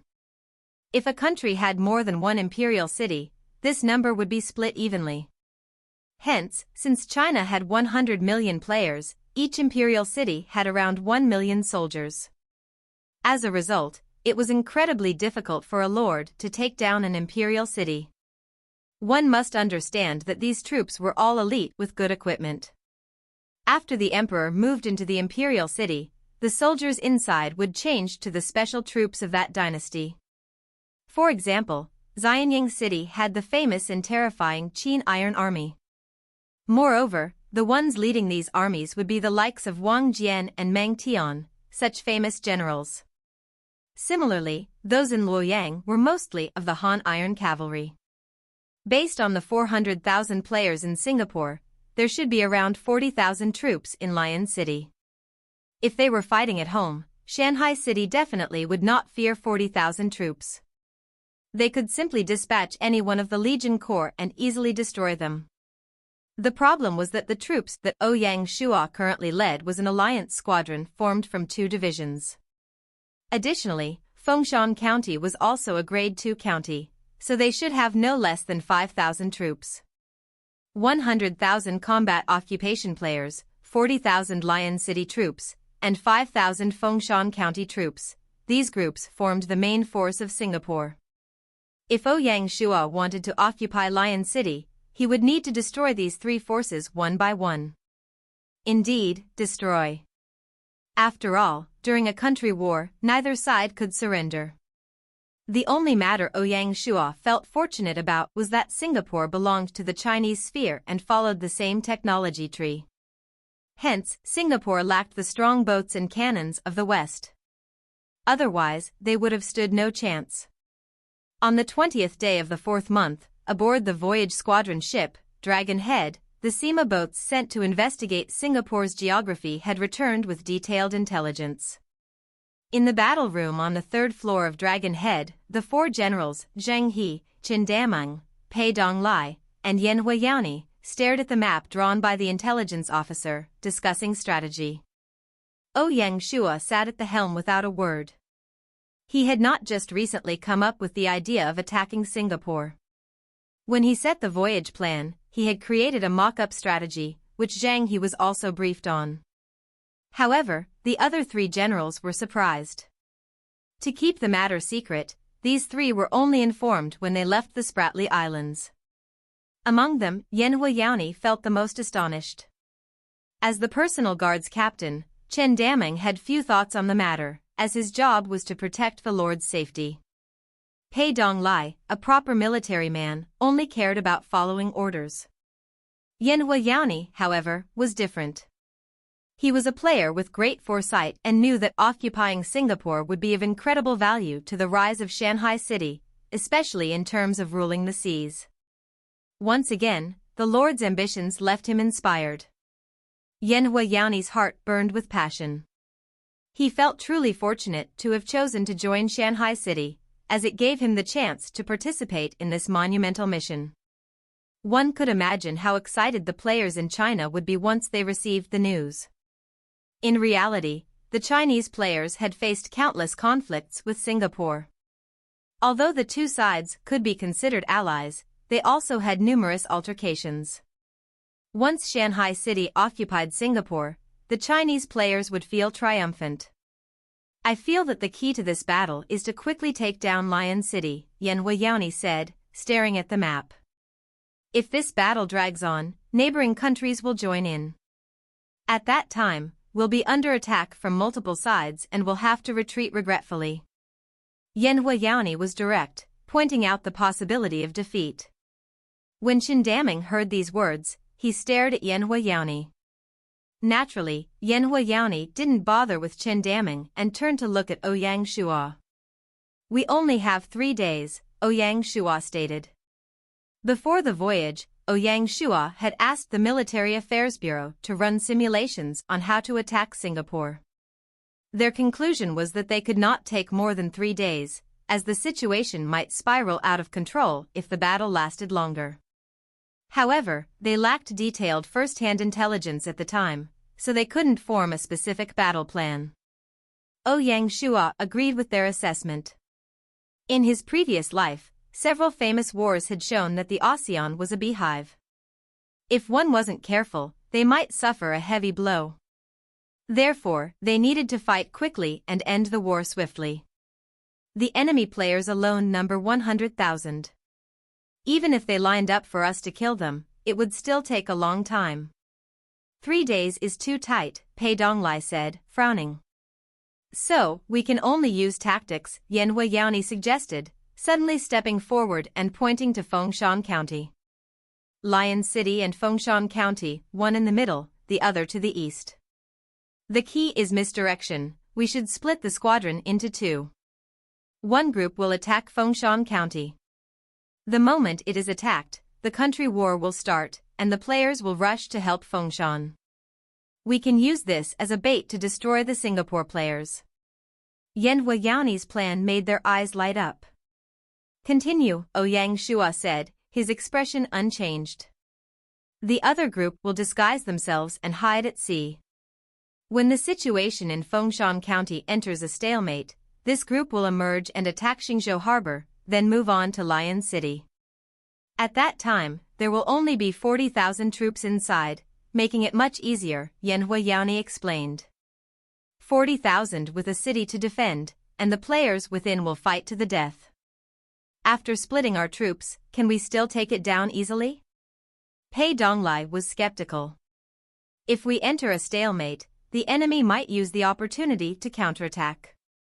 It's a bad idea. Pei Donglai's words caused the room to fall into a momentary silence. The generals instantly felt the difficulty of the upcoming battle. When Yen Huayaoni saw the situation, he directly volunteered to lead. Lord, I'm willing to lead the troops to attack Lion City. Say what you need. Pei Donglai's words were logical. Ouyang Shua would never believe they could take down Lion City with only a single navy squadron and 2,000 soldiers. If he believed they had such an ability, he would not be confident but arrogant. However, no matter how Ouyang Shua looked at him, Yan Huayaoni was not an arrogant person. To Yan Huayaoni, this battle could allow him to rise to fame, so he would definitely not act rashly. I have two tough requests, Yan Huayaoni said. Firstly, I hope the cannons of the squadron can be assigned to me. Secondly, I hope to have the help of 500 divine martial guards. Wishful thinking. Before Ouyang Shua could reply, Qin Daming was already unhappy, and he stared at Yan Huayaoni with bull-like eyes. The divine martial guards will only listen to the Lord. Ouyang Shua did not bother with Qin Daming for the moment. He looked at Yan Huayaoni and calmly said, "The cannons and divine martial guards, I can give to you. However, what if the mission fails? If I fail, I'll give you my head." Yan Huayaoni made his military declaration. "How much is your head even worth?" Qin Daming muttered, growing more and more annoyed with Yan Huayaoni. Ouyang Shua saw the determination in his eyes. Only with determination could one create miracles. As such, he chose to trust this general and said, "Listen to my orders." "Yes, my lord." Military orders were like the will of God, so Zheng He and the other generals stood at attention in the middle of the hall. "I order Zheng He to take up the position of commander of the eastern troops, and Pei Donglai to take up the role of deputy. You will lead the 1st Division to attack Fengshan County. You must draw the attention of all enemy troops," Ouyang Shua ordered. "Yes, my lord." "I order Yan Huayaoni to take up the role of commander of the central troops, and Qin Daming to take up the role of deputy. You will lead the 2nd Division and 1,000 divine martial guards to attack Lion City. You must win in one go." Ouyang Shua had assigned double the number of divine martial guards compared to what Yan Huayaoni had requested. Apart from the personal guards, he had assigned all of the divine martial guards to the central troops. "Yes, my lord." In Yan Huayaoni's eyes, there was a glimmer of fire. The Lord's trust was incredibly important. Even Qin Daming, who had disagreed with Yan Huayaoni, could only accept the matter at this point. Everyone knew this was going to be an all-out brawl. "I will lead the personal guards to clear out the island villages." Ouyang Shua actually planned to distract some of the players to reduce the burden on the army. Although it seemed simple, it was extremely dangerous. "Lord." Zheng He and the other generals were shocked. They wanted to express their disagreement. "Generals, there's no need to discuss this further. This battle is incredibly important for Shanghai City. We need to go all out." Ouyang Shua waved them off, stopping them from trying to persuade him. "We will fight to the death." Instantly, a wave of determination permeated the battle room. "Go make preparations." Ouyang Shua ended the meeting. On the 21st day of the 4th month, Zheng He led the eastern troops to launch the first attack. The force consisted of about 40 main warships and 60 support ships, forming a squadron. In the morning, they suddenly appeared in the surrounding sea region of Fengshan County, attacking the fishing boats and navy warships. Fengshan County backed onto the ocean, so the navy formed half of the territory's troops. Under the relentless assault of the eastern troops, the 3 enemy 1,000-strong units had no way to return fire. In less than an hour, without even needing to fire the cannons, the eastern troops completely annihilated the Fengshan County Navy. Apart from a few that managed to escape to shore, the rest were buried in the ocean. Additionally, numerous fishing boats suffered collateral damage. After destroying the navy, the eastern troops did not rush to disembark. Instead, they taunted the enemy at the port. When the Fengshan County Lord received the news, his face turned ashen white. He immediately announced the lockdown of the city gates and that the county had entered a level 1 state of alert. As for the villages outside the city, they were lost in his eyes. At the same time, a system notification sounded in the ears of all the Singapore players. System notification. China's Lord Chiu Wui has initiated a country war. Singapore has entered war mode. Lion City has entered a level 2 state of alert. For the specific details, players please check it out for yourselves. The moment the notification sounded, the Lion City players panicked. They had never expected to encounter the Chinese region lords at this point in time. The country war had arrived too soon. Chiu Wui? Isn't he the best lord in China? Someone asked. Not only in China, he's the best in the world. The world's first town, the world's first county, and the world's first prefecture, someone added. Gasp. The players who learned of these facts for the first time could not help but take a deep breath. Being the world's first was truly amazing. Moreover, he held a triple crown. Why did he come here and even start a country war? Someone asked. Who knows? No matter what, we cannot just sit and do nothing. The problem is, where did the enemy come from?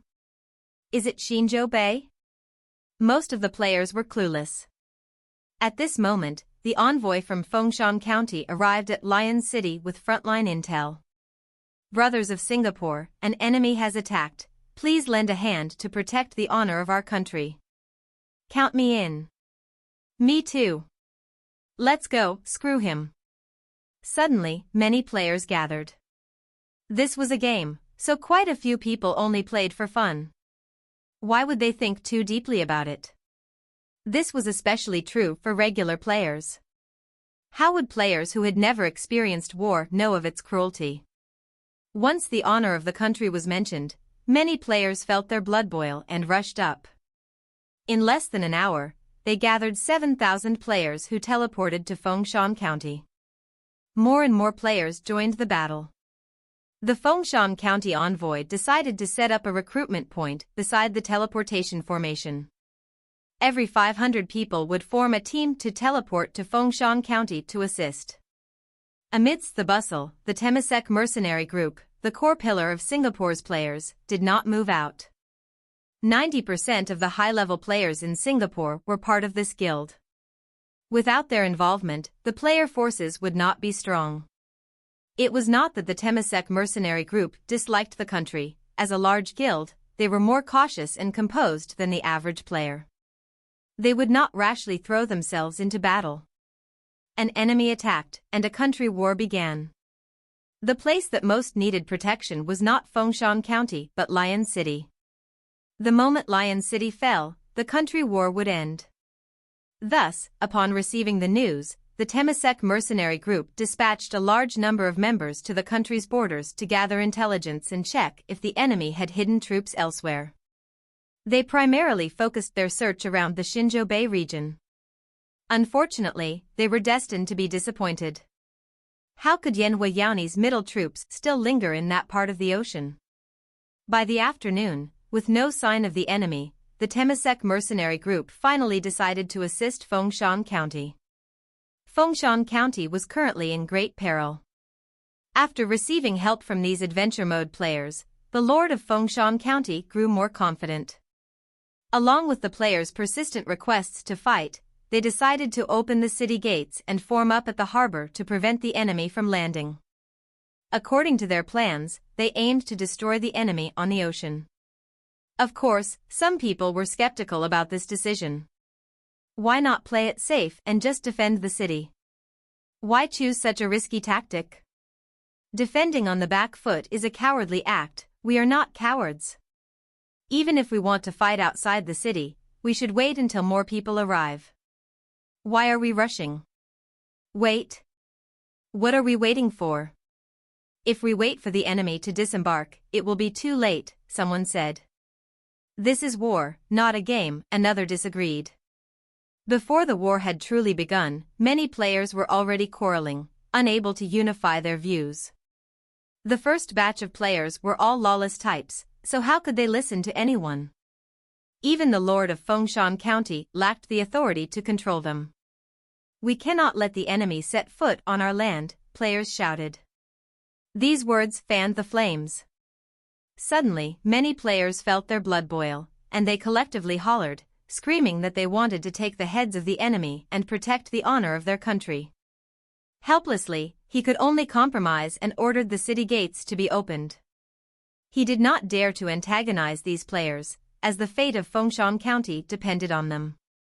The moment the city gates opened, tens of thousands of players swarmed out and headed straight for the harbor. Their dreams were big, but reality was starkly different. If they defended the walls, they could hold on for some time. The moment they went out, it was like they were courting death. What awaited these players were the attacks of the cannons. Hundreds of cannon shells exploded in the enemy formation, causing numerous casualties. Limbs were torn apart and blood splattered everywhere. Some of the more cowardly ones turned and ran. Others, too scared to stay at the harbor, panicked and fled back into Fengshan County. The imposing army formation collapsed immediately. The scattered soldiers created a truly embarrassing scene. During this battle, the players of Singapore had really lost face. Ha ha ha. The East troops found the enemy's embarrassment amusing and mocked the Singapore players. This scene led Pei Donglai to describe the enemy as what an awkward bunch. When Zheng heard these words, he shook his head and said, "Let's not underestimate the enemy, the battle has just begun." The enemy was unaware of the power of cannons, which caused this scene. If they manage to gain a foothold, it will be a tough battle. "Thank you, Admiral, for your teachings," Pei Donglai said, a bit ashamed. After crushing the first wave of attackers, Zheng ordered his troops to disembark.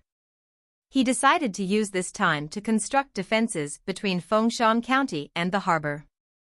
The Navy troops were primarily archers. The remaining 30% were lightly armored sword and shield soldiers in leather armor. There were no heavy armored infantry or cavalry. In addition to these, there was also a specially built handgun unit. All three types of soldiers were relatively fragile, making them more suited for close combat. Zheng was well aware of these facts.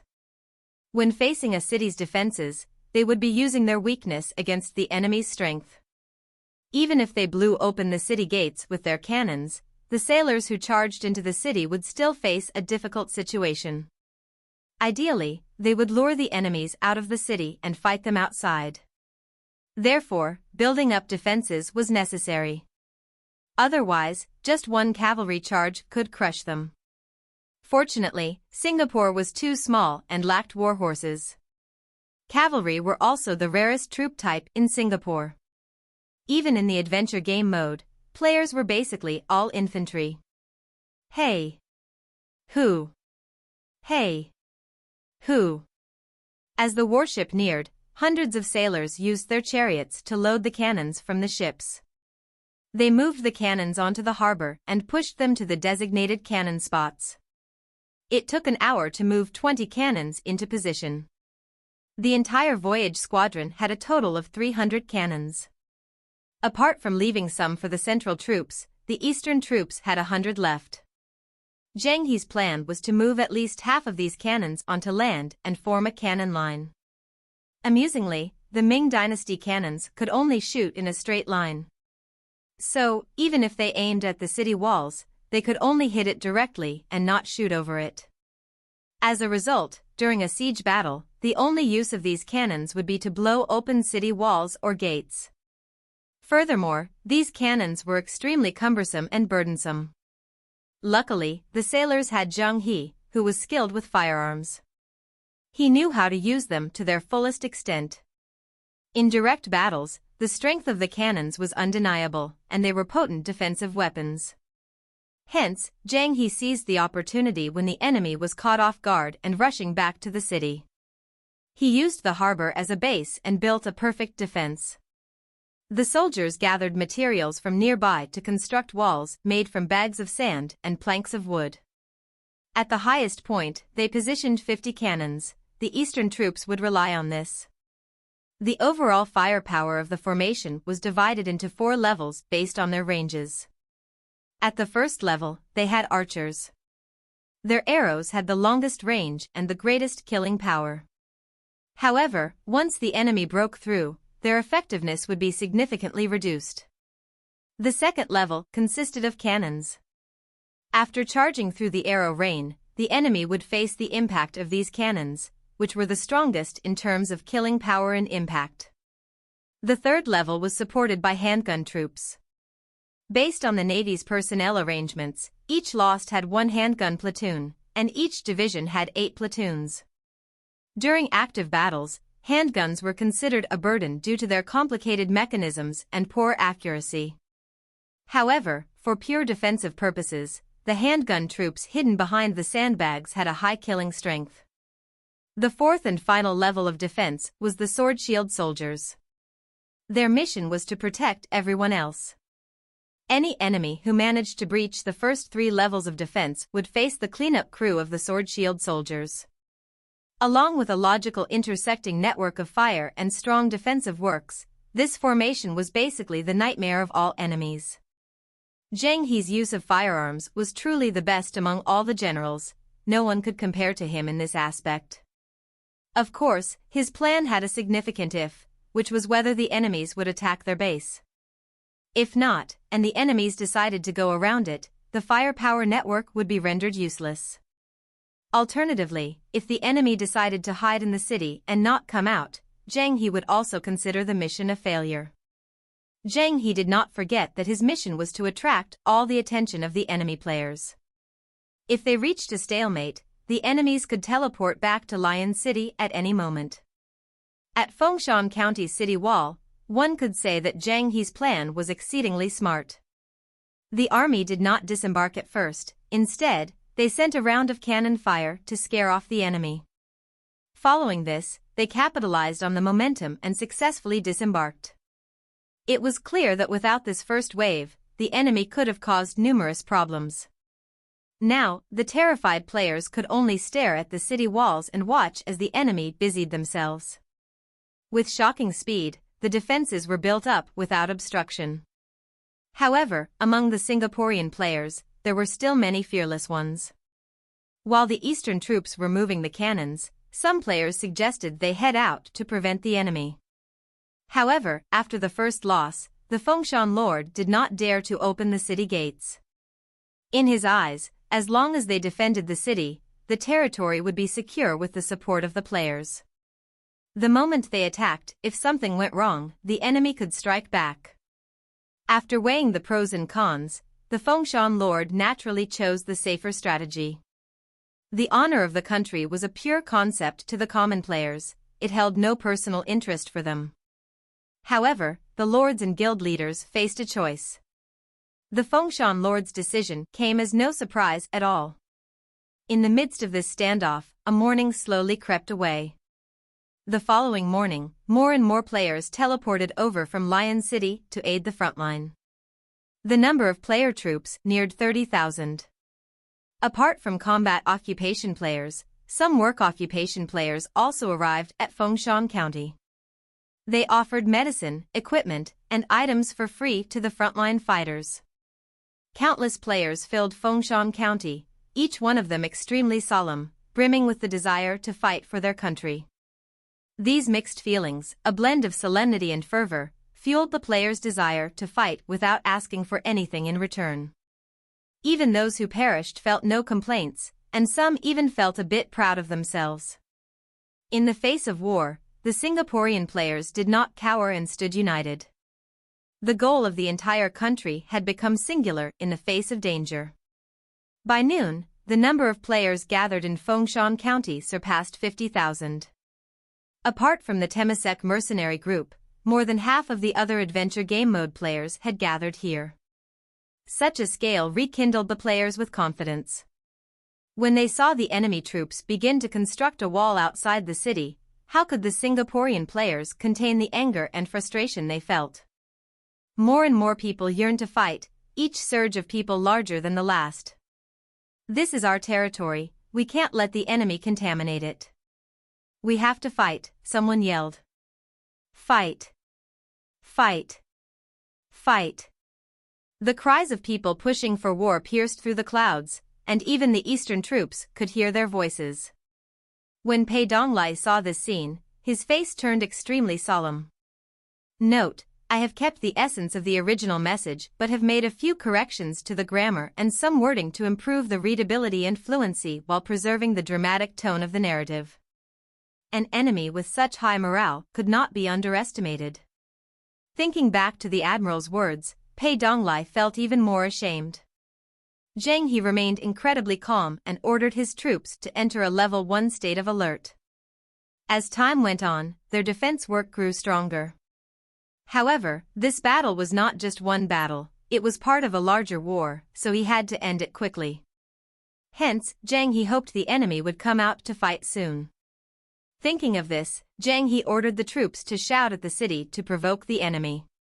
He wanted to make the already sensitive and angry enemy start the battle early. Listen up, all you tortoises up there. Do you dare to fight with me, your grandfather? They're scared stiff, how would they dare to come out, someone replied on purpose. Ha ha ha. Uncontrolled laughter filled the air. It's no use, you weaklings. Stop looking and run back to your parents. These cowards are just afraid of our cannons and don't dare to attack. Ha ha ha. The soldiers were all massive brutes. These taunts could be considered relatively civilized.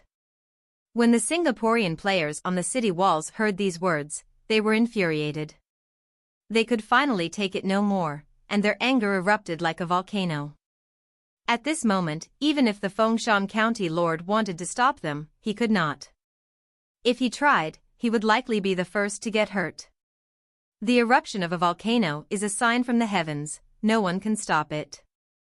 For the Fengshan County Lord to hold the title of the best territory in Singapore, he naturally had some skill. Seeing he had no way to stop them, he had to go with the flow. After the first lesson, he disbanded his troops and sent them to join the player squads, taking charge of battle commands. The players accepted these arrangements. They knew that, as adventure game mode players, they were accustomed to killing beasts and had no experience with warfare. Singapore was small, so clashes between lords in the wilderness rarely occurred there. As a result, the place seemed tranquil, and entities like mercenary guilds did not exist. Compared to other regions, Singapore seemed like a paradise cut off from the world. However, this was a game, and such a thing did not exist in the wilderness. When war came, any fairy tale would cease to exist. The chaos lasted for an hour before the players finally reorganized themselves. 40,000 players marched out of the city gates and headed directly for the enemy formation. At the forefront of the army were 5,000 rare cavalry. They were cavalry, but their mounts came in a wide variety, including horses, boars, leopards, tigers, and wolves. Such a sight was extremely rare. The player troops were menacing, but this was destined to be a tragedy. Under the net of firepower from the arrow rain, cannons, and handguns, no one could smoothly charge near the eastern troops' formation. Even if a few experts managed to survive and reach the formation, the sword-shield soldiers demonstrated the terrifying strength of a numerical advantage. However, the Singaporean players stood strong and were not scared off as they had been the first time. As they had previously declared, even if they would die pushing forward. Such valiant warriors! On a short 2,000-meter path, many sad and touching stories were left behind. The cavalry who charged at the front suffered the heaviest losses. Basically, all of them fell. Yet, they still launched wave after wave of attacks on the formation. Honor, glory, and responsibility could allow people to overcome their fear of death. Even if their comrades fell, the other soldiers still moved forward. When the work occupation players behind the city walls saw their comrades fall one by one, they teared up. Most of them were girls, who were generally more emotional, so how could they withstand such a sight? The entire Fengshan County was enveloped in an infuriated and devastated atmosphere. The current Singaporeans had no way to differentiate between the game and reality. Everything was just too real. The glory of their country, such an obscure term, had become so tangible and close to their hearts, accumulating into an unassailable sense of will. The fate of their country and the fate of each and every one of them were suddenly linked closely together. This was a country war. Heroic but mournful, fates tied together. In the Lion City Imperial Palace, as the players' minds and goals united and slowly gathered toward the skies of Fengshan County, a massive snow-white tiger deep in the palace slowly opened its eyes. The county war had reached its turning point. The battle outside Fengshan County continued, unaffected by the emotions of the people. Death was inevitable, and mercy had no place in war. This was the strangest battle Zheng he had ever witnessed. On the battlefield, cannons roared and arrows rained, yet no river of blood formed. This was because, the moment players were killed, they were revived back in Lion City. When they died, all their equipment dropped, leaving weapons, armor, and even mounts scattered across the battlefield. On the brutal front lines, the armor of fallen soldiers formed a thick, shining layer on the ground, a stark testament to the intensity of the fight. The reincarnation hall in Lion City became extremely crowded as countless spirits floated around, creating a terrifying sight. As batch after batch of newbies emerged, the entire city was stunned. The strength and cruelty of the enemy made the Lion City players realize the peril their country faced. Suddenly, even more players marched bravely toward the teleportation formation, heading to the battlefield. The participants were mostly teens, the most passionate group. However, when news spread that the frontline efforts had failed again, many middle-aged men also threw themselves onto the battlefield. The goals and determination of the entire nation began to coalesce. The forums of Singapore exploded with posts about the war, spreading and announcing frontline intelligence. Some players were not in Lion City when the war began. They were either on missions in the wilderness or training in the mountains. Upon receiving the news, they all returned without hesitation. Those near Lion City returned to Lion City, while those near Fengshan County returned to Fengshan County. The strength of the entire nation was now mobilized. This passage describes a tense situation in a game, where the Temasek Mercenary Guild, a powerful in-game guild, is under significant pressure from both outside and internal sources due to an invasion by an enemy force. Despite facing immense pressure, the Temasek Mercenary Guild has chosen to not act, which has led to a significant backlash. Many of their actions include protests and blockades of the guild's gates, harsh words and insults on forums, and accusations of being country traitors. The frustration and anger of players both from the guild and from outside have become palpable, and some impatient members have taken matters into their own hands. The guild leader, Chen Guang, who is from an aristocratic family in Singapore, finds himself in the difficult position of having to address the guild and its members.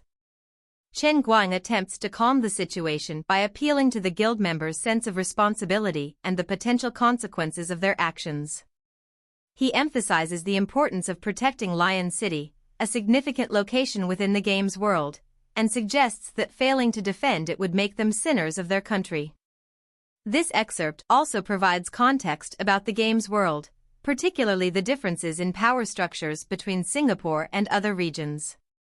In Singapore, guilds hold a much higher status and power compared to the feudal-like lords, which is a result of the country's small land size and limited territory for lords to control, in contrast to regions in China and other major areas where lords might have more influence and control.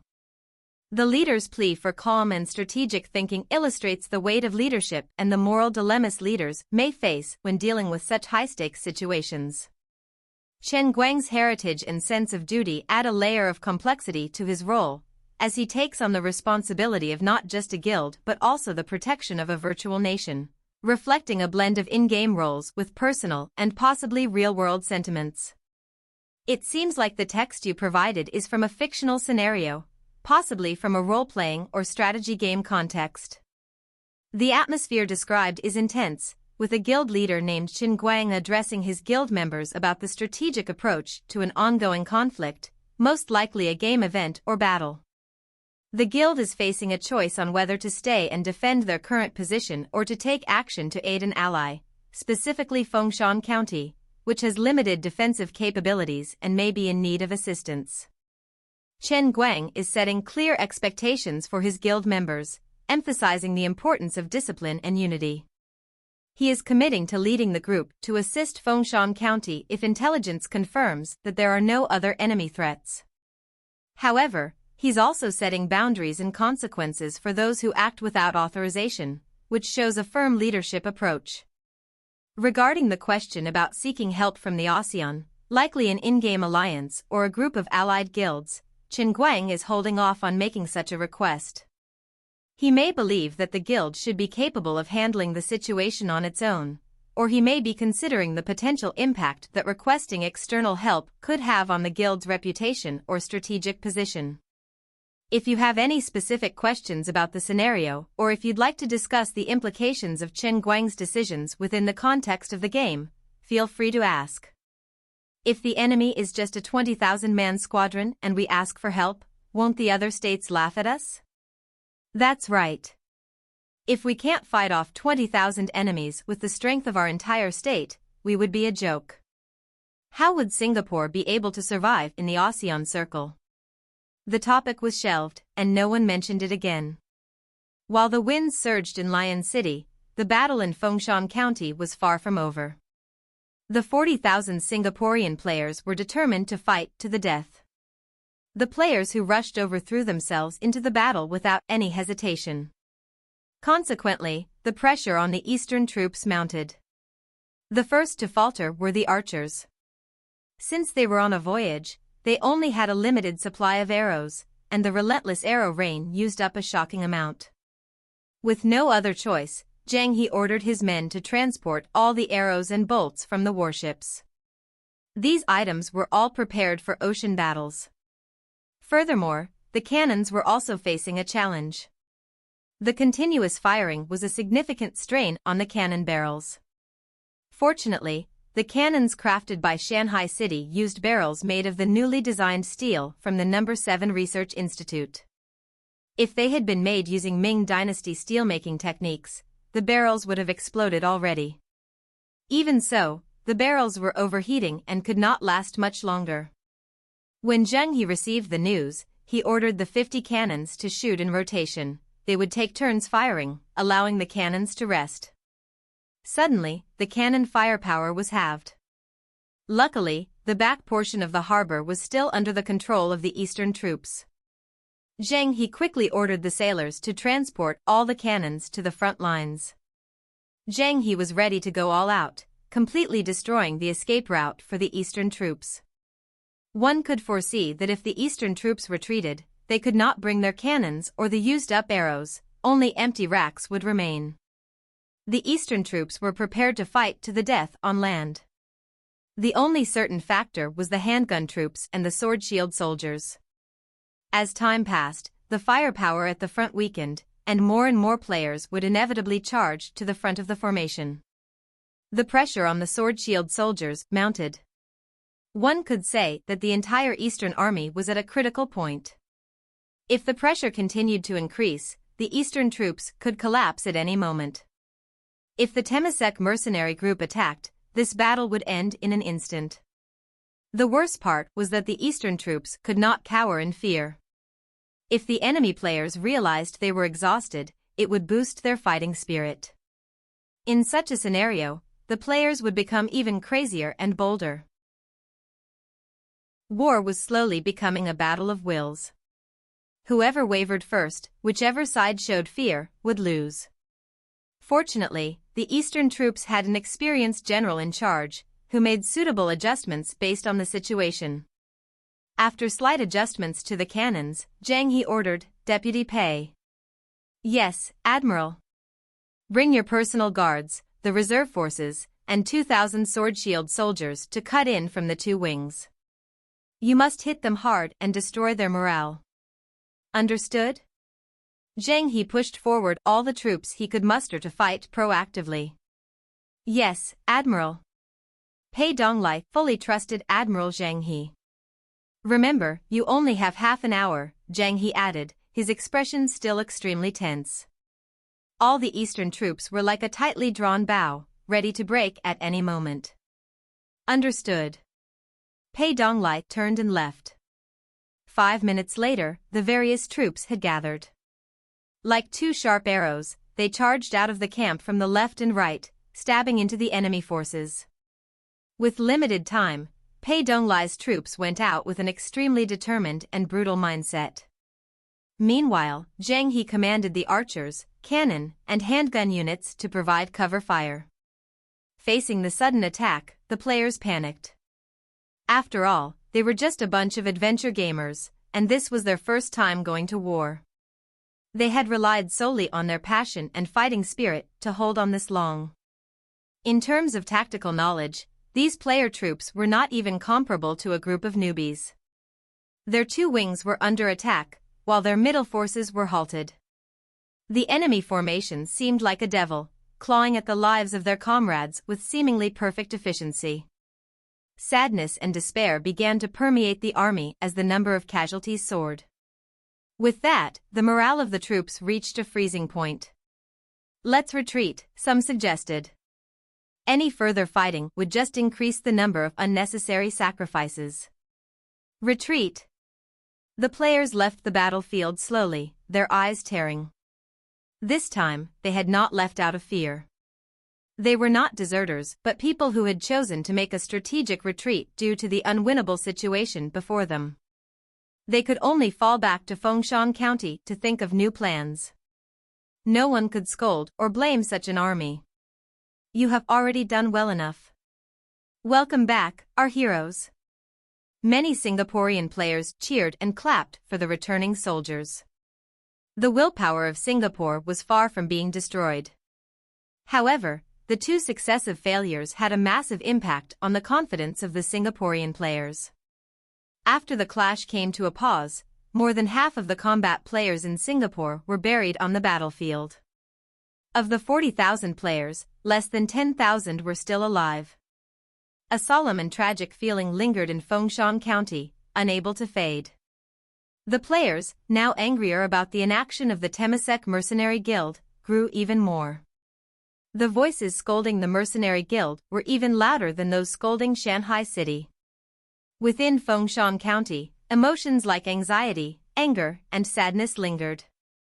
In such an emotional environment, Qin Guang finally led the Temasek Mercenary Guild to Fengshan County. When the news arrived, the county was thrown into an uproar. This time, the Temasek mercenary group basically sent all their elites. A total of 50,000 combat players had arrived, while 10,000 work players lined up. This number exceeded the combined total of the first two waves of attacks. Now, fewer than 3,000 reserve forces remained to defend Lion City. Consequently, the rumors naturally died down. No one could blame the Temasek mercenary group anymore. As the core in the hearts of the Singaporean players, the Temasek Mercenary Guild was an invincible presence. Even the Fengshan County Lord had to submit when he saw Chen Guang. With no obstacles, Chen Guang took control of the player army. From the Fengshan County Lord, Chen Guang obtained comprehensive frontline intelligence. After hearing the description of events, he fell into silence. The strength and stubbornness of the enemy had far exceeded his expectations. Chen Guang climbed the city wall and looked out at the dark, oppressive enemy formation, his face tightening. In just an hour, the eastern troop camp seemed completely transformed. The entire formation was now a massive arc, with hundreds of cannons spread along it, their cold barrels terrifying. Most crucially, the formation had many people working to strengthen the castle continuously. Chen Guang was not an ordinary player and would not act rashly. Attacking such a base would be sending men to their deaths. The massive arc resembled a gaping mouth that could swallow any enemy. It was as if the enemy had dug a trap and was waiting for them to jump in. Thus, Chen Guang decided to defend the city and not strike out. This way, Singapore would be in an unbeatable position. Once the enemy ran out of resources, the formation would crumble without the need for an attack. One had to admit that Chen Guang seemed to have considered everything. At noon, in the eastern troop camp. Phew! When he saw the enemy retreat, Zheng He's face flashed with relief. In this battle of wills, the eastern troops had claimed victory thanks to his decisive actions. It seems there's a mix of elements here, drawing from a fictional or historical narrative, possibly set in a medieval or fantasy world with elements of military strategy and gameplaying. The passage describes the aftermath of a battle, led by Zheng, a historical figure known for his naval expeditions during China's Ming dynasty. However, the context provided seems to blend this historical character with a more fantastical or game-like scenario, featuring elements such as players, formations, and combat that are outside the historical context of Zheng's expeditions. In the given text, the East troops, led by Zheng, have gained a temporary advantage after a battle. They are resting, reinforcing their defenses, and scavenging for resources and food from nearby villages. The enemy forces, presumably the Singaporean players, are unable to interfere effectively and can only watch as Zheng's troops recover and strengthen their position. Zheng orders his troops to not only rest and repair but also to enhance their defenses by digging moats, building barricades, and even forming a local militia from the native villagers. This local militia, created from the nearby villagers, is established smoothly as the villagers are primarily concerned with their survival and are willing to assist in any way they can. Although their combat effectiveness is minimal, their contribution in terms of manual labor and support to the troops is invaluable. The text suggests that Zheng's strategy includes more than just direct combat, emphasizing logistics, supply line maintenance, and the integration of local forces to support his troops. This approach reflects a deep understanding of both military strategy and the psychology of the local people, using their survival instinct to benefit the ongoing military efforts. Zheng's plans for the local militia likely extend beyond their immediate combat role, perhaps anticipating the need for a larger support network in the event of a prolonged conflict. Apart from that, among the strong men, there were a few Singaporean adventure game mode players.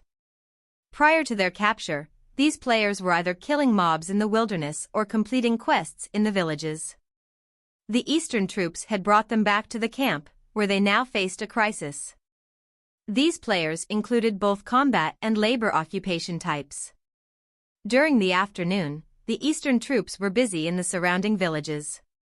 They brought over 3,000 laborers, forming a servant army of 2,000 men and 200 captured players. Truly a bountiful harvest.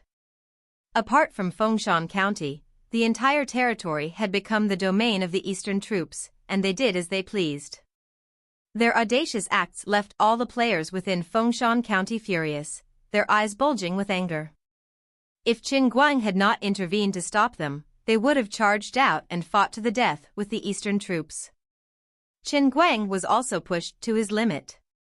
Rationally, he knew the enemy's actions were aimed at luring them into battle. Emotionally, however, he was still extremely furious. He could not bear to see his comrades, especially the players, being captured and tortured. The enmity between the two sides grew deeper and deeper. The Singaporean players were furious, while Zheng was also facing a difficult situation. He did not expect the players to remain so calm. No matter how the Eastern troops provoked them, the enemy did not respond, determined to defend to the end. He was not confident in their ability to break through the formidable defenses of Fengshan County. If this continued, his mission to draw their attention would fail. Zheng felt anxious thinking about how the Lord was waiting for them. Seeing the sun slowly set in the west, and the first day about to end, Zheng could no longer remain calm. "Admiral, I have a plan," Pei Donglai said suddenly. However, this plan would anger the heavens. "Quickly, speak," Zheng urged. "Didn't we capture a bunch of players? Why don't we bring them to the front of the formation and kill them one by one? We can threaten them that every 10 minutes, we will execute one person if they don't come out," Pei Donglai said coldly. "I don't believe the enemy would be able to hold back." When Zheng heard this suggestion, his face froze, and he did not reply. At his core, Zheng could not be considered a competent general, as he was not ruthless enough. In history, Zheng was a well-known pacifist. If the commander were Baichi or even Han Xian, they would not have hesitated and would have accepted Pei Donglai's suggestion without question. But Zheng could not. If Ouyang Shua had not given Zheng He a first-hand war lesson during the Battle of Annam, he might have faced a mental block even attacking Singapore. Now, he needed to order his men to kill hostages, which truly placed him in a difficult situation. "Let me think about it," Zheng He managed to say. "Admiral, we can't drag on any longer." Pei Donglai was a little anxious. "If this continues, it will affect the entire battle. How are we going to answer to the Lord?" Pei Donglai's words jolted Zheng He awake. After a short while, he spoke. "Since that's the case, I'll leave this matter to you." "Yes, Admiral." Pei Donglai did not hesitate at all. Hundreds of wooden poles formed a massive line before the arc formation. On the Fengshan County city wall, the Singaporean players found the current scene bizarre. They did not know what the enemy was planning. Then, they saw their captured comrades roughly hauled out of the prisoner camp and tied to the poles. "People, listen up. If you're a man, come out and fight us. If not, we will kill all these hostages. When the time comes, don't blame us for being vicious," the soldiers shouted under Pei Donglai's instructions. These words enraged the Singaporean players. "Animals," some people scolded. "Cowards," others added. Various harsh phrases were directed at the Eastern troops. However, the scolding was just that, they could not leave the city. None dared to defy Chen Guang's authority. Moreover, more than 70% of the players inside the city were members of the Temasek Mercenary Guild, so they would not go against their guild leader's orders. They could only shout insults at the Eastern troops to vent their anger. When Pei Donglai saw their lack of action, his eyes turned cold, and he signaled to the handgun unit, which was already awaiting orders. "Ready," the handgun captain immediately ordered. "Fire." Bang. Bang. Bang. A round of gunfire erupted, killing the 10 prisoners on the left. On the Fengshan city wall, there was complete silence. The Singaporean players did not expect the enemy to actually follow through with their threat. "Listen up. We don't want to waste words. Every 10 minutes, we will kill one person. If you're willing to just watch, stay inside your city," the Eastern troops shouted. "Ha ha ha." The soldiers laughed uncontrollably. The situation in Fengshan County was dire. With every passing minute, the tension and despair among the players increased. The recent events, where comrades were being shot every 10 minutes, had escalated the crisis to unprecedented levels. The pain and helplessness they felt were almost unbearable, and it tested not only their physical resilience but also their mental fortitude. Chen Guang, the guild leader, along with the Fengshan County Lord and other high-ranking members of the Mercenary Guild, were working tirelessly to address the issue. However, their efforts to quell the unrest by convincing the players seemed to be having little effect. The crowd's anger and frustration were mounting, especially among those not affiliated with the Mercenary Guild, who were less inclined to have patience with the situation. Chen Guang's decision to bear the provocations and not retaliating was met with skepticism and worry from his peers. The challenge was immense, and they were struggling to find a way to maintain order and keep the players from taking matters into their own hands, which could only exacerbate the situation. Despite the nods of understanding from the guild's higher-ups, the confidence in their ability to manage the crowd's reaction to such provocation was waning. It was clear that finding a way to diffuse the growing tension and protect the morale of the players was going to be no easy task, and time was of the essence if they hoped to prevent a full-scale riot. Chen Guang and his team would need to act quickly and decisively to regain control, but the question remained, could they do so before the situation spiraled completely out of control, or would they have to find a way to adapt to the new, harsh reality they were now facing? The text you provided contains a dramatic and intense scene with a group of Mercenary Guild members facing rising tensions and a sense of betrayal from their community. Below, I have corrected and revised the text for better grammar and flow. As their voices were being suppressed, the guild members' ill feelings toward the Temasek Mercenary Guild grew. The Temasek mercenary group had arrived late, and now, they were acting like tortoises, unwilling to step out and fight. This obviously raised questions about their loyalty. The gazes cast toward them were filled with doubt and skepticism, making the mercenary guild members feel exceedingly uneasy. They were loyal to their country and filled with a passion to fight for it, but they were not only unrecognized by their countrymen, they were even doubted and questioned. This led to the members beginning to doubt the decisions of their own leaders. 1 hour has passed, give them some more time to think about it. Pei Donglai ordered. The moment he gave his order, the guns sounded again, and 10 more people were killed. To make matters worse, the enemy had executed 10 girls this time. 10 golden flowers withered in front of them, a scene so tragic and cruel that it brought their anger to a breaking point. I can't take it anymore, a young teen stepped forward, pulling out the long sword from his waist and loudly proclaiming, if you're a man, charge out with me. Even if I die, it's better than living like a coward. We can't even protect our women, what kind of men are we? We won't live our lives without purpose. Guys, calm down. Don't be rash. The mercenary guild leaders once again came out to try and persuade them, but instead of receiving calm, they were met with an even more intense storm of protest. The teen who had stepped out first pointed his long sword at the nose of the guild leader, his face filled with mocking intent as he angrily declared, "You want to be cowards, I don't care, but what right do you have to lead us?"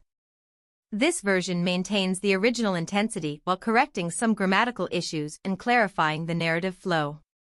To make us do what you say? That's right. A scar-faced middle-aged man stepped out and looked around. A bunch of cowards who have never fought before, I am ashamed to be on the same side as you. The unhappiness of the players toward the Temasek Mercenary Guild erupted. We are not cowards, the members tried to argue back. Both sides nearly came to blows in the city. They only stopped because the worker-class players intervened to calm the chaos. Even so, a divide formed between the two sides, and they could no longer walk together. Brothers, let's fight our way to save our comrades. The lucky survivors from the previous battle were ready to return to the battlefield. 10,000 players stepped out once more, ignoring the people trying to persuade them. They knew that, more or less, they would die, but they were determined to try. The soldiers marched out, singing their 1,000-year-old war song that had been passed down. Over the mountains, through the rivers, we came here. Sharp swords out of their sheaths, and our blood boils. Soldiers, we are destined to create miracles. Don't fear, don't hesitate, follow me to kill the enemy. Ladies afar, who is missing you? Who will shield you from the rain? If I die, please don't cry for me. If I die, bury me in this land that I love. Loyal to death. Fearless warriors, let our country rise up once more. Our country is strong, we will never collapse. Infallible mental strength is our secret to immortality. On the city walls, numerous female players were already in tears, unable to speak as they bid farewell to their heroes. Cries echoed across the entire city. The scene described is intense and evokes a mix of deep emotions and grim determination. However, there are some grammatical issues and repetitions that can be streamlined for clarity. Here's a revised version with simplified grammar. Members of the Temasek Mercenary Guild remained stoic, with a complex array of emotions clouding their faces, guilt, shame, and anger among them. Even the higher-ups were silent. A heavy, tragic atmosphere settled over the country, the kind that only arises during a full-scale war. War is a brutal affair, a clash between individuals where the harsh realities of life and death are laid bare. It's only when every soldier is seen as a living being, with a right to life, that the cruelty and mercilessness of war are truly understood. A country at war is not separate from the real world. Respecting the lives of its citizens is a mark of respect for all life. When 10,000 players charged out, it was a heart-wrenching sight. The opposing Shanghai City Army would not show mercy.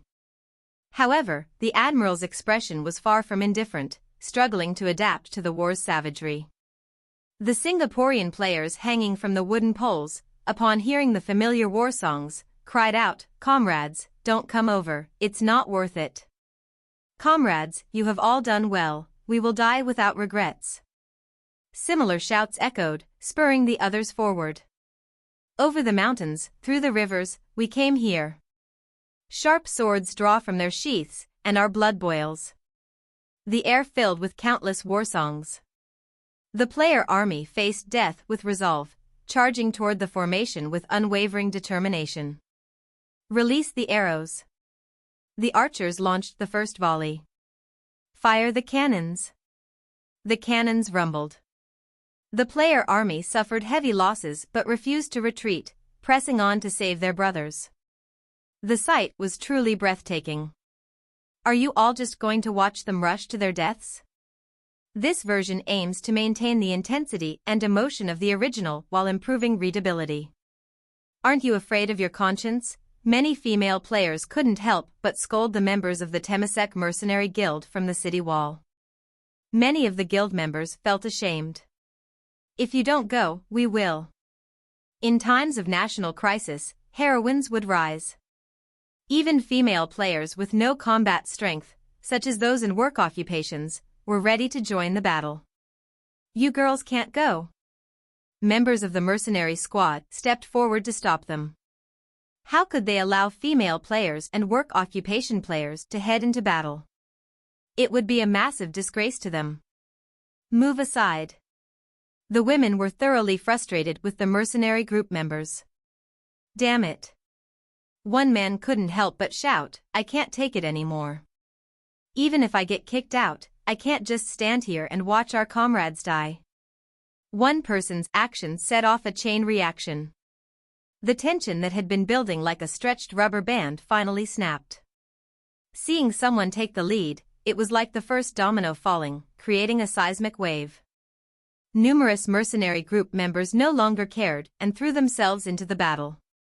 Chen Guang and the others had lost control over the members. The battle had reached its most critical moment. Whether they won or lost, Zheng he had accomplished his mission. The first part of the country's destruction had succeeded. Inside the Lord's manor, Chen Guang's face turned ashen. "Singapore is finished." A sharp pain flashed in his eyes. Who could understand his current agony, where those on his side wouldn't listen to him? Another red sun rose, and the boisterous battlefield fell silent once more.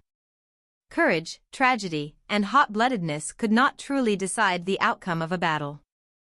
Strength, technology, and equipment were the determining factors. In every aspect, the player army was at a disadvantage. The Eastern troops' arc formation was a massive trap. It was as if the player army was diving into a pocket, only to be hit by firepower from all sides. Under such a perfect formation, thermal weapons like cannons and handguns were at their most potent. Meanwhile, the players were using cold weapons, so how could they not lose? In less than 2 hours, the victor was decided. The Eastern troops' performance exceeded everyone's expectations. Through this battle, the player army of Singapore was utterly annihilated. In the end, less than 10,000 men managed to escape through the teleportation formation and return to Lion City. As for the hostages strapped to the wooden poles, they were not so fortunate. During the battle, the players acted too rashly. They wanted to save their comrades but failed and sacrificed themselves in the process. No wonder Chen Guang felt so heartbroken. After the battle, bustling Fengshan County had become a ghost town. When Zheng he saw the situation, he ordered his troops to capture the city. With little effort, they took Fengshan County. In just one day, the county fell. Its fall marked the full-scale war stage of the country war. Since the Eastern troops had hidden behind the defenses, they only lost some gunpowder and ammunition. In terms of casualties, they had less than 1,000, truly a miracle. This was also good news for their assault on Lion City. In the imperial palace of Lion City, the moment Fengshan County fell, the guards stationed within the palace finally emerged. They moved into the city gates and walls to take over the defense. Their armor, shields, and weapons were all top-grade products. Meanwhile, the snow-white tiger in the palace had fully awakened. The entire Lion City was wide awake. The significant loss in the third battle had caused an uproar in Singapore. Fear and unease festered in everyone's hearts as they asked, "What about us? What will happen to Singapore?" No one could answer this question. The appearance of the guards gave the Singaporean players a glimmer of hope. However, 3 consecutive defeats had brought a massive sense of failure, and the strength of the enemy had solidified in their hearts. Could a mere 40,000 guards defend Lion City? The players were doubtful, and negative emotions spread throughout the city. At this moment, Chen Guang, who had escaped back to Lion City, stepped out and took responsibility. He resolutely proclaimed, "Singaporean brothers and sisters, we still have hope. Guild leader, what should we do?" Some players couldn't help but crowd around him, their faces filled with fear, desperately hoping for answers. Chen Guang found a high platform and continued his speech. "Fengshan County's defeat wasn't due to our lack of strength or courage. We lost because the enemy is too cunning. They used despicable methods to lure us out." As they listened to his words, the players couldn't help but feel ashamed. They now realized Chen Guang's efforts and the consequences of their rash actions. Even so, Chen Guang did not blame them. Instead, he blamed the despicable enemy. Such a compassionate leader was truly worth following. As long as we stand united and defend the city, Lion City will never fall. Chen Guang was rallying the crowd, "Brothers and sisters, follow me, and let me lead you to victory. Guild leader, give the order. We will follow you to the death."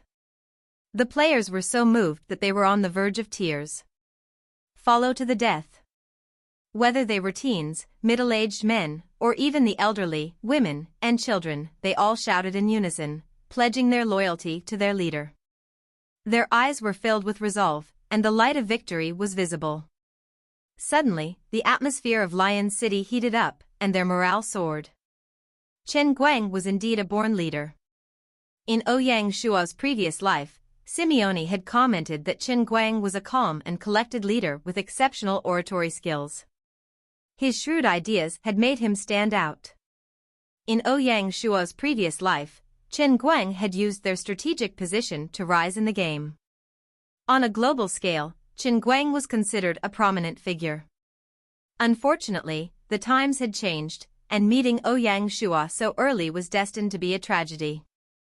After calming the regular players, Chen Guang gathered the core members to discuss their strategy.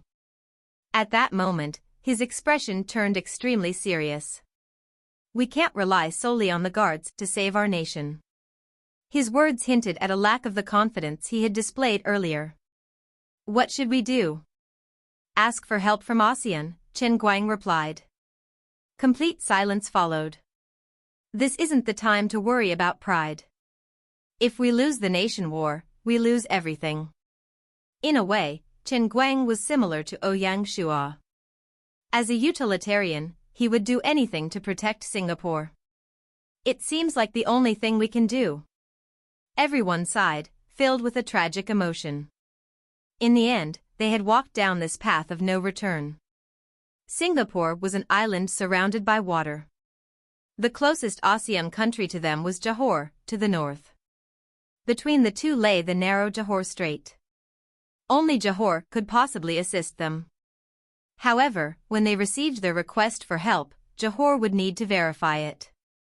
After all, a cross-country war was still a very unfamiliar concept. After verifying the matter, they would have to discuss how many soldiers to send and how to send them. With the time spent on the journey, it would take at least 2 days for them to arrive at Lion City. Chen Guang concluded, "As such, we need to defend for 2 days. Defend Lion City to the death." Everyone swore in unison. Lion City had no other route. At the Johor Strait, Dragon Head. The moment Fengshan County fell, Ouyang Shua received a system notification. He smirked. As expected, Zheng did not let him down. In fact, he performed far better than Ouyang Shua had anticipated. In just one battle, Ouyang Shua had obtained nearly 100,000 merit points. How incredible was that? Through the merit points he obtained, Ouyang Shua deduced what had transpired at Fengshan County. The combat players of Singapore had mostly fallen. To prevent warslayers from being born from country wars, Gaia created a rule that only combat occupation players would be rewarded with merit points. Work occupation players would not be included in the merit points. This rule also targeted the old and the weak. Thus, lords could not earn a large number of merit points by slaughtering ordinary civilians. It seems like your story excerpt has a few grammatical issues and inconsistencies that I can help you refine. Here is a better version of your passage with improved grammar and flow. Additionally, only the first kill of combat players was tabulated. After reviving, if they were killed again, they would not receive additional merit points. Such a setting was intended to prevent players from congregating at the reincarnation hall and repeatedly slaughtering them. Gaia encouraged war but condemned meaningless killings, which it viewed as entirely immoral. In the reading room, Ouyang Shua was energized and began to issue military orders. Given the significant victory of the Eastern troops, the entire strategy needed to be adjusted. Initially, Ouyang Shua planned to clear the surrounding islands. However, under the current circumstances, that task would be pointless. If his predictions were accurate, the players from the adjacent islands had gathered in Lion City. Consequently, the following morning, Ouyang Shua would personally lead his forces to Lion City.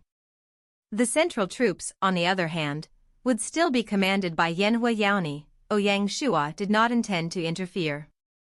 The next morning, the central troops were to besiege Lion City, clearing the surrounding areas first. The eastern troops would take one night's rest before hastening to Xinzhou Bay to join forces with the central troops. The decisive battle was set for the following day. On the 22nd day of the 4th month, the second day of the national war, dawn had just broken, and Yanhua Yaoni's central troops had already arrived at Xinzhou Bay. The fires of conflict were rekindled. Unlike the eastern troops, the central troops faced a more challenging mission. They had to capture Lion City, and they only had 2 days to accomplish this goal. Relying solely on 20,000 naval soldiers to take an imperial city? The idea seemed hard to fathom. Only time would tell if Yanhua Yaoni had a miraculous strategy up their sleeve. This version smooths out the narrative and corrects grammatical errors, making it more readable and engaging. Compared to Fengshan County, Lion City was more majestic, and its city walls were significantly larger. One specialty of Lion City was the water paths linking to Xinzhou Bay. The imperial city had a total of 3 river passages connecting to Xinzhou Bay. With the game having expanded tenfold, each path was over 50 meters long, and the widest was even 200 meters wide. In Ouyang Shua's previous life, countless merchant ships had entered Lion City through these river passages, boosting the city's prosperity. These river passages were the opportunities Yanhua Yaoni had seized. Similar to the Fengshan County battle, the key to winning this one was maximizing the efficiency of their firearms, especially the cannons. Using them solely to blow open the city gates would be a waste. Zheng had chosen to build a cannon formation outside the city, but Yanhua Yaoni's middle troops could not replicate this strategy. No matter how impulsive they were, the Singaporean players would not fall for the same trick 4 times. Moreover, the main defending force this time was the Imperial Palace Guards, whose duty was to protect the Imperial City, and they would not venture out to fight. As the middle troops reached Xinzhou Bay, Chen Guang and the others were stunned. Anyone would realize that, no matter how strong the squadron at Fengshan County, it could not reach Lion City in just one night. The only explanation was that these forces were the hidden troops of the enemy. Thinking about this, Chen Guang's heart grew heavy. The middle troops easily occupied Xinzhou Bay without much effort, as there were no opposing naval forces in the bay. Additionally, the fishing boats and other vessels had stopped working when the war began. The usually busy bay was eerily quiet that day. After a brief rest, the middle troops officially launched their attack on Lion City. Yanhua Yaoni chose to use the river passages to approach the city walls. The Ming Dynasty cannons could only fire directly forward, but with the warships as a base, they were sufficient to damage the guards on top of the city walls. In contrast, the arrows from the guards did minimal harm. After less than an hour of fighting, the guards were already on the losing end.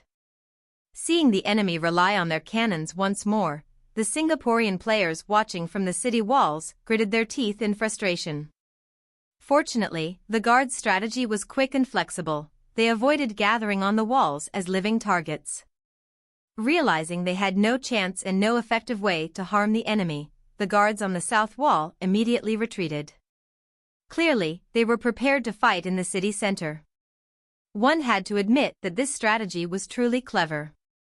The middle troops, who had smoothly entered Lion City through the river passages, were stunned when they reached the intersection of the streets and the river. "General, where do we fire?" a soldier asked, running over. "Aim directly at the palace," Yanhua Yaoni ordered. Similar to attacking territories, one had to destroy the stone stele in the imperial palace to be considered the victor of the country war. Of course, for a country like China with 9 imperial cities, all would have to be destroyed. Otherwise, why would some call China an undefeatable presence? Yanhua Yaoni's plan was ambitious. Unfortunately, the river passages turned away outside the palace, making it impossible for him to carry the cannons directly to the palace gates. As a result, the middle troops had to venture deep into enemy territory, where advancing and retreating were both difficult. Yanhua Yaoni's face showed a barely detectable awkwardness. Similarly, neither the guards nor the players in the city dared to approach the enemy warships in the river, fearing they might be blown up. This led to a peculiar standoff. Such a standoff was extremely beneficial for Singapore. Chen Guang was most concerned about the lack of sufficient time. He preferred the situation to remain as it was until reinforcements arrived. At noon, Ouyang Shua met with the eastern troops and arrived at Xinzhou Bay. "Lord, the middle troops seem to be in a tough spot. How should we proceed?" Zheng he asked. Ouyang Shua nodded and ordered coldly, "Attack." At this stage, the country war should conclude, and any plan or scheme was meant to bring it to this point. Understood. Zheng he nodded. The eastern troops then sailed up the river and entered Lion City. Half an hour later, the 2 squadrons regrouped in the river, effectively blocking it. "Lord." Shortly after, Yanhua Yaoni hurried to Dragon Head, greeting Ouyang Shua with a look of shame. Seeing this, Ouyang Shua smiled slightly. "General, there's no need for that. Just focus on fighting the war well." He understood Yanhua Yaoni's anxiety and guilt but did not dwell on it. "Thank you, Lord." Yanhua Yaoni nodded solemnly.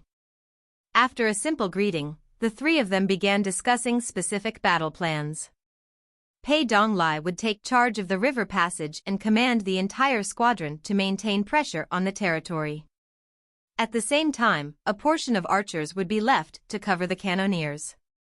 The remaining 40,000 troops would disembark and form up. At this point, their only option was to fight. Alongside the main army, there was also the 5,000-man servant army Zheng he had brought. At this stage, it was time for them to prove their worth. They would place the servant army at the front to shield the archers behind. In the middle stood the sword-shield soldiers, the main force of this battle, while the handgun forces and archers would stand further back. As for the cannons, they had no place in this battle. After the army formed up, they charged directly toward the imperial palace gates. The guards were already on alert, and 10,000 players had gathered with them. The work occupation players and civilians had headed home to avoid getting caught in the conflict. 40,000 men, with archers at the core, were about to fight against 50,000 elites. This would be a tough battle. If not for the 1,000 divine martial guards, Ouyang Shua definitely would not have dared to take on this challenge. Of course, the 5,000-man servant army Zheng he recruited was a brilliant move. The players had no qualms about the servant army but cared about their comrades. The guards, however, viewed players and natives the same. Thus, when they saw the servant army at the front, they were taken by surprise. This momentary lapse gave the archers and handgun forces at the back valuable time. The passage is a vivid depiction of a battle scenario, likely from a fictional story or a game narrative. It describes a conflict where two significant characters, Ouyang Shua and Chen Guang, play crucial roles. The writing conveys the intensity of the battle, the lethal efficiency of the forces under Ouyang Shua, and the personal challenge between the two main characters. Here are a few grammar corrections and suggestions to improve the simplicity and clarity of the text. 1. Each minute, each second, they could inflict huge damage. This sentence is grammatically correct, but for simplicity, we could combine it with the following sentence. Each minute, each second, they could inflict huge damage, and when the players saw the situation, they started to aim and kill the servant army under Qin Guang's instructions, thereby relieving the guards of their moral dilemma. 2. The true war had just begun. This is a powerful and grammatically correct statement, but ensure the context of the narrative justifies this dramatic change in tone.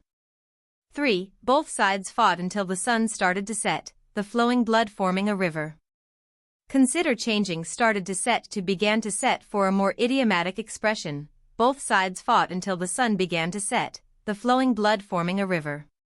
4. The most eye-catching ones on the battlefield were naturally the divine martial guards led by Ouyang Shua.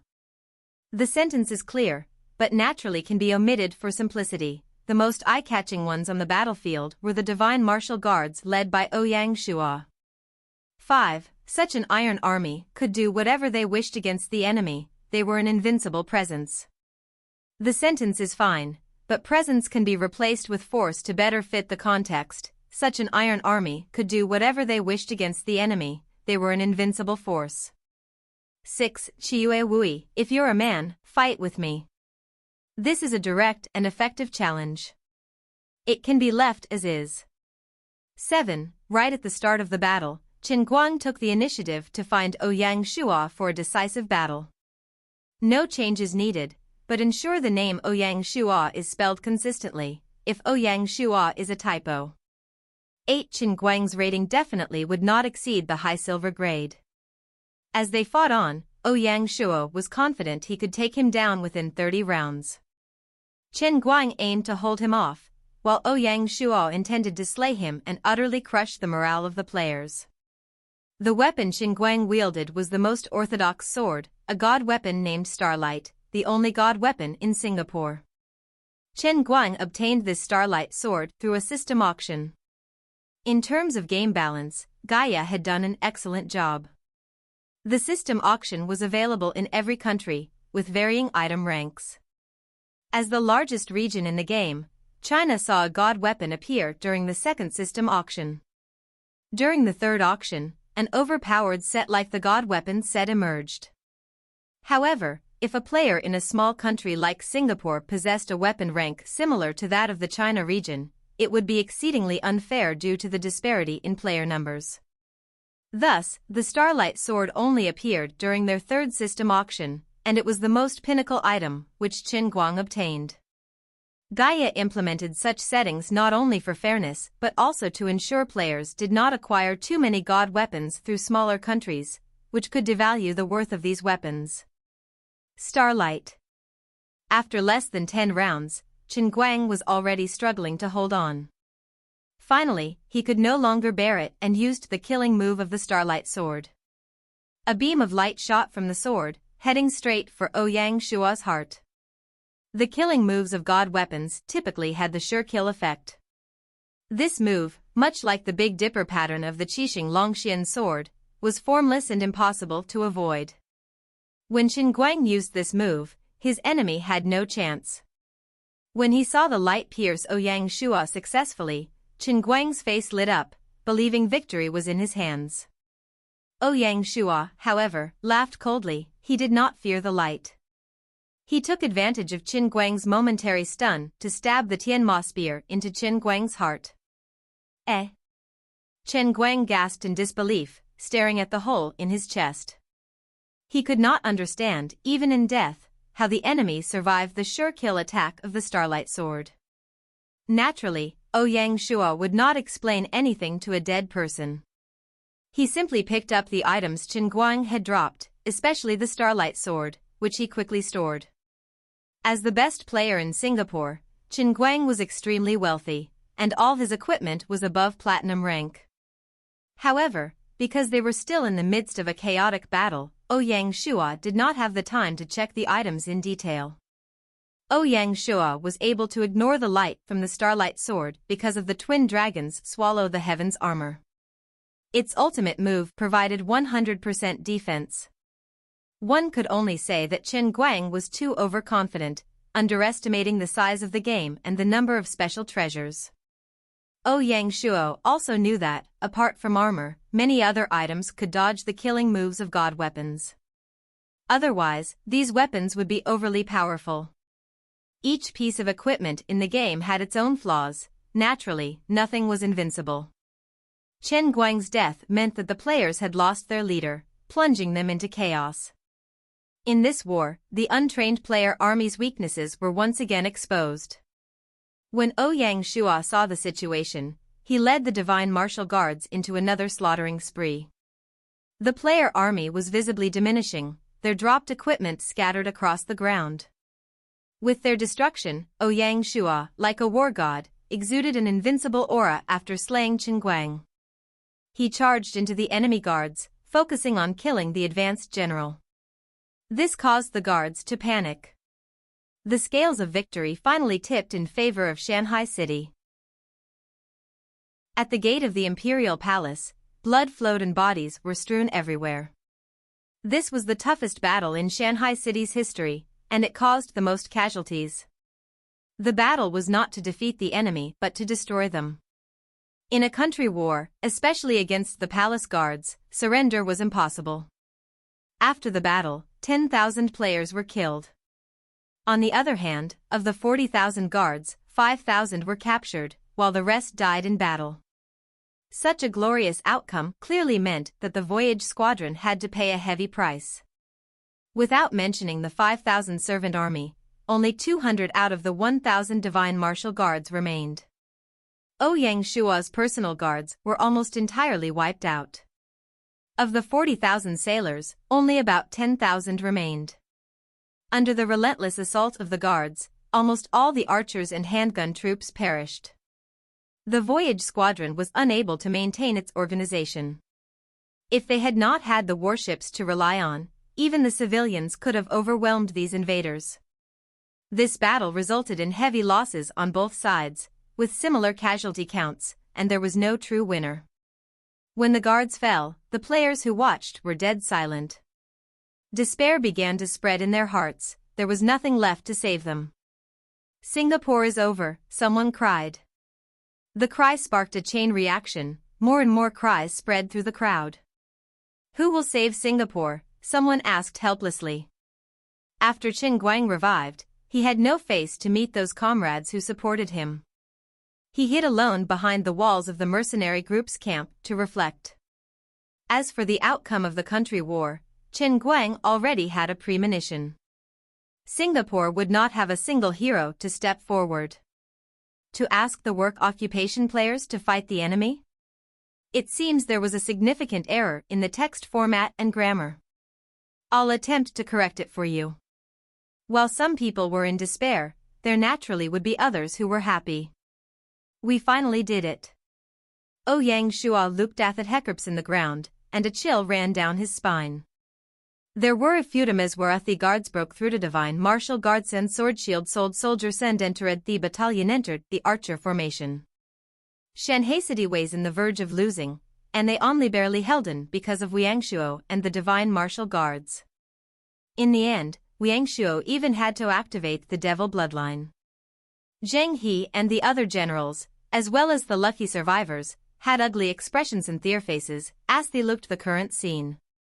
Some even started vomiting the spot. One would not blame them for that, as the battlefield was not different from hell. It was disgusting, both still had to clean it up, especially the equipment the player dropped. They could not be missed. Based on the game setting, if the equipment dropped was not picked up within 2 hours, they would be removed.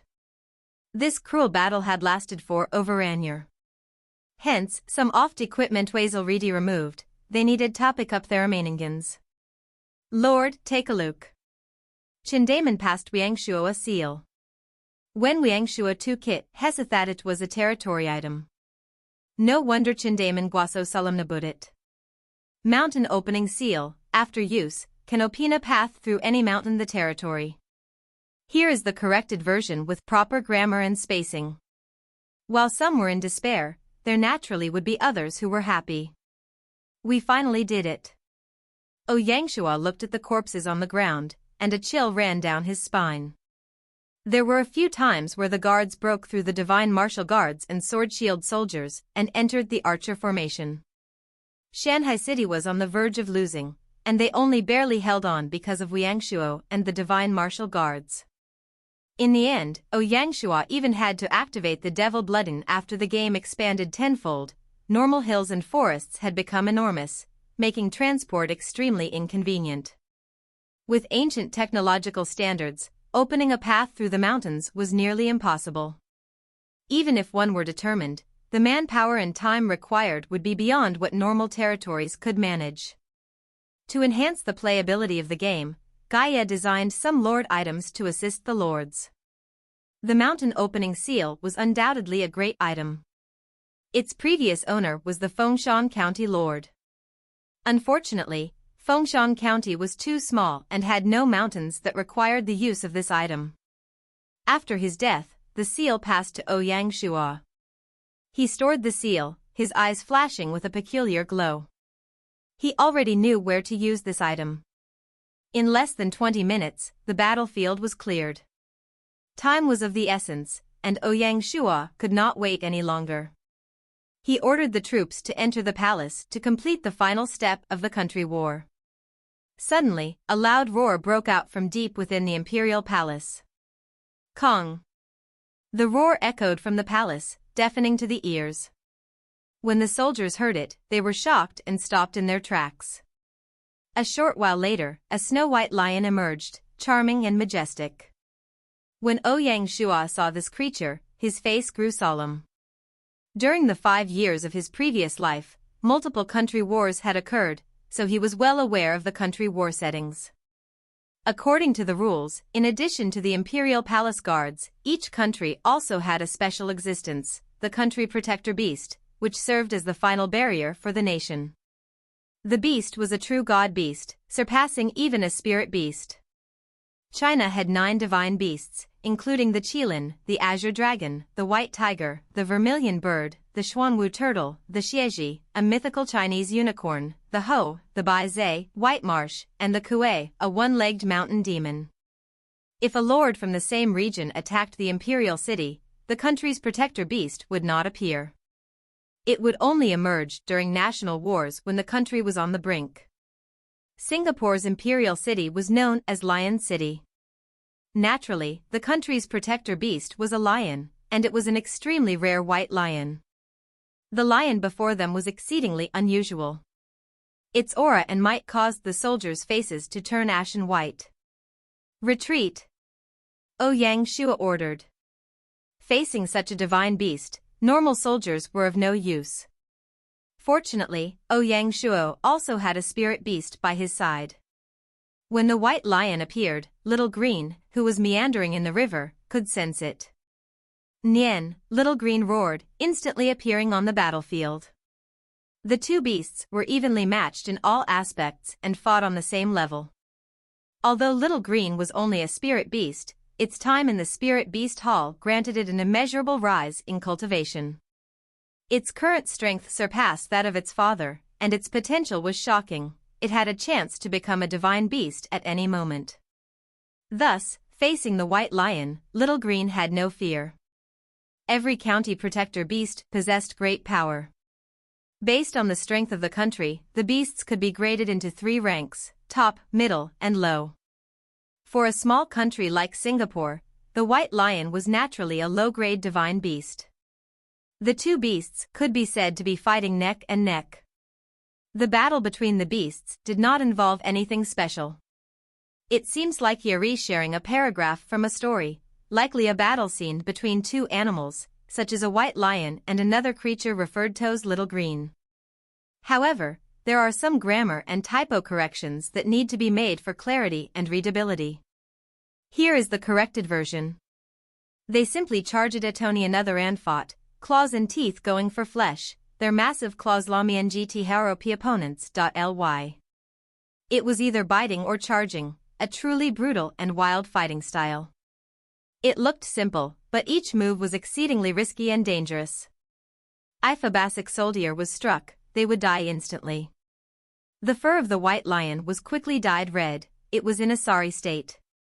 On the other hand, Little Green's scales were also scraped off by the white lion, dripping fresh blood.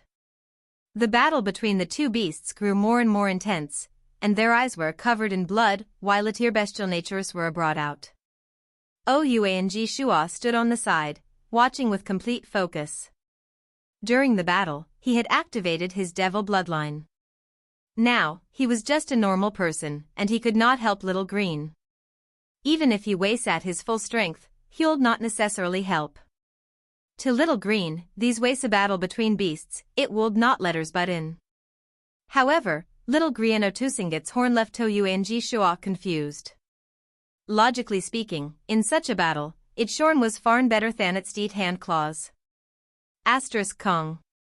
The white lion's fighting spirit was ignited, and it roared, suddenly standing up on its hind legs. Its front limbs were like two massive hands, suddenly slapping down, bringing along a whirring of the wind. It all happened at an instant, the massive paw smacking Little Green. Pang. Little Green was caught defenseless and sent flying. Kong. It crashed into the ground and could not get up. Little Green. Ouyang Shua exclaimed, stand up. When Little Green heard his words, he gazed at Ouyang Shua, trying to get up once more. Unfortunately, it was halfway there before it crashed down once more. Please note that the names Little Green and Ouyang Shua, which seems to be a stylized name, certainly. Here is a revised and grammatically corrected version of your text. It was apparent that the white lion's strike was not a normal attack and it entirely mysterious, and it was some sort of technique. If not, with Little Green's abnormal body, it would no longer have been hurt subidly. Good. Cheers broke out amongst the crowd at this inopportune moment. They came from the Singaporean players. When these a white lion shoner them, they felt a little hope, Suthi stayed to watch. Seeing through Italian display its might, these Singaporean players naturally could not help but and express their joy. Among steam whirl so some thought making towards Little Green. When Ouyang Shua heard thems, his eyes turned cold as he said, men. Here. Chendamang stepped up. Make them shut up said Ouyang Shua coldly. Understood. When Chendamang received the order, he brought a man and walked out. Instantly, a commotion started among the crowd. Ouyang Shua wasnatanth moved above atrably Singaporean players. Instead, he anxiously looked at Little Green. At this time, the Italian pounced right at Little Green looking at its stance. I wanted to take this chance to Little Green. A fight between beast was complete limmersilas. Ouyang Shua wanted to help. That hot back to Little Green's gaze before holding himself back. Fee the army helped at assistment, it would be an insult to Little Green. Ow. They couldn't let Lucanand on hope thought Little Green could fight back. Now, let's clean it up for better readability. It was apparent that the white lion's strike was not a normal attack, and it was some sort of mysterious technique. If not, Little Green's abnormal body would not have been hurt so badly. Good. Cheers broke out amongst the crowd at this inopportune moment. They came from the Singaporean players. When they saw the white lion show near them, they felt a little hope, so they stayed to watch. Seeing the white lion display its might, the Singapore. Chapter 632 Country War Rewards. Translator, Ryangasf. Editor, Nora Kong. The white lion leaped and landed on Little Green. As a spirit beast, Little Green naturally possessed intelligence.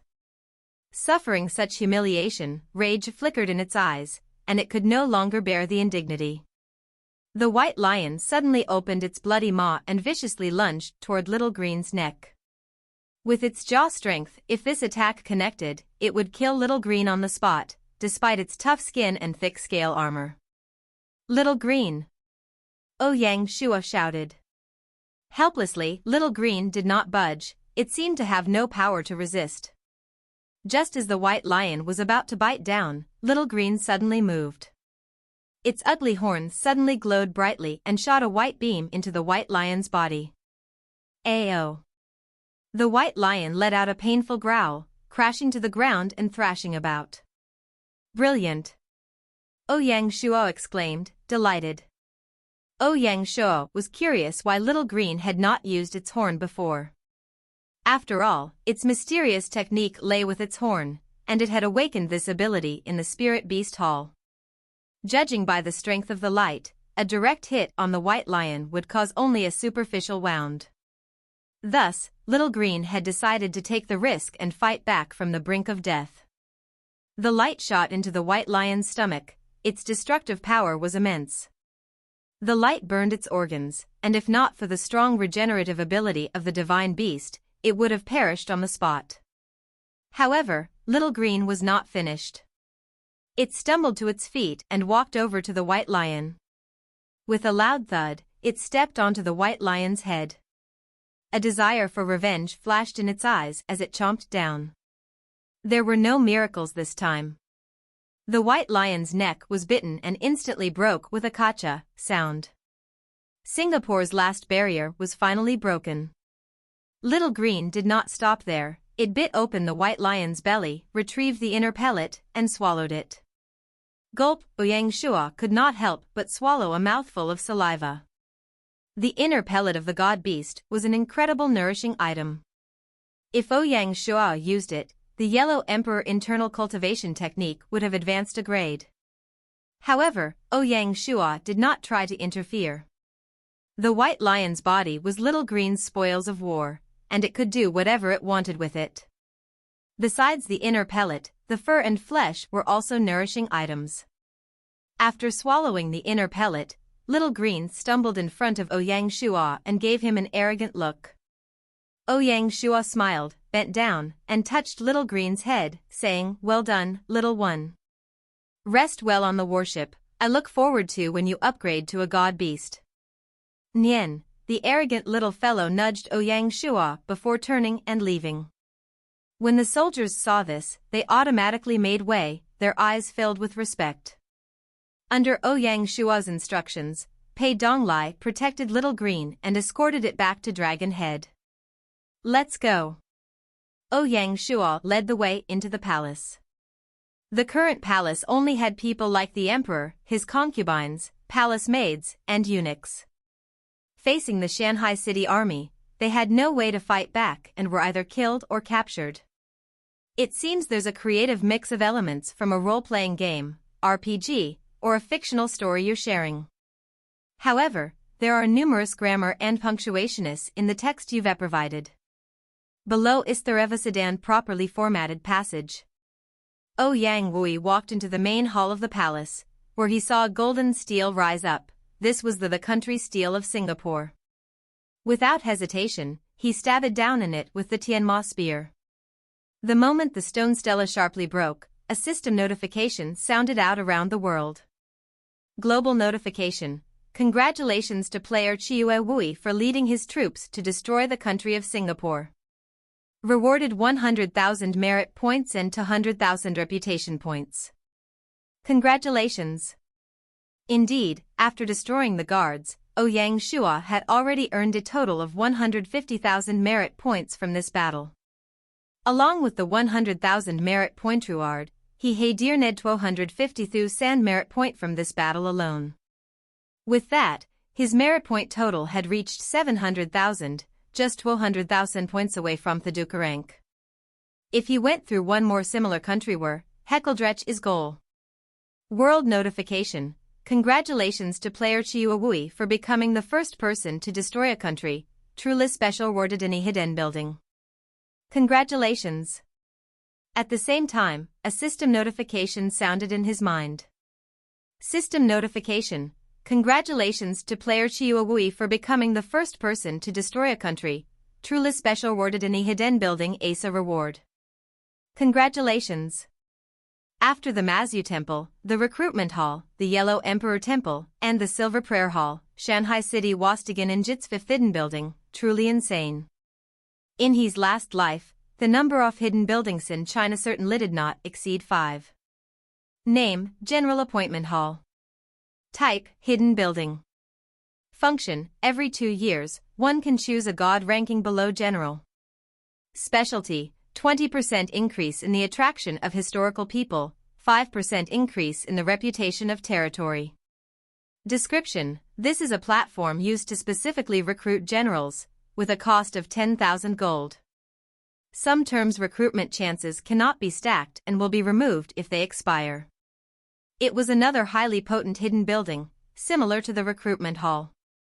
However, this building could only recruit generals and had a cooldown of 2 years. Based on the game's progression, apart from the first free chance, the next recruitment opportunity would be in the first month of the 5th year of Gaia. Therefore, throughout the entire game, Ouyang Shua could use this building's effect only 4 times. Although there were many restrictions, the advantages were numerous. The most valuable aspect was the ability to choose the general you want, which was much better than the randomness of the recruitment hall. This allowed Ouyang Shua to select generals based on his territory's general structure. Unfortunately, Ouyang Shua was not currently in Shanghai City, so he did not have a chance to use the recruitment opportunity. Ouyang Shua needed to consider carefully which general to recruit, as it was an exceedingly rare chance. World notification, Singapore has been destroyed. All players, abilities, cultivation methods, and levels have been reset to 0. At the same time, all Singaporean players have been teleported to the sealed land as punishment. Along with the notification, all Singaporean players, regardless of their occupation, gender, or whether they were in the reincarnation hall, had their stats wiped and were teleported away. The location of the sealed land remained unknown, even in the 5th year of Gaia. However, one thing was certain, the Singaporean players would continue to play the game. Therefore, the sealed land was likely a special game map. Gaia's principle was balance.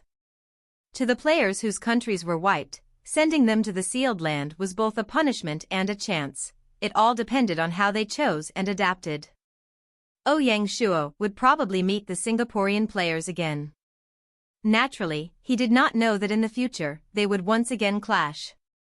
Moreover, at that time, Singapore would have risen and posed a massive problem to Shanghai City. Of course, this was in the future and would not be mentioned for now.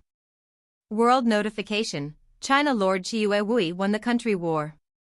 The China region has earned 10 points of national honor, and all players' innate stats have increased by 1. Congratulations, China. Victory in the country war benefited not just one person but the entire country. Even without considering other matters, the 10 honor points far exceeded the value of a hidden building. Others might not understand the significance of these national honor points, but Ouyang Shua, with his second life experience, clearly did.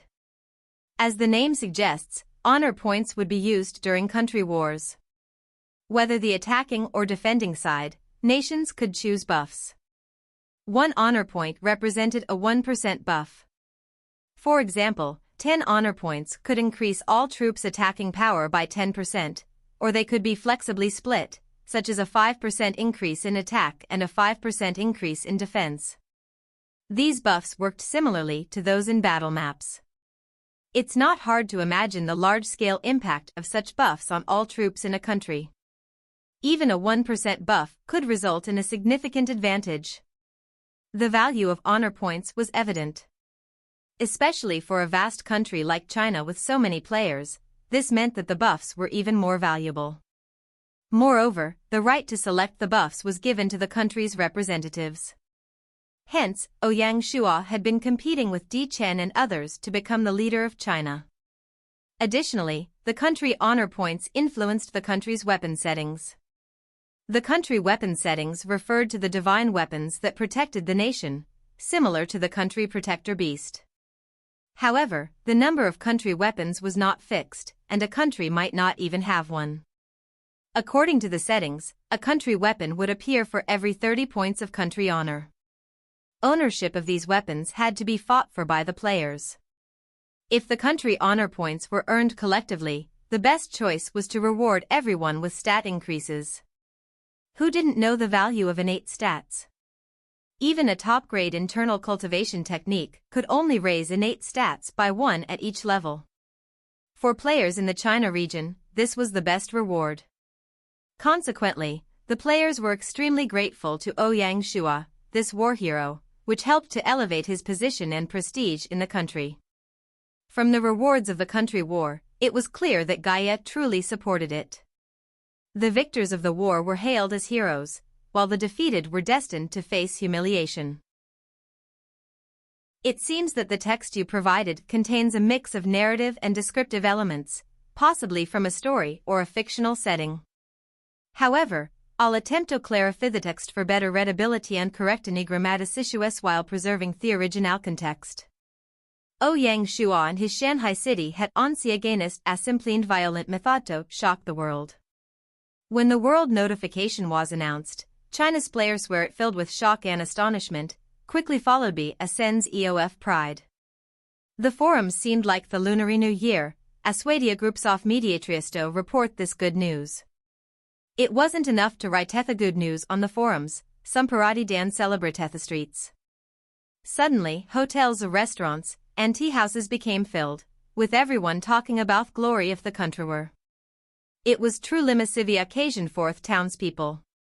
The popularity of Ouyang Shanhai instantly boomed, which also increased the good feelings te players felt of whose Shanghai city. These appeared the path to glory for the forces ban candlement scutius, if I leviso medin would live everything related thing stoned. The forces ban wasamething thought connected Shanghai city to the players, natural their ways in uaviof pia pelt hat decided to store a thermony in the bank, starting a sort of a trend. That day, the forces bank attract 10 million in savings, drawing thenviasius of around. The position of forces bank as the biggest bank in China was completely alidifed. No matter with ether priof Tuitong bank did or watch me stiauntiangto do, they would face fit off such overwhelming power. It was the case of flowered hat does not bloom when you paid attention to but blooms when you do not. The old people within the country had various expressions. Some obequa hadan theirness. The old people within the country had various expressions. Bewayan theather member of Shanhailan Sorundan lidelt, and they enjoyed the celebrating of these on the same day. The guild leader of the Blood Evil Mercenary Guild, Blood Romance, sent an ally request. Although Blood Romance aimed to remain neutral within the country, he was extremely passionate about the country wars. The name of his mercenary guild reflected his enthusiasm. Naturally, the Shanghai Alliance had no reason to reject the addition of the Blood Evil Mercenary Guild. With this, the Shanghai Alliance Guild Alliance transformed into a powerhouse among the guild alliances in the China region, achieving an unassailable position. Along with the few guilds that Ouyang Shua had recommended before he left, the Shanghai Alliance's influence spread throughout the 9 imperial cities, leaving no dead corners. Some were happy, while others were worried. To Di Qin, Shanghai City's expansion overseas was not a good development. This maturing aristocrat felt extremely depressed, thinking, this guy can cause problems everywhere he goes. One had to admire Di Qin's determination, as he still had not given up. As for Chun Shinjuan's jealousy, Sha Pejuan's clenched fists, and Zhang Lang's feeling of awe, these were all normal reactions. However, when Xiangba heard the news, he laughed and said, as expected of someone in the same field. In the Annan region. Currently, the players in the Annan region had the most complex emotions. They never expected Shanghai City to outmaneuver them. In the end, Shanghai City even destroyed Singapore, a city that also belonged to the ASEAN. They felt a mix of fortune, fear, anxiety, and even a sense of humiliation. Regardless, Annan had grown more fearful and wary of Shanghai City. The Lord of Haiphong City, Wan Tianke, proactively pulled strings to convene a meeting with other ASEAN members. The primary focus of the meeting was how to deal with Shanghai City. The ASEAN region absolutely cannot allow Shanghai City to exist. We must drive them out, Yuan Tianke stated. The other ASEAN members also supported his suggestion, as everyone recognized that if Shanghai City gained control of the Malacca Straits, it would spell trouble for all of them. They planned to form an alliance army with the goal of attacking Shanghai City. Although ASEAN holds a significant position in ASEAN, the most powerful member is Johor. This is because when Shanghai City overtook Lion City, Johor's reinforcements were just crossing the Johor Straits into Singapore territory. They did not expect Singapore to fall so quickly. Now, the 50,000 Johor troops are stationed north of Singapore, awaiting further orders.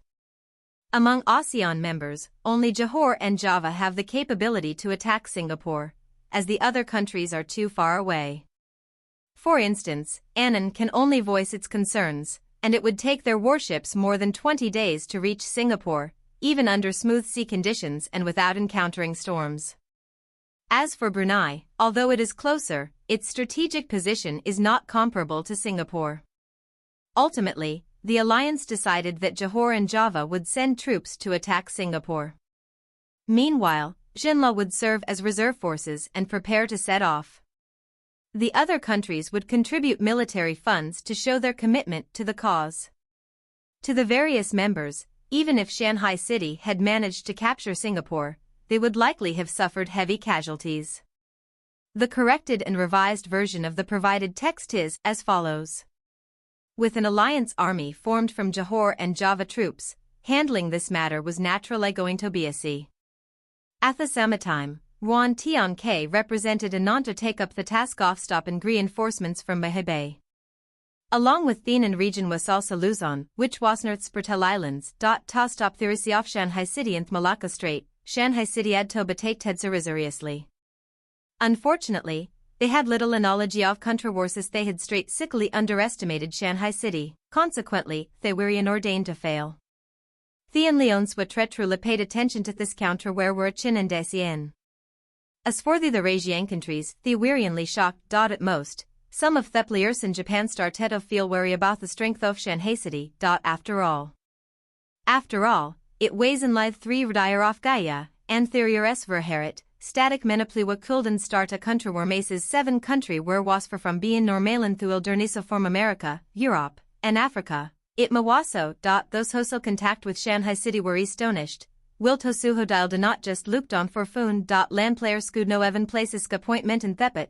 Contact with Shanghai City were astonished. While tosuho sil died not just looked on for foon. Mena player scood no teven plock Singapore on the map. Were I Singapore? Thisquezitin. Instead, he took the time to settle post-war matters. A flurry of notifications sounded in his ears, guiding him in completing the tasks. System notification. Congratulations, player Chiue Wui, for occupying Singapore. Please choose the method of handling. Do you wish to destroy, occupy, or relinquish control? What does destroy mean? Yang Shua only knew that raider camps could be destroyed to reclaim some building resources and blueprints. But this was a country. Could it truly be destroyed? System notification. When destroyed, a fallen country will become a lordless wilderness. The cities will disappear, raiders will roam, and residents will become refugees. How much must one hate a country to choose the destroy option? It was a classic case of harming others without benefiting oneself. I choose to occupy. System notification. Congratulations, player Chiue Wui, for occupying Singapore. Singapore is now officially under Shanghai City's rule. You may rename Singapore. Would you like to do so? Name it Xingzhou Prefecture. Yang Shua had planned to make Singapore a prefecture under his rule. The newly established Xingzhou Prefecture would be the smallest in the territory, smaller even than a house. Even so, due to its strategic location, the future Xingzhou Prefecture would play a crucial role. System notification, Xingzhou Prefecture successfully renamed. Would you like to rename Lion City and Fengshan County? No. Renaming the prefecture was to draw a clear distinction from Singapore. As for the city names, changing them would be unnecessary. System notification, Xingzhou Prefecture planning completed. Lion City's cross-country teleportation formation is now officially open. Friendly reminder, the Lion City cross-country teleportation formation can only connect to teleportation formations within the territory and not to imperial cities in China or other territories. The restrictions on the cross-country teleportation formation were only to collect more teleportation fees. Of course, Shanghai City did not need to worry about this aspect. When Ouyang Shua heard this notification, he laughed.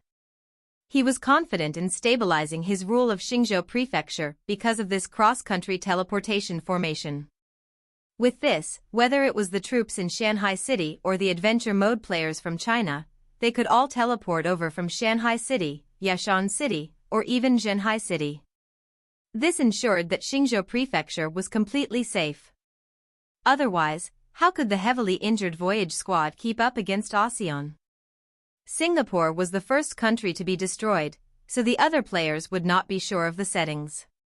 They still thought that a country being occupied was the same as a territory being occupied. They believed that the teleportation formations would fail. After opening this cross-country teleportation formation, Ouyang Shua finally completed his occupation of Singapore. He immediately spent 70,000 gold to bring in the full-scale Guards Legion Corps. The newly formed City Protection Legion was moved to Stone City.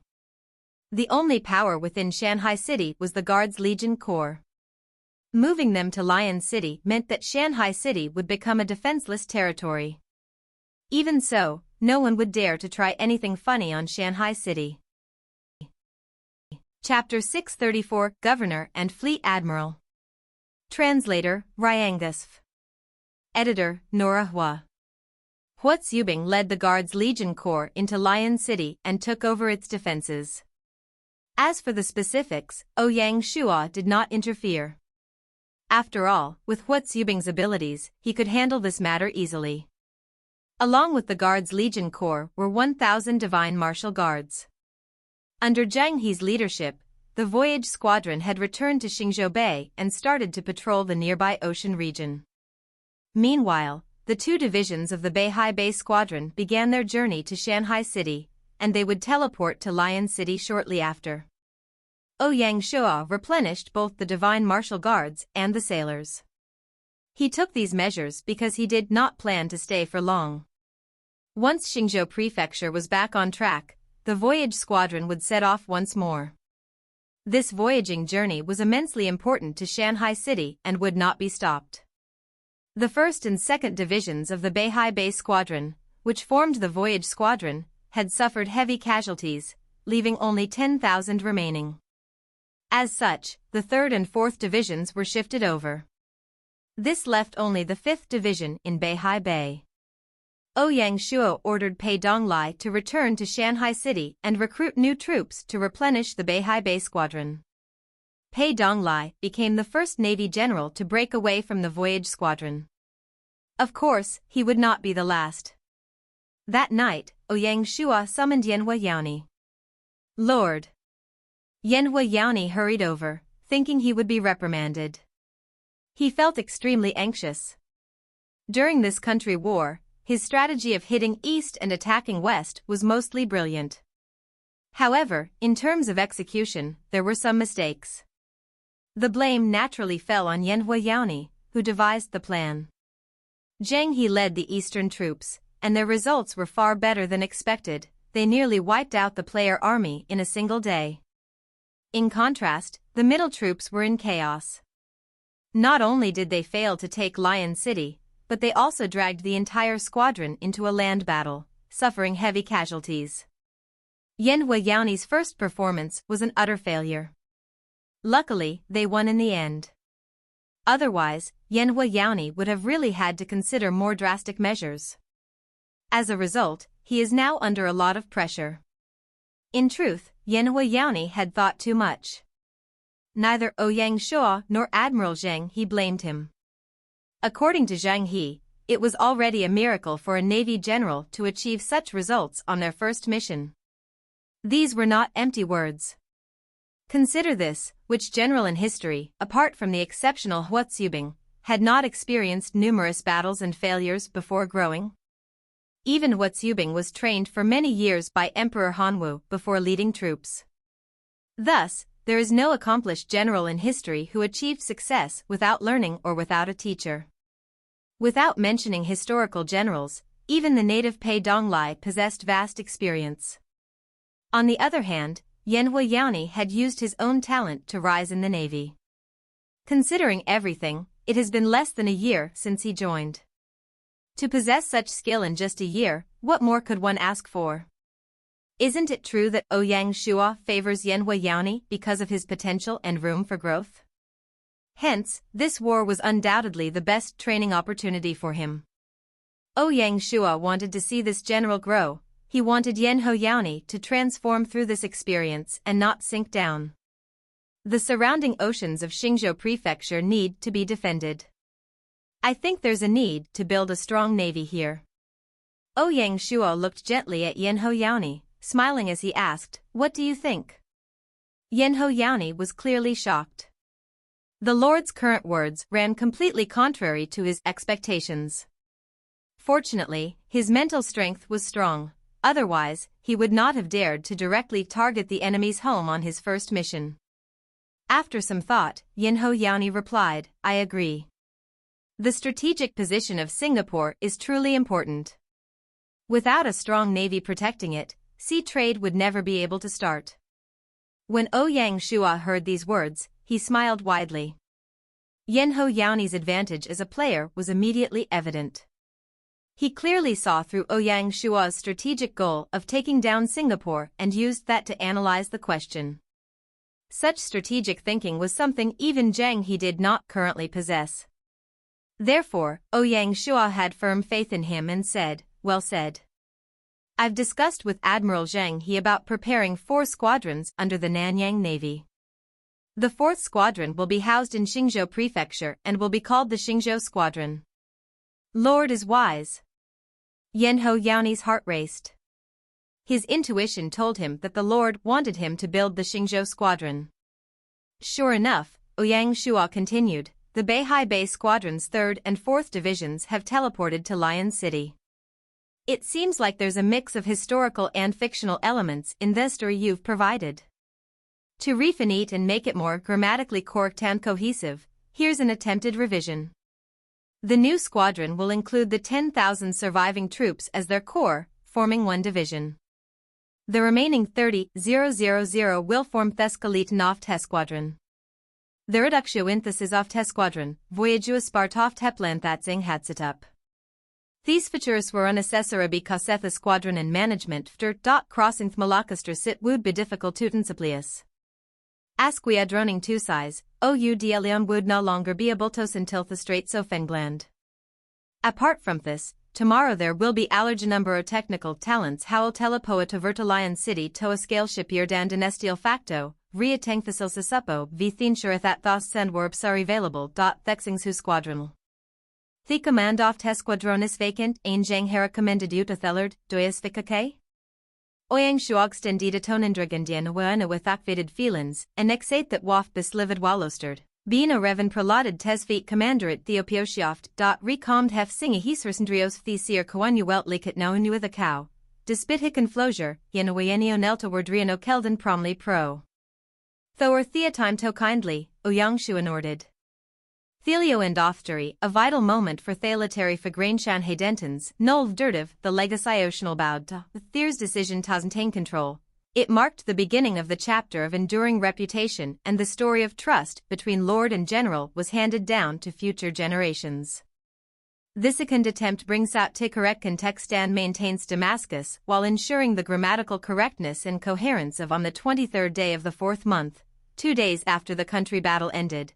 Officials from the Nanjiang Governor General's office teleported to Xingzhou Prefecture and made changes based on the Shanghai city structure. Thanks to the game settings, the natives did not have a strong attachment to their country.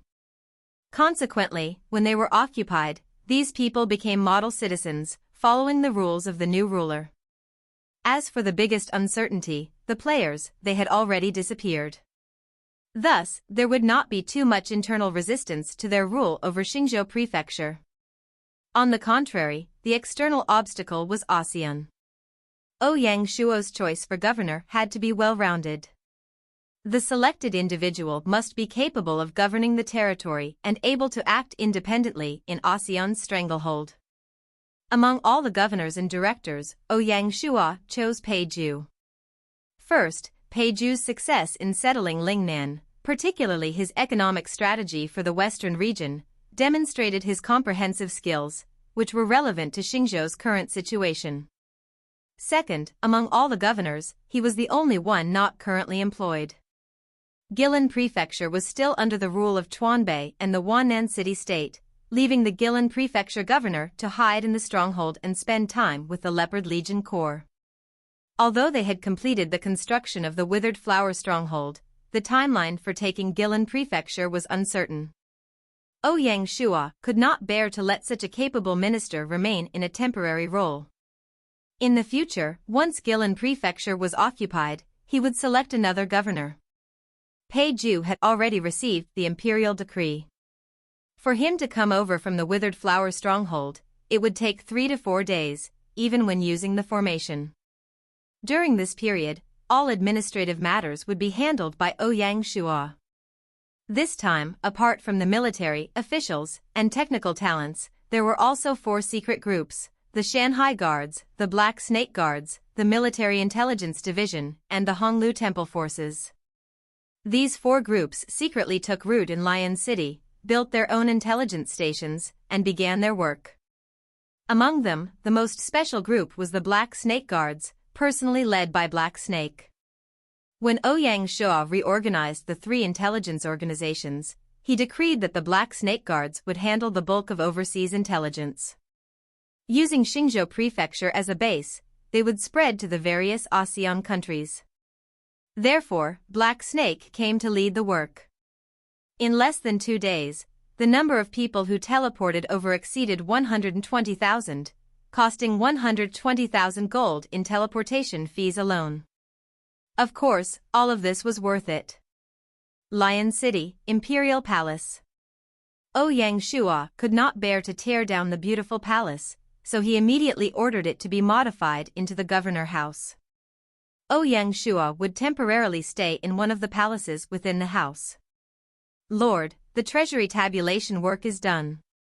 Please take a look. Secretary by Nanpu, who had been specially transferred, handed Ouyang Shuo a list.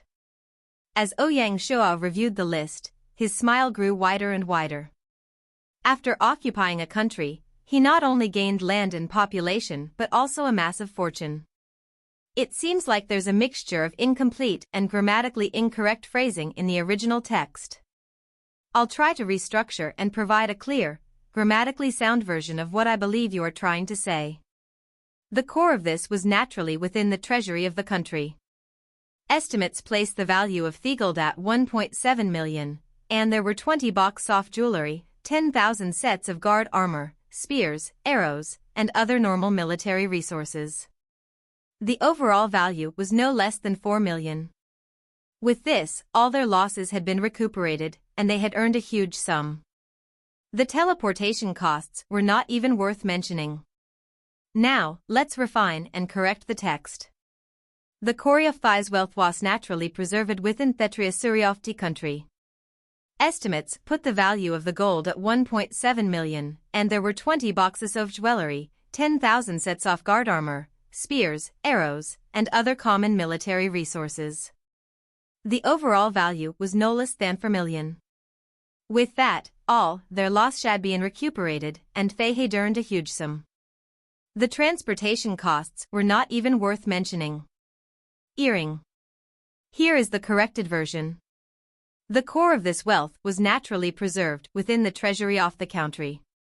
Estimates put the value of the gold at 1.7 million, and there were 20 boxes of jewelry, 10,000 sets of guard armor, spears, arrows, and other common military resources. The overall value was no less than 4 million. With that, all their loss had been recovered, and they had earned a huge sum. The transportation costs were notably worth mentioning. And a more readable, grammatically correct version.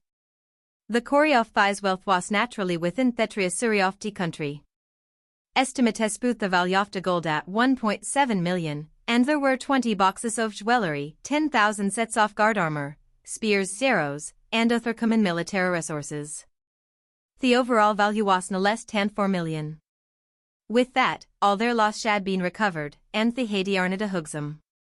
The transportation costs were not even worthwhile mention. Finally, an even more readable. Certainly, it seems you've pulled in a mix of literal and imaginative narrative elements alongside some in-game roleser setting, when referring to this character. Ouyang Shua. I'll correct the sentence for grammar and simplicity, while maintaining the adventure flair. Certainly, apart from the gains from Thetria Suri, the player equipment was also a great boon. Although the equipment did not fit their army, its elite Chinese players would still fetch a handsome value. Event if a portion from 100,000 drops were unfit for sale, the remaining value would be millions of gold. Thinking this point over, Wang Shuore's de Shaden said, "Write it down." "Yes, my lord." Line Amputu out his recording book. Ever since dir Ector Ector Zhongtingyu pushed out a leader memorial system. Emperor's decree shad needed the secretary officito handle before they were issued.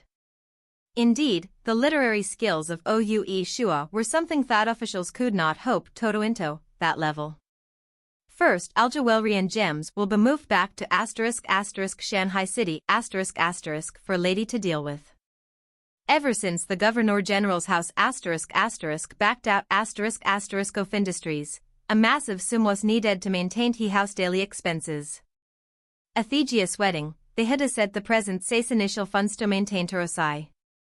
Thus, whenever I'm an Imasida Lewis gained, Yang Shua would sit away a portion towards. Second, after replenishing thersonal resources, the remaining but well bemoved Tata Bilden Goft Xingzhou Garrison Division The division will do's 5000 guards as its backbone. Recruit new troops in Lian City, on den forcier Krutling Semioff T troops Shanghai to establish its numbers. Third, the Salioff te player equipment would be financed to Financial Bureau. Does the shelp clarify comprehensively? If I have Marek texture sisika certain specifics, feel free to let me know. All funds would be passed to the industry division, which will purchase various teas to engage in tea trading. It was too early to talk about opening the merchant routes between Shanghai City and the West. However, with the fall of Singapore, opening a merchant route between Shanghai City and the East was only a matter of time. Fourthly, of the 1.7 million gold, I will keep 1 million.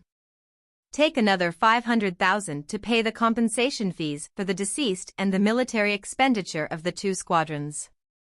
The remaining 200,000 will be drafted into the financial budget of Xingzhou Prefecture. Ouyang Shua distributed all the funds in just a few sentences. At his level, millions of gold were exceedingly easy to spend. On the 24th day of the 4th month, in Xingzhou Prefecture, Lord, Frontline Intel. Qin Daming held 2 letters and hurried over.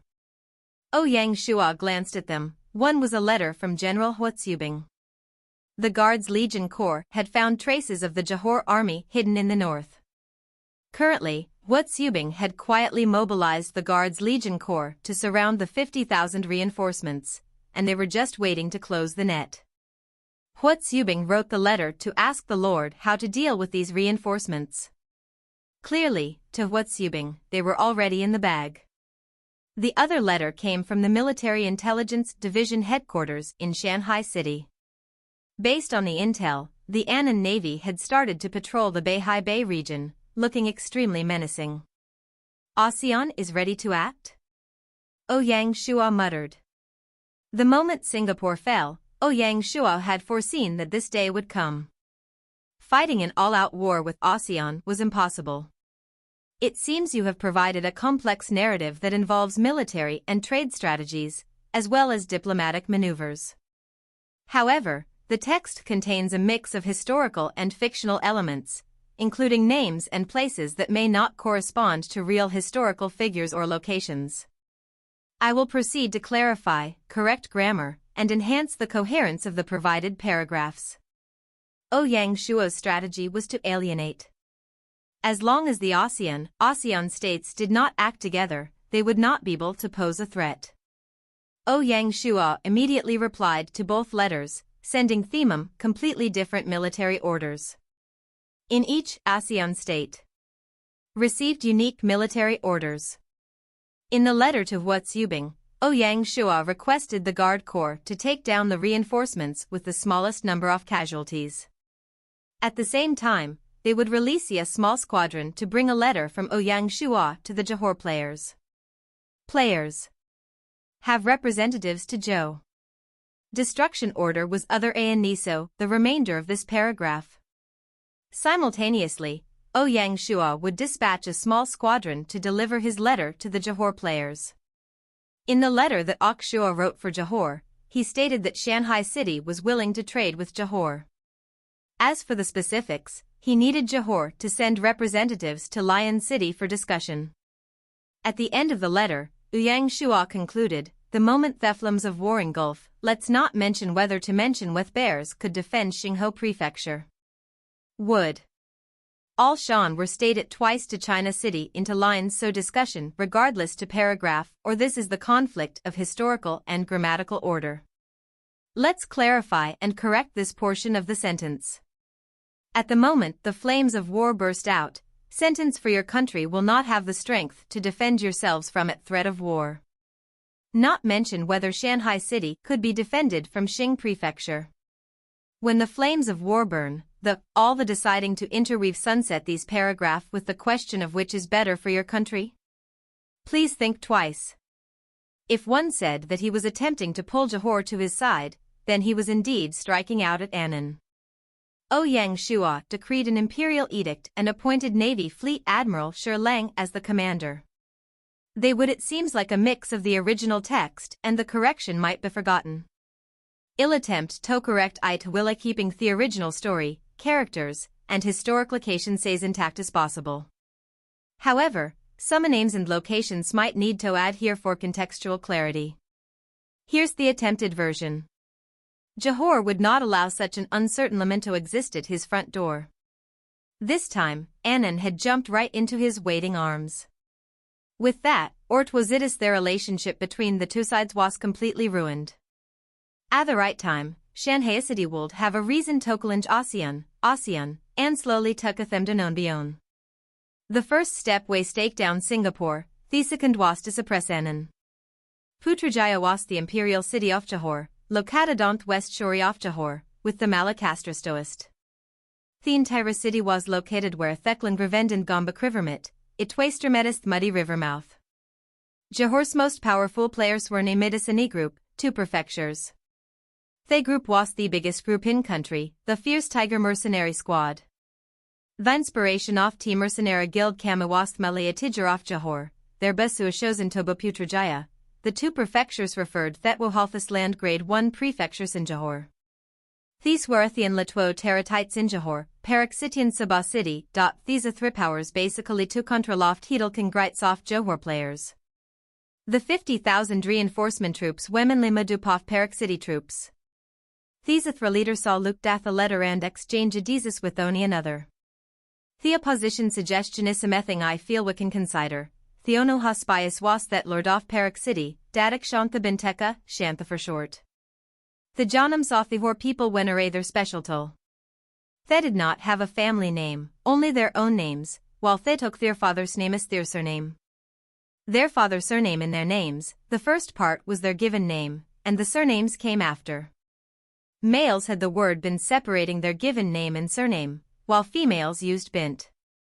This meant that Shantha was his given name, and Teka was his surname. The bin indicated that he was male. Dadak was a title for nobles.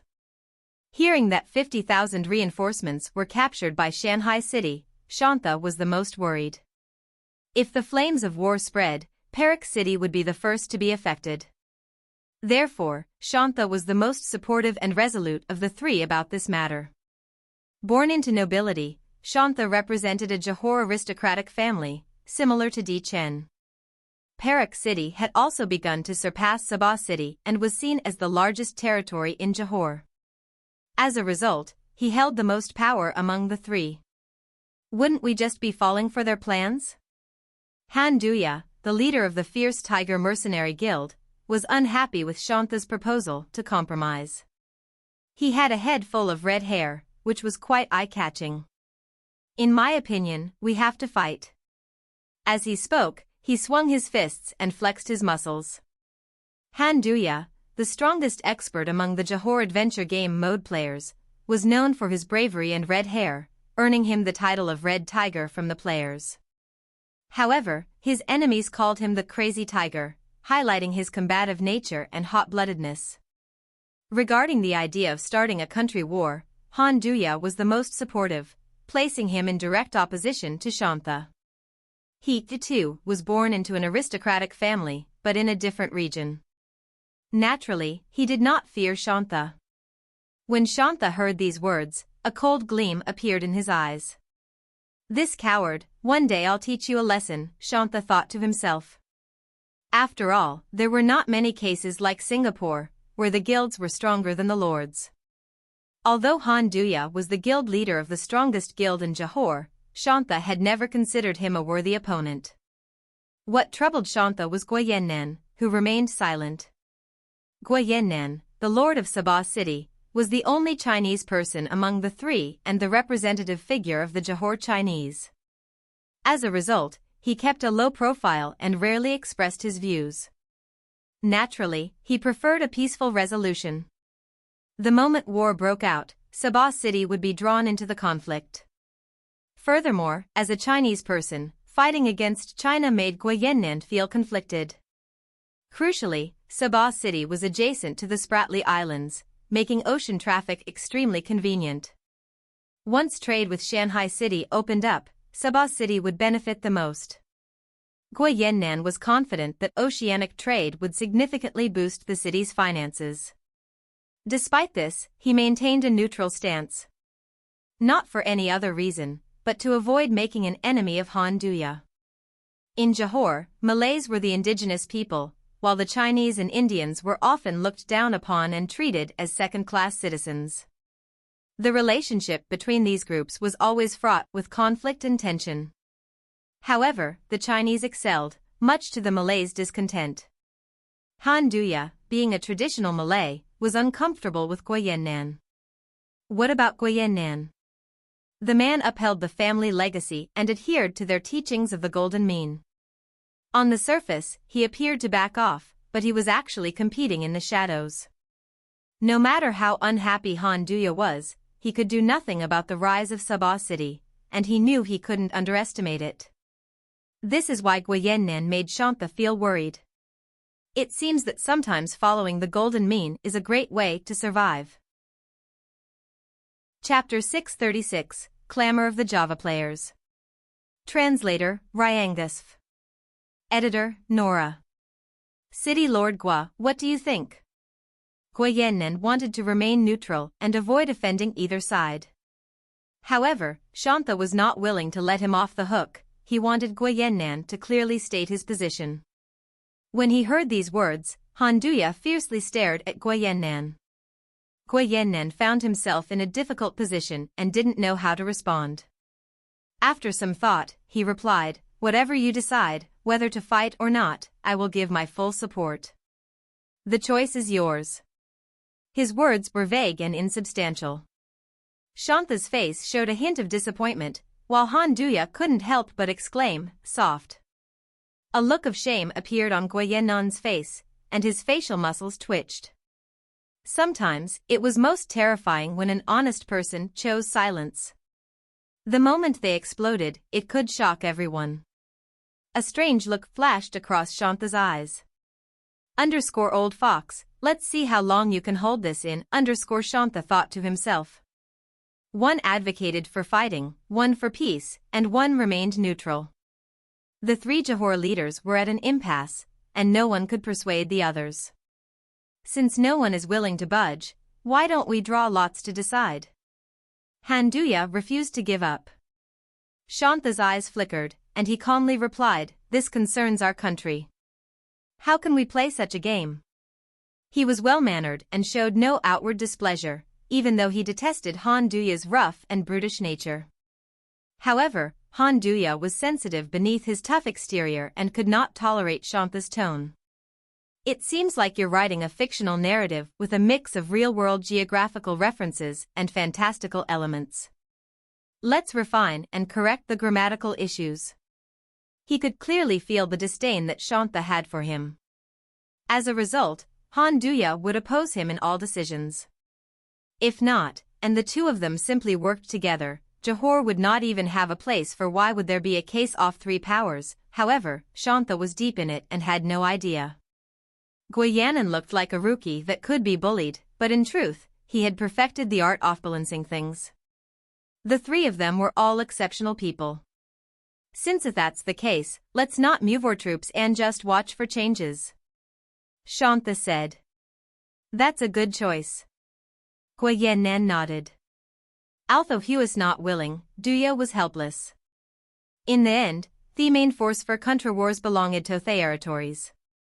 It was impossible to win a country war by relying on adventure gamimo de players alone. Since a Thantan Guiyanan Bothjo sent a shelvy action, there was nothing Handuya called say. Wiangshuad something in Johor. Furthermore, he had already expressed his good intentions, so they'd decided not to attack. As for Java, which was south of Xingzhou Prefecture, they'd identified Desolate, forming up a 50,000 troops alliance Sermian strike in Gat Xingzhou Prefecture.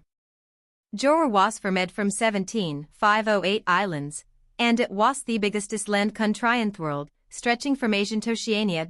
Eder Medbamini as the thousandest land country, and it was the largest of the ASEAN countries. The imperial city was known as Jakarta, located northwest of Johor. It was the biggest imperial city in ASEAN. The port in Jakarta was the biggest port, second to only Xingzhou. It was an important bridge between the Pacific Ocean and the Indian Ocean. Refined and grammatically corrected. He could clearly feel the disdain that Shanta had for him. As a result, Han Duya would oppose him in all decisions. If not, Java has a high population density, with over 20 million people, ranking fourth in the world, just behind China, India, and the United States.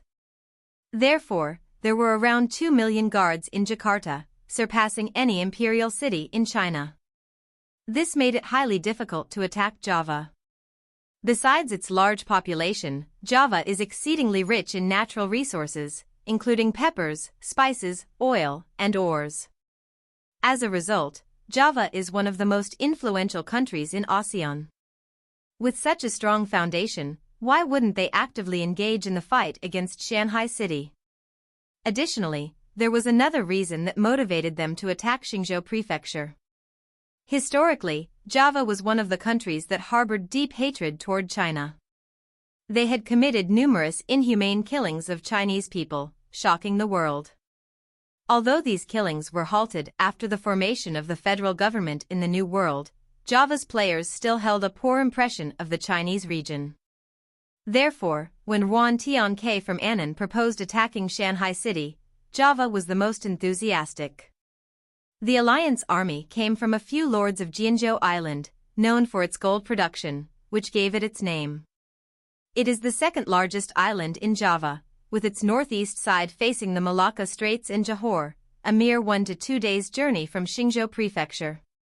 Unfortunately, the strong Indian Ocean waves mean Jianzhou Island lacks natural ports. Hence, Jianzhou Island is renowned for its powerful army, not its navy. Nonetheless, in the eyes of Java's players, they had more than enough resources to handle the remnants of an army. It seems like you've provided a piece of creative writing or fiction which is part of a larger story. However, it looks like there are a few grammatical and stylistic errors. Here's a corrected version of text.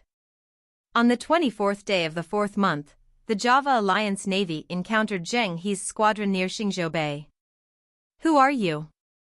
This is the land of Shanghai City. Please do not enter. Zheng He received the news and asked his soldiers to sign a flag message in response. We are from Java. This is stupid Zynet. Get out of Singapore. The Java player's reply lacked courtesy and way 7 insulting. As they sent this message, they led their troops and charged over. In their eyes, the Voyage squadron in front of them was only an empty rack. They felt no need to hesitate and could crush them. What they didn't know was that, thanks to the cross-country teleportation formation, the strength of the squadron had Senate dropped. Yan Huyani, who had been promoted to Fleet Admiral, had led the Xingzhou squadron to aid the Voyage squadron. When he heard the insults and provocations from the enemy, he was furious and his eyes blazed with fire. Damn monkeys! Yan Huyani scolded. How could Chinese have any good impressions off Java?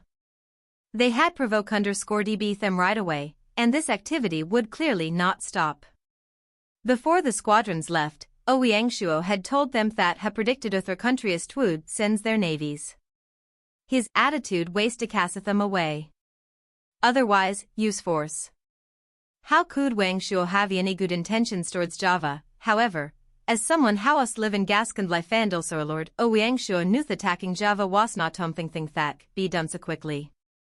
If they attacked, Histrading plan would fall through and it would also influence Shanghai City strategy in ASEAN. Please let me know if I would like more information or corrections. Hence, Oyangshuo's attitude was to not provoke them, but he would not allow them to get away with anything. They had to wait until Shanghai City had stabilized its position in ASEAN before thinking about how to attack Java. This would be a long-term plan. Admiral? Yan Huayaoni looked at Zheng He, his eyes burning with passion. Zheng He's expression was also exceedingly grim. He understood how insulting Jina was to the Chinese people. Even such a gentle and calm character like him was furious. All the Shanghai City civil servants and generals would show similar qualities at crucial moments, regardless of how hidden they usually were. Their bones contained an arrogance and pride.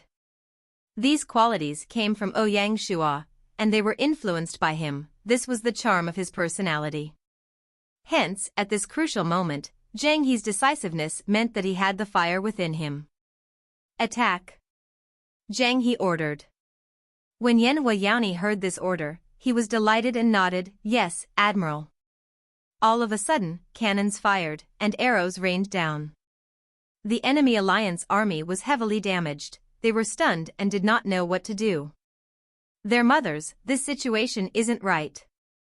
Who the F*** said that the enemy was left with remnants of an army. We have fallen into a trap, escape. Curses broke out. Similarly, this was also an army without a backbone. The moment they found out that the enemy was not weak, the first thing they thought was to run.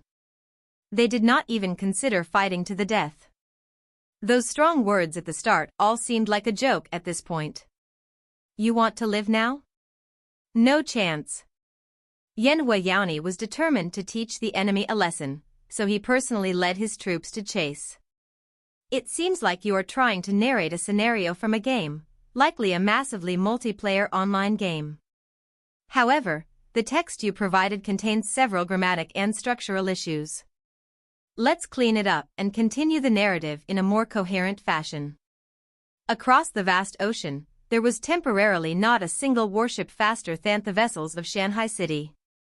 In a brutal display of dominance, the Java Navy was chased and attacked, the pain of the defeat ringing through trunks. In the end, the entire alliance was forced to splinter, each scattering through Temias, hoping to catch their breath somewhere else.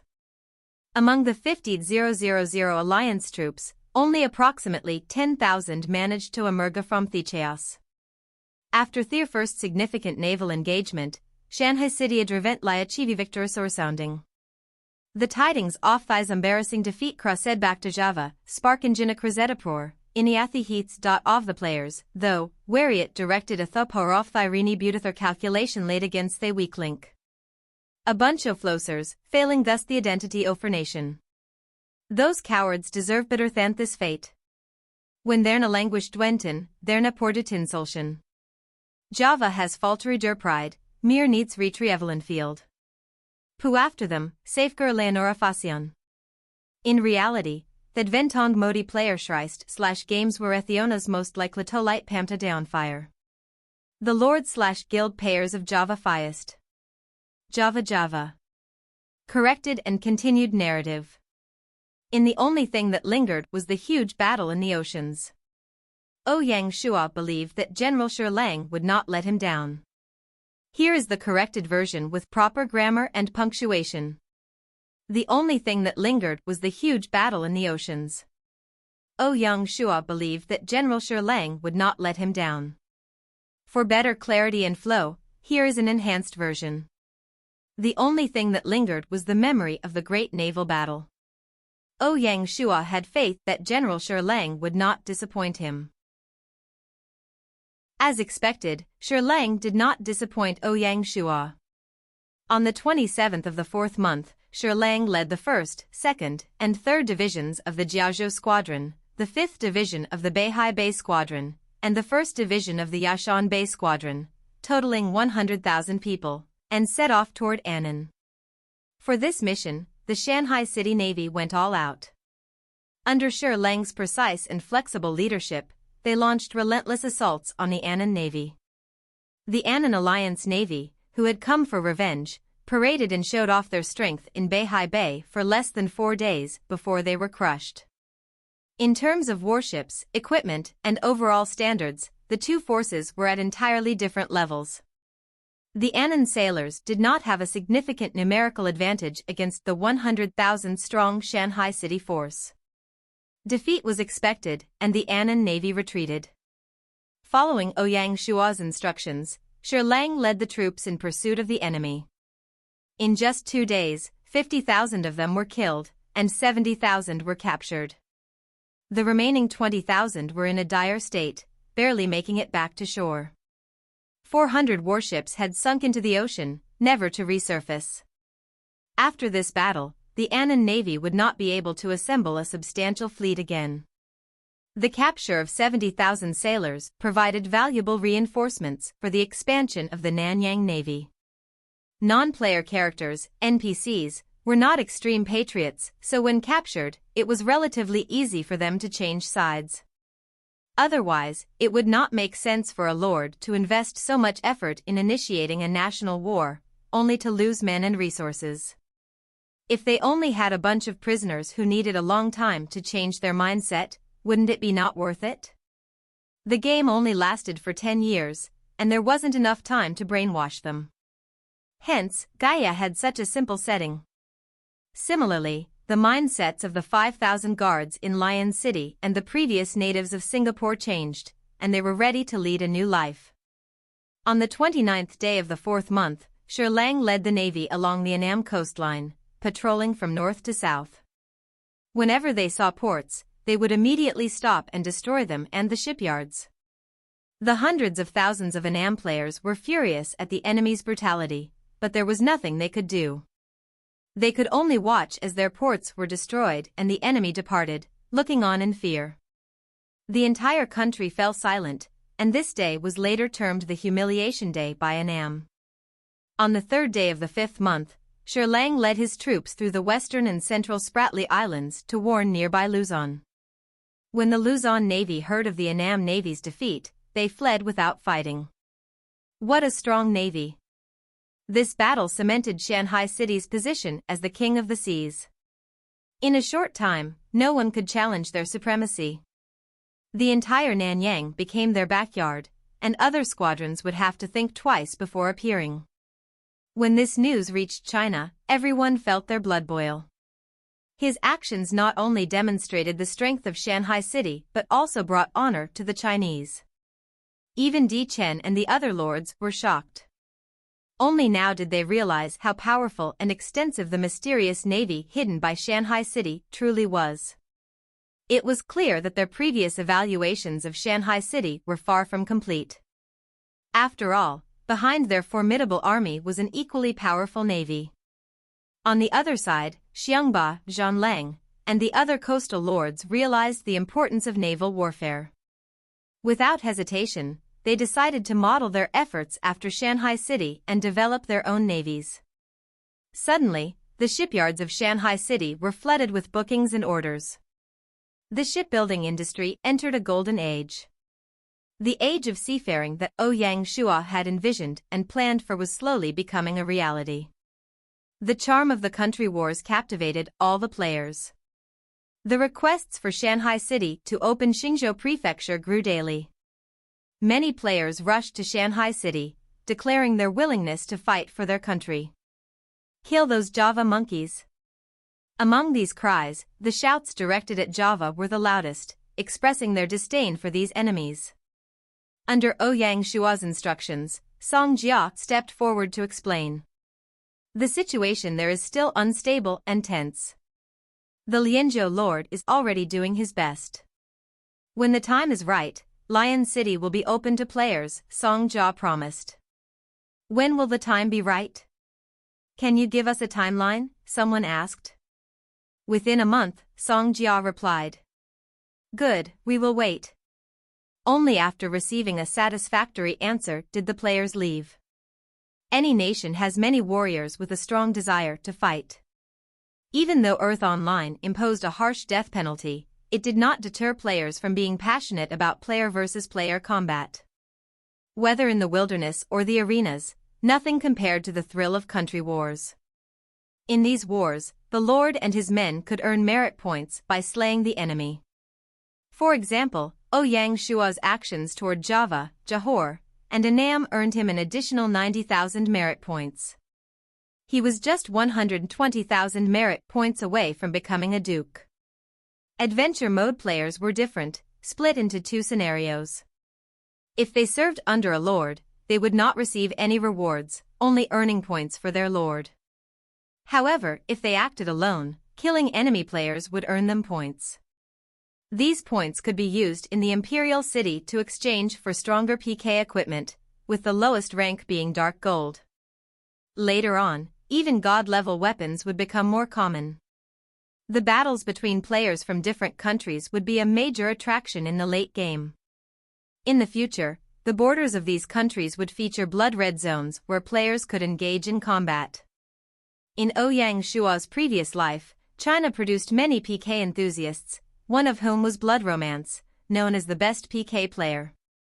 Currently, the border zones have not been opened, but Shanghai City has occupied Singapore, forming the Xingzhou Prefecture. Naturally, the connection points between Xingzhou Prefecture and other ASEAN members became PK regions. When players received this news, their blood boiled, and some PK players began sharpening their weapons.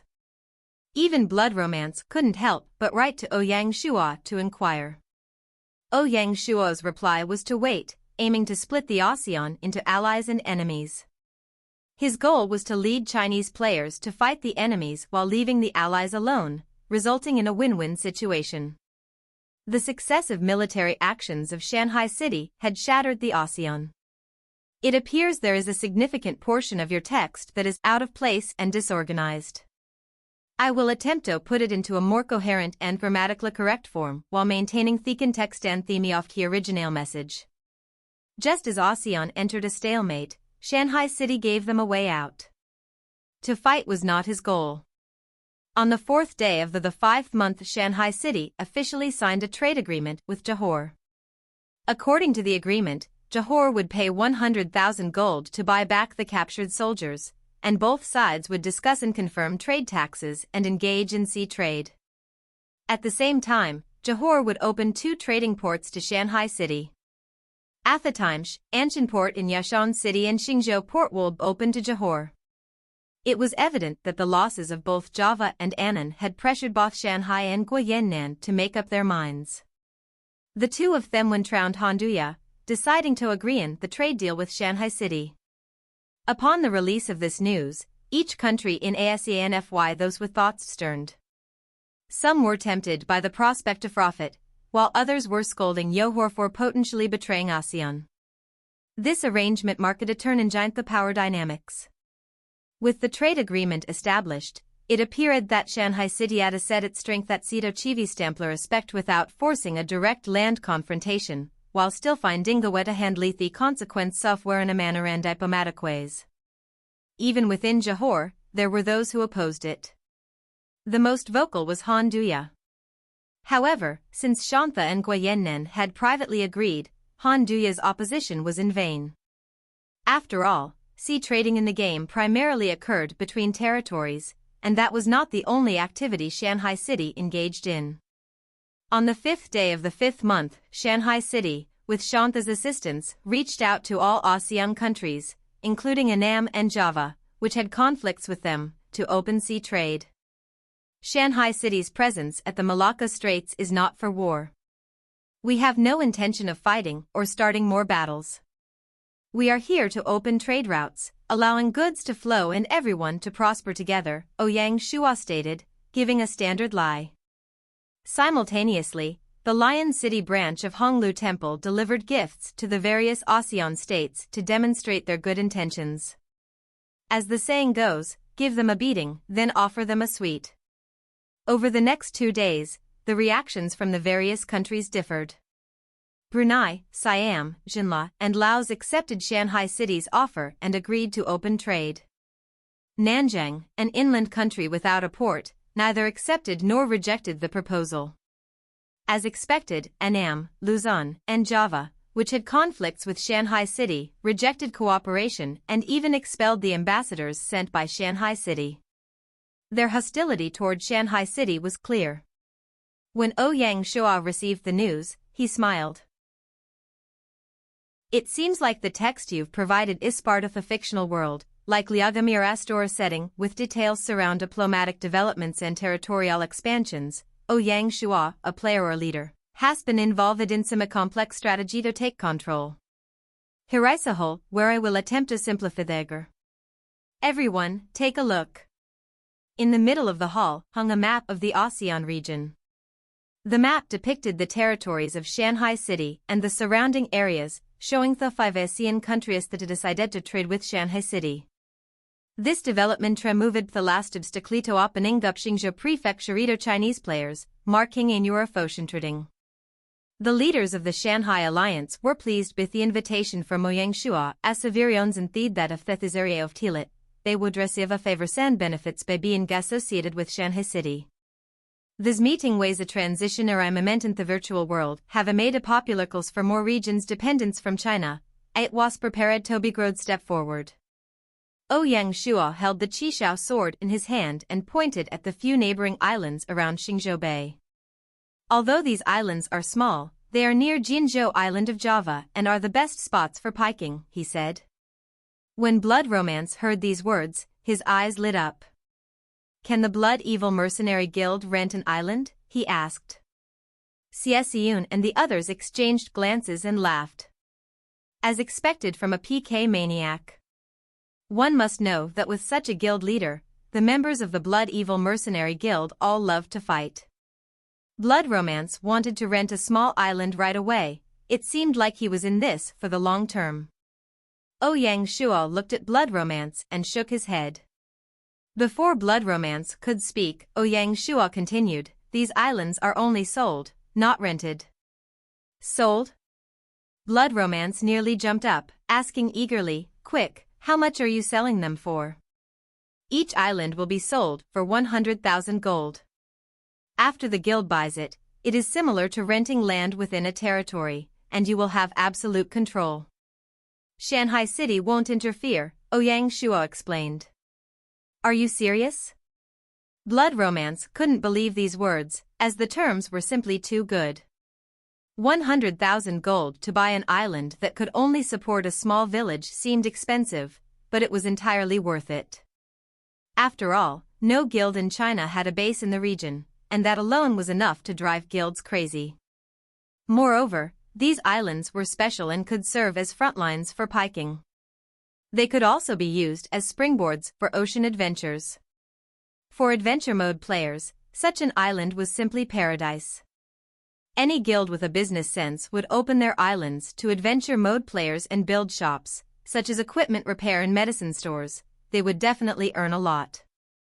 Naturally, if all of you need it, Shanghai City will provide full services, from designing to building to running.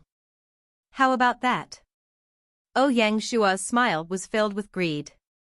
The lord who loved money like his life had returned. Brother Wui is so candid, I'll take it. Blood Romance no longer hesitated, feeling that Ouyang Shua's handling of things was completely his style.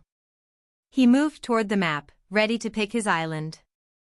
I want this one. Blood Romance looked at the island on the farthest outer edge and paid the 100,000 on the spot.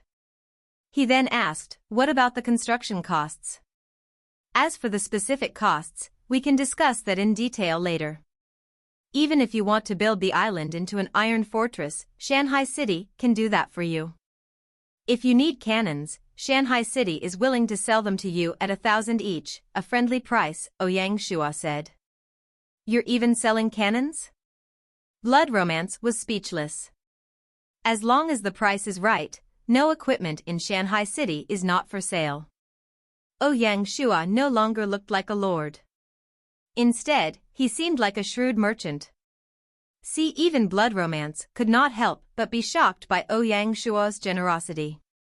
Clearly, Ouyang Shua had not gone crazy. If Shanghai City managed all these small islands, they would naturally earn a lot, definitely more than 100,000 gold. However, they would need to invest a lot of attention and effort to maintain order on these islands. It was clear what types of players would come to such islands. They either enjoyed killing or living life on the edge, they thrived on the thrill of being on the brink of death. No matter their type, they would be difficult to control. The garrison forces of Shanghai City were insufficient to manage them, and things could go wrong. Moreover, forcefully suppressing them might harm Shanghai City's reputation. On the other hand, selling the islands to guilds would make a significant difference. Since the islands would belong to them, the guilds would naturally run them well. Guilds were skilled at keeping adventure game mode players in line. Under guild rule, players would have to behave. This would be a true win-win situation. Selling cannons and weapons was not just about earning money, he aimed to strengthen the island's defenses. Building an iron fortress was not just talk.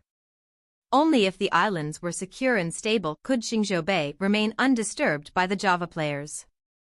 In essence, the players on these islands would serve as the loyal guards of Lion City.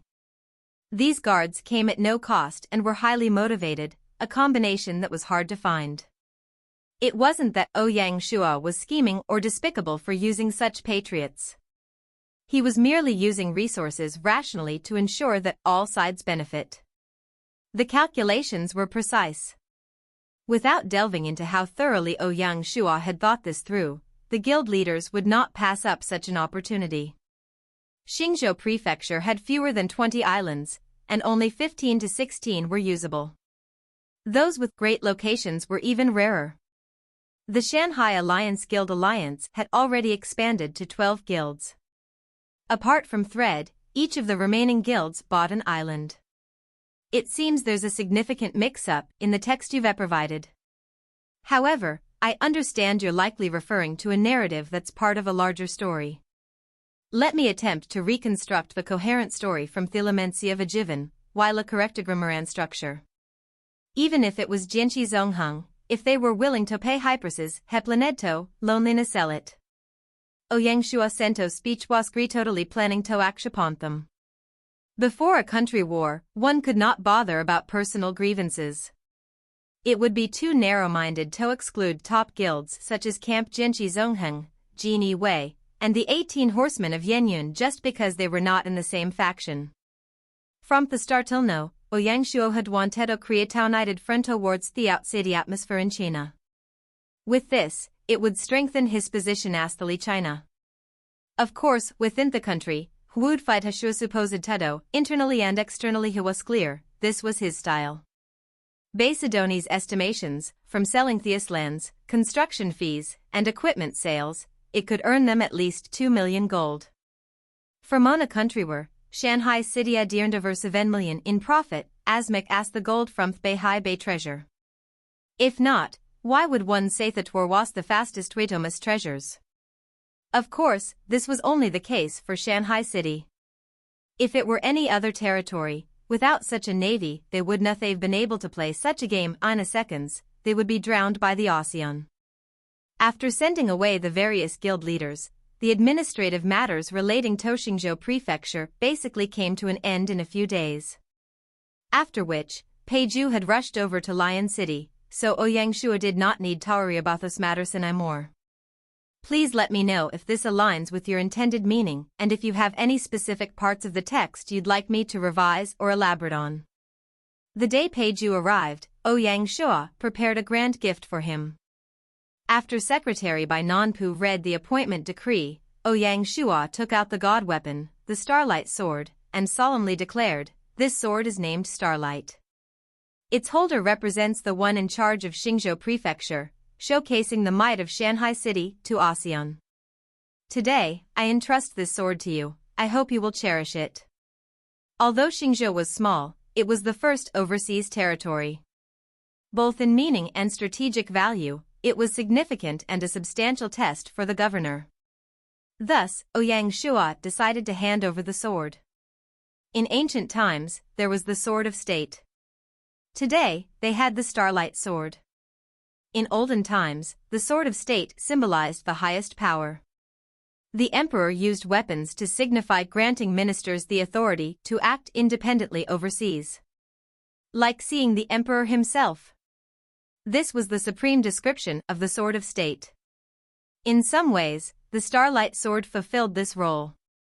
Xingzhou Prefecture, located overseas, faced challenges that often required immediate decisions. Thus, the governor needed to make decisive choices. The Starlight sword represented this power. One could foresee that this act of handing over the sword would become a legendary tale in the future. When Peiju heard this decree, he solemnly knelt down and emotionally said, "Thank you, Lord, I will not let you down." He then rose, accepted the Starlight sword with both hands, and solemnly slid it into its sheath. As an experienced minister, Peiju clearly understood the profound meaning behind these actions. Such an act was the highest honor for a minister. Even the typically calm Peiju could not help but feel his heart surge. It appears there is a mix of content and a request for a grammatical correction in the middle of your sentence. Let me attempt to clarify and correct it for you. Xingzhou Prefecture had Peiju taking care of administrative matters and Yanhua Yaoni taking care of the military side, so there would be nothing to worry about. The corrected sentence should be: Xingzhou Prefect had Peiju taking care of administrative matters and Yanhua Yaoni taking care of the military side, so there would be nothing to worry about. This sentence has been simplified and corrected in terms of grammar and coherence. If you have any specific questions or need further assistance, feel free to ask. Since all the administrative matters regarding Xingzhou Prefecture were completed, it was time for the voyage squadron to set off once more. Before leaving, Ouyang Shua returned to Shanghai City, not for any other reason but to use the recruiting opportunity of the general appointment stage. The general appointment stage allowed him to choose a historical general below god rank. It was a valuable item, but one needed to think long and hard about which general to recruit. Considering these matters, Ouyang Shua decided to recruit a navy general. In ancient China, naval warfare was never a priority, and famous navy generals were relatively scarce compared to other areas. He was interested in Zhou Yu, Yu De Yu, and Zhang Changgong. Since Zhou Yu was the main character of the next battle map, the Battle of Red Cliff, Ouyang Shua could not recruit him and had to regretfully give up. Zhang Changgong also had deep animosity with the Jiaozhou Squadron Fleet Admiral, Shi Lang, making him unsuitable as well. Therefore, only Yu De Yu remained. On the general appointment stage, a white light flashed, and a middle-aged general with a mustache appeared. He had a worried expression on his face. He was the famous Ming Dynasty general, Yu De Yu.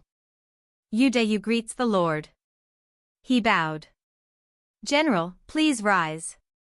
Ouyang Shua smiled and looked at his stats. Name, Yu De Yu, Emperor rank. Title, one of ancient China's top 10 navy generals. Dynasty, Ming Dynasty.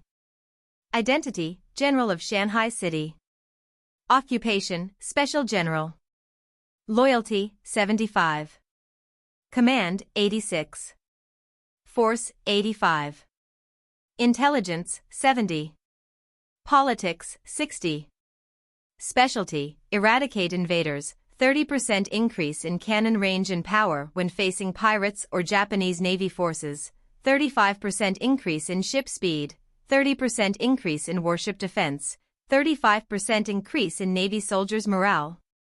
Art of War, Might of the Art of War. Cultivation Method, Sword Classic. Weapon, Jingchu Long Sword. Evaluation, Yu Deyu was known for being an honest and upright official. His way of using troops was to plan for war and use it for short-term gain. He was loyal to his country and extremely firm. Yu Deyu was well-rounded. Not only did he possess a military art like the might of the art of war, he also mastered martial arts like the sword classic. The sword classic, contrary to its name, was not a sword art but a stick technique that Yu Deyu developed. His stick technique had a strong connection to the Shaolin Temple, which was not yet prominent in the wilderness. In the 40th year of the Jiajing Emperor's rule, Yu Deyu, skilled in the Jingchu Long Sword, was ordered to conquer the south. He specifically visited Shaolin to observe the stick techniques of the monks. However, he was disappointed and felt that Shaolin Kung Fu had declined. At the request of the Shaolin Temple's abbot, Yu Deyu brought the young and courageous Zheng Qing and Pu Song with him on his southern campaign. It seems like you are trying to continue a historical narrative or composition about Yu Deyu and the Ming Dynasty pirate problem. However, the last part of the text needs a couple of corrections for clear and more accurate text. Here is a revised version. Of course, martial arts were only a branch of his teachings. His main strength was in naval warfare, especially in fighting against pirates. In strength regard br adventure. However, due to the Ming Dynasty's strict maritime policies, such as the Maritime Prohibition Order, which banned trading with other countries. This prohibitive policy led to the goods trading being extremely lucrative but illegal. For instance, iPhone shipped silk to Japan, its price called increase be 10 times. That created an environment where some Chinese merchants or pirates colluded with Japanese pirates to gain high instigation as we last br adventure. However, due to the Ming Dynasty's strict maritime policies, such as those prohibitive order which banned trading with other countries, these Chinese and Japanese agents formed smuggling organizations.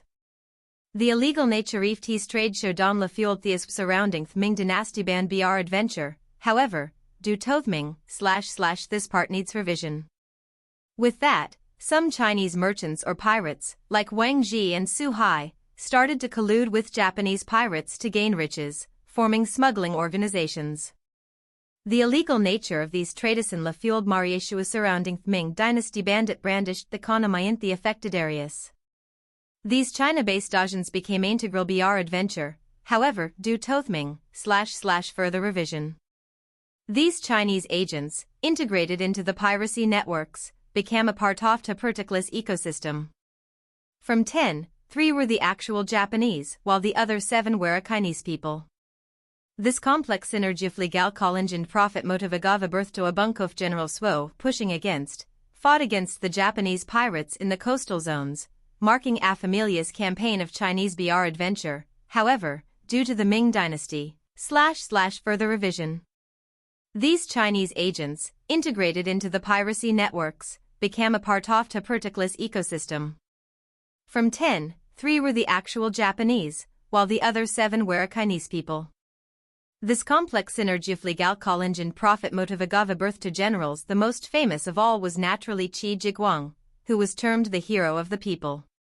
Yu Deyu, born in the same generation, spent his whole life fighting Japanese pirates.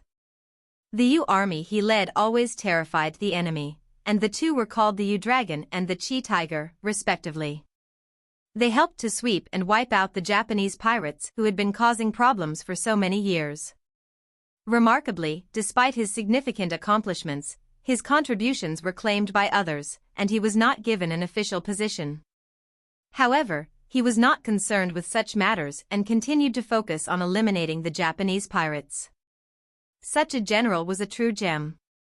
That day, Ouyang Shua appointed Yu Deyu. He named the general as the Fleet Admiral of the Yashan Squadron and bestowed upon him the third-grade general title of Ocean Protector General. With this, out of the 4 squadrons, only the earliest formed Beihai Bay Squadron lacked a fleet admiral. Logically, UDU's specialty was fighting Japanese pirates, targeting the Japanese Navy. However, Japan's nearby waters were too far from Shanghai City for his skills to be fully utilized.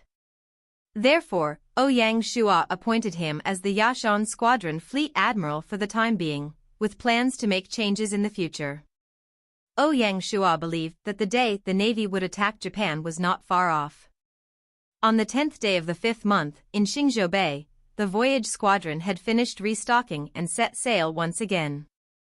From Beihai Bay, they passed through the Malacca Straits and entered the Indian Ocean. The vast, boundless ocean lay ahead.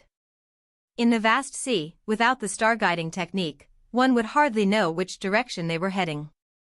It seems like you're talking about a specific part of a game or a historical narrative, possibly involving a voyage similar to the Red Sea and interactions with Somalia. I'll try to refine our text for grammatical curation and semi-structure, while preserving the fascinating details you've provided. After a delay in Southeast Asia that lasted for close to a month, the voyage squadron needed to enter the Red Sea before the end of the summer. Thus, Ouyang Shua did not plan to form relationships with India at this time. The voyage squadron spent a short days in Sri Lanka, south of India, to rest and restock. Then, they set off on some more. Their next stop was on Thigalfo Faden, where a that Kalbine Somalia. Then, the plan led to cross Mandan Strait and enter Thread Seafter a short stay in Somalia. The journey from the Malacca Streetoth Mandeb Stret washes to Gramoflong part off this voyage, even in real life, it is estimated to be 6 to 7,000 kilometers. The game map had been expanded by 10 times, making this distance unimaginable. With Thespieta Fancient ships, they would need at least 3 months to complete Telegof journey, since Thinterjourn, reason traveling from England to China and back would take at least a year. The game's timeline oft year allowed for this cross-continental trade. Basically impractical. In reality, one would take 2 months. Obviously, the game's creator did not want to make it too difficult for the players. After the squadron entered the Apensi, the entered quick sailing mode. Traversing the Indiana Shenanla took 20 days extremely magical. On the 6th month, 11th day, the voyage squadron successfully reached Somalia and stopped at Berbera Port. Berbera Port was located on the northwest shore of Somalia 10 southwest side of Thega Flofit of Largebao, the neighboring Djibouti port, located south, west the largest before. Pyrocyan Somazria Laitoctaliest no Assumption. I've corrected some of the grammatical inaccuracies and spelling issues, but I left some of the original as is to maintain the original context and feel of that they were criminals skilled in robbing ships for their riches. The Gulf of Aden is situated between the Indian Ocean and the Red Sea, serving as a crucial choke point for travel from the Red Sea or the Suez Canal into the Atlantic, making it a vital strategic location. Countless ships passed through the Gulf of Aden. Additionally, the Somali seas were narrow, which made it an ideal spot for pirate activity. These conditions naturally led to the formation of numerous pirate organizations. In reality, the impact of Somali pirates on various countries was minimal. However, in the game, Gaia had revived this part of history. Thus, as soon as the voyage squadron entered the Gulf of Aden, Ouyang Shua advised Zheng He to remain vigilant at all times. Strangely, even when they neared the shore, they were not attacked by any pirates. Perhaps the pirates saw that we were warships and didn't dare to come closer, Zheng He speculated.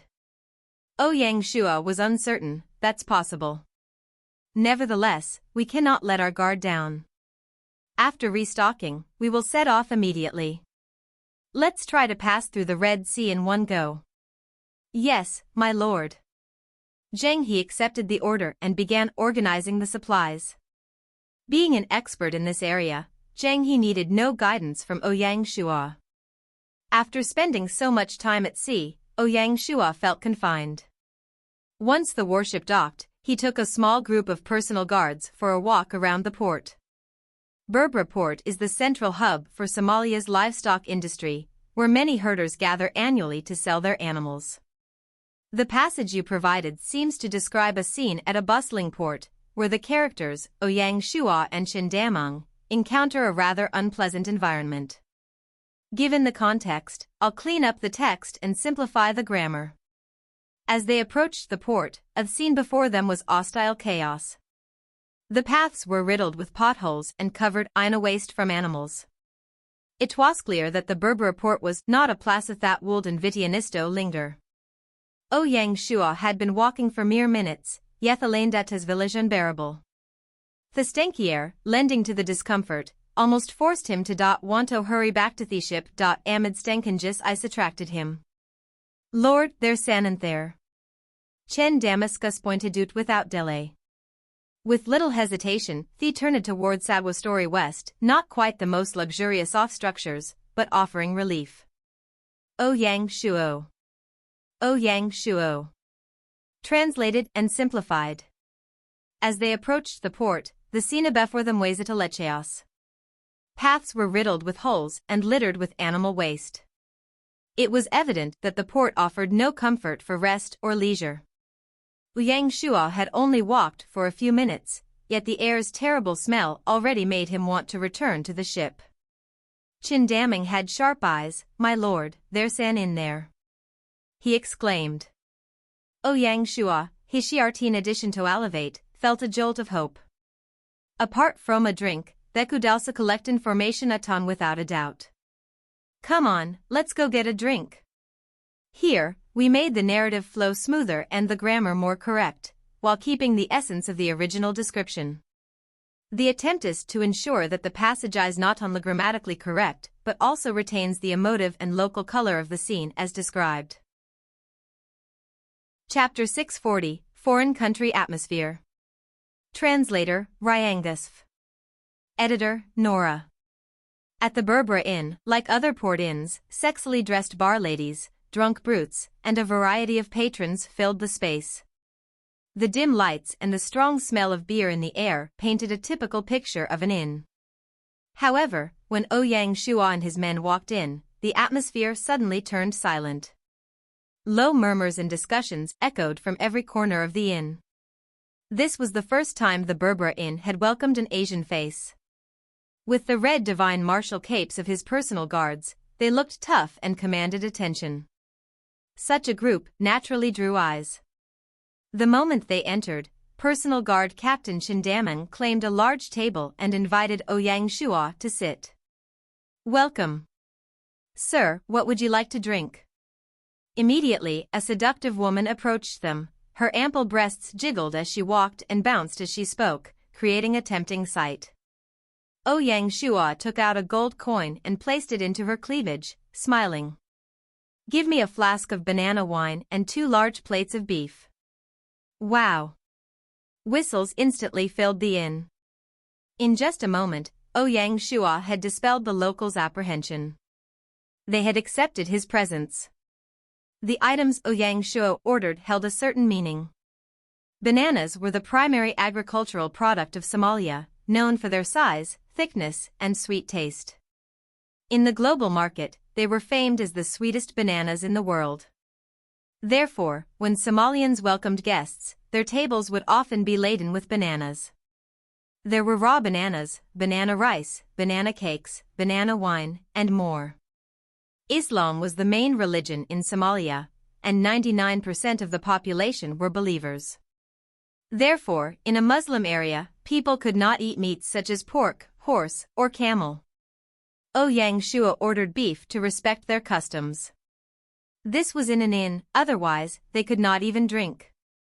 The girls in the inn were all gypsies, otherwise, they wouldn't act so openly and boldly. To someone worth tens of millions, 1 gold coin wasn't much. But to the girl, 1 gold coin was half a month's pay. In such a small inn, that was already considered a massive tip. Coupled with Ouyang Shua's handsome and chivalrous appearance, it made this gypsy girl fall for him, and she gave him her sweetest smile. She didn't forget to wink. Please wait for a short while, it'll be up soon. Wow, Karina's heart is moved, someone joked. Drunkard Dylan, be careful of your ass. Karina might seem like a gentle girl in front of Ouyang Shua, but she was bold on the inside. She was a rose with thorns. Haha. When they saw Dylan getting scolded, the other people in the inn mocked him. As the inn regained its bustle, everyone became engrossed in their own conversations.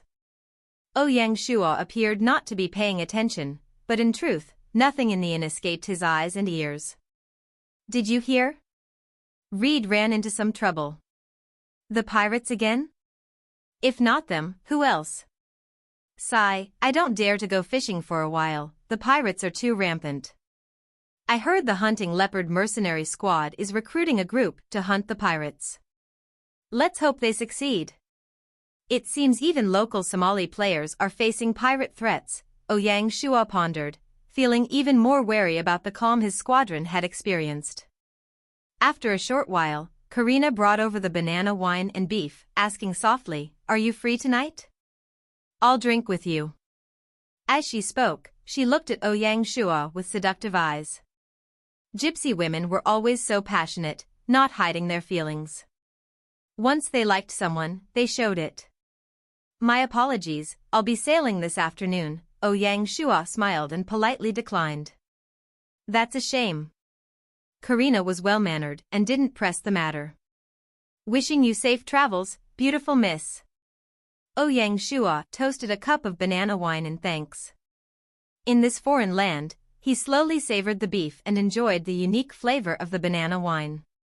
Ouyang Shuo relished the rare atmosphere of being abroad.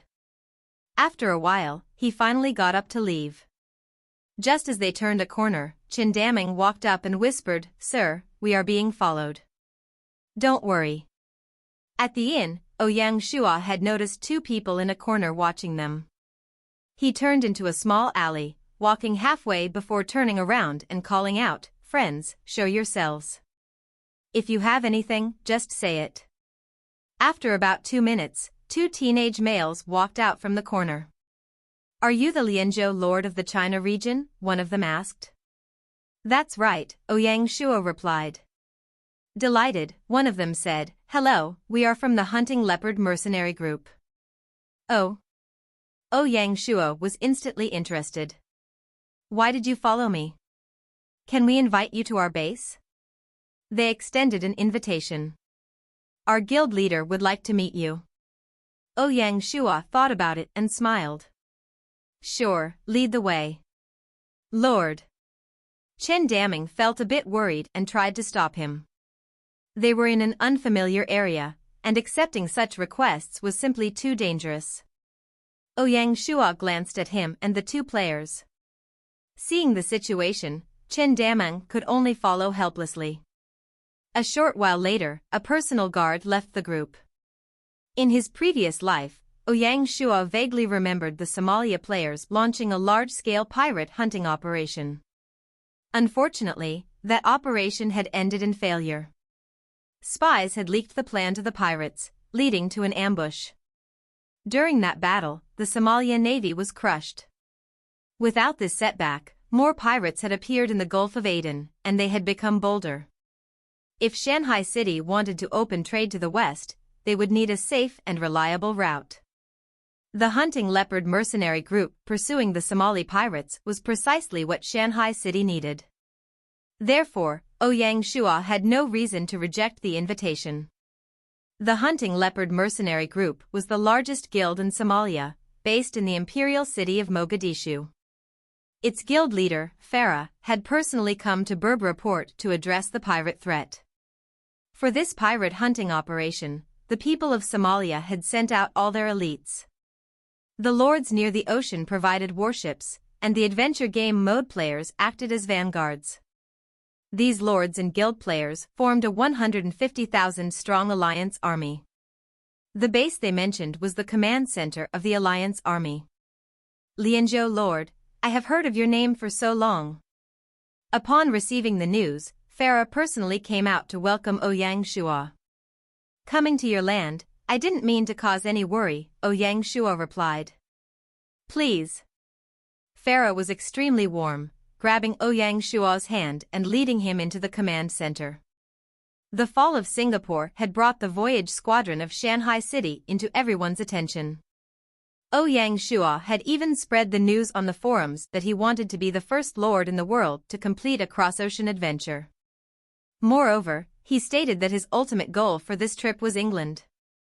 As a result, the countries along the ocean started to pay more attention to them. Thus, when the voyage squadron reached Berbera port, the eye-catching Golden Dragon flag attracted the attention of the players. The Golden Dragon flag, the symbol of Shanghai territory, was famous worldwide. Farah, a local leader, naturally received the news right away. Just as he was contemplating how to contact them, Ouyang Shua entered an inn and was recognized by members of his guild. Farah's warmth was quite obvious. He clearly wanted the voyage squadron to join their pirate hunting operation. Ouyang Shua's arrival elicited a range of reactions. Some were curious, some were wary, and some were even unhappy. It seems like the text is a part of an arrange from some kind of stressed negotiation ordinance. Let me clarify and write it in a simpler, more grammatically correct form. It seems like there's a story involving some characters being caught in the antagonizing Gorbatrain Gondinkan Ciprasalia. The story I riddled it with an incomprehensible context, so it shard to parse without more ference. However, I'll make my best attempt to understand and present the passage in a more coherent and grammatically correct way. In his previous life, the reveal of the plan clearly came from one of them. If not, the pirates wouldn't have received such complete information. Regrettably, Ouyang Shua couldn't tell who was acting weird. Both sides had just met, and they did not trust each other. They were just making this of each other for personal gain. Therefore, Ouyang Shua didn't have any hopes of getting deep into their operation. Ouyang Shua only promised that if the Alliance army gave Shanghai City a decent position, the noble squadron would be willing to help out, but this was limited to helping out, and the Alliance army wouldn't command them. Farah was satisfied with this. Of course, when a forest is big, there are all kinds of birds. Some were unhappy with the way Ouyang Shua acted. You are too arrogant, since it's an Alliance army, how can you not follow commands? When Ouyang Shua heard these words, his turned cold, and he looked at Farah. He said nothing, obviously unhappy with such childish question. Did quickly apologitothly and Lord, Farah chided. Dida is still unhappy, in Natrong, wise/Zud I apologize? You. Farah was furious and felt that he had list face on front office guest. Let me summarize the points. 1. Ouyang Shua and the pirates had a tumultuous relationship, lacking trust. 2. Ouyang Shua made promises about limited support for a mutual benefit. 3. Farah agreed to the terms despite the tensions.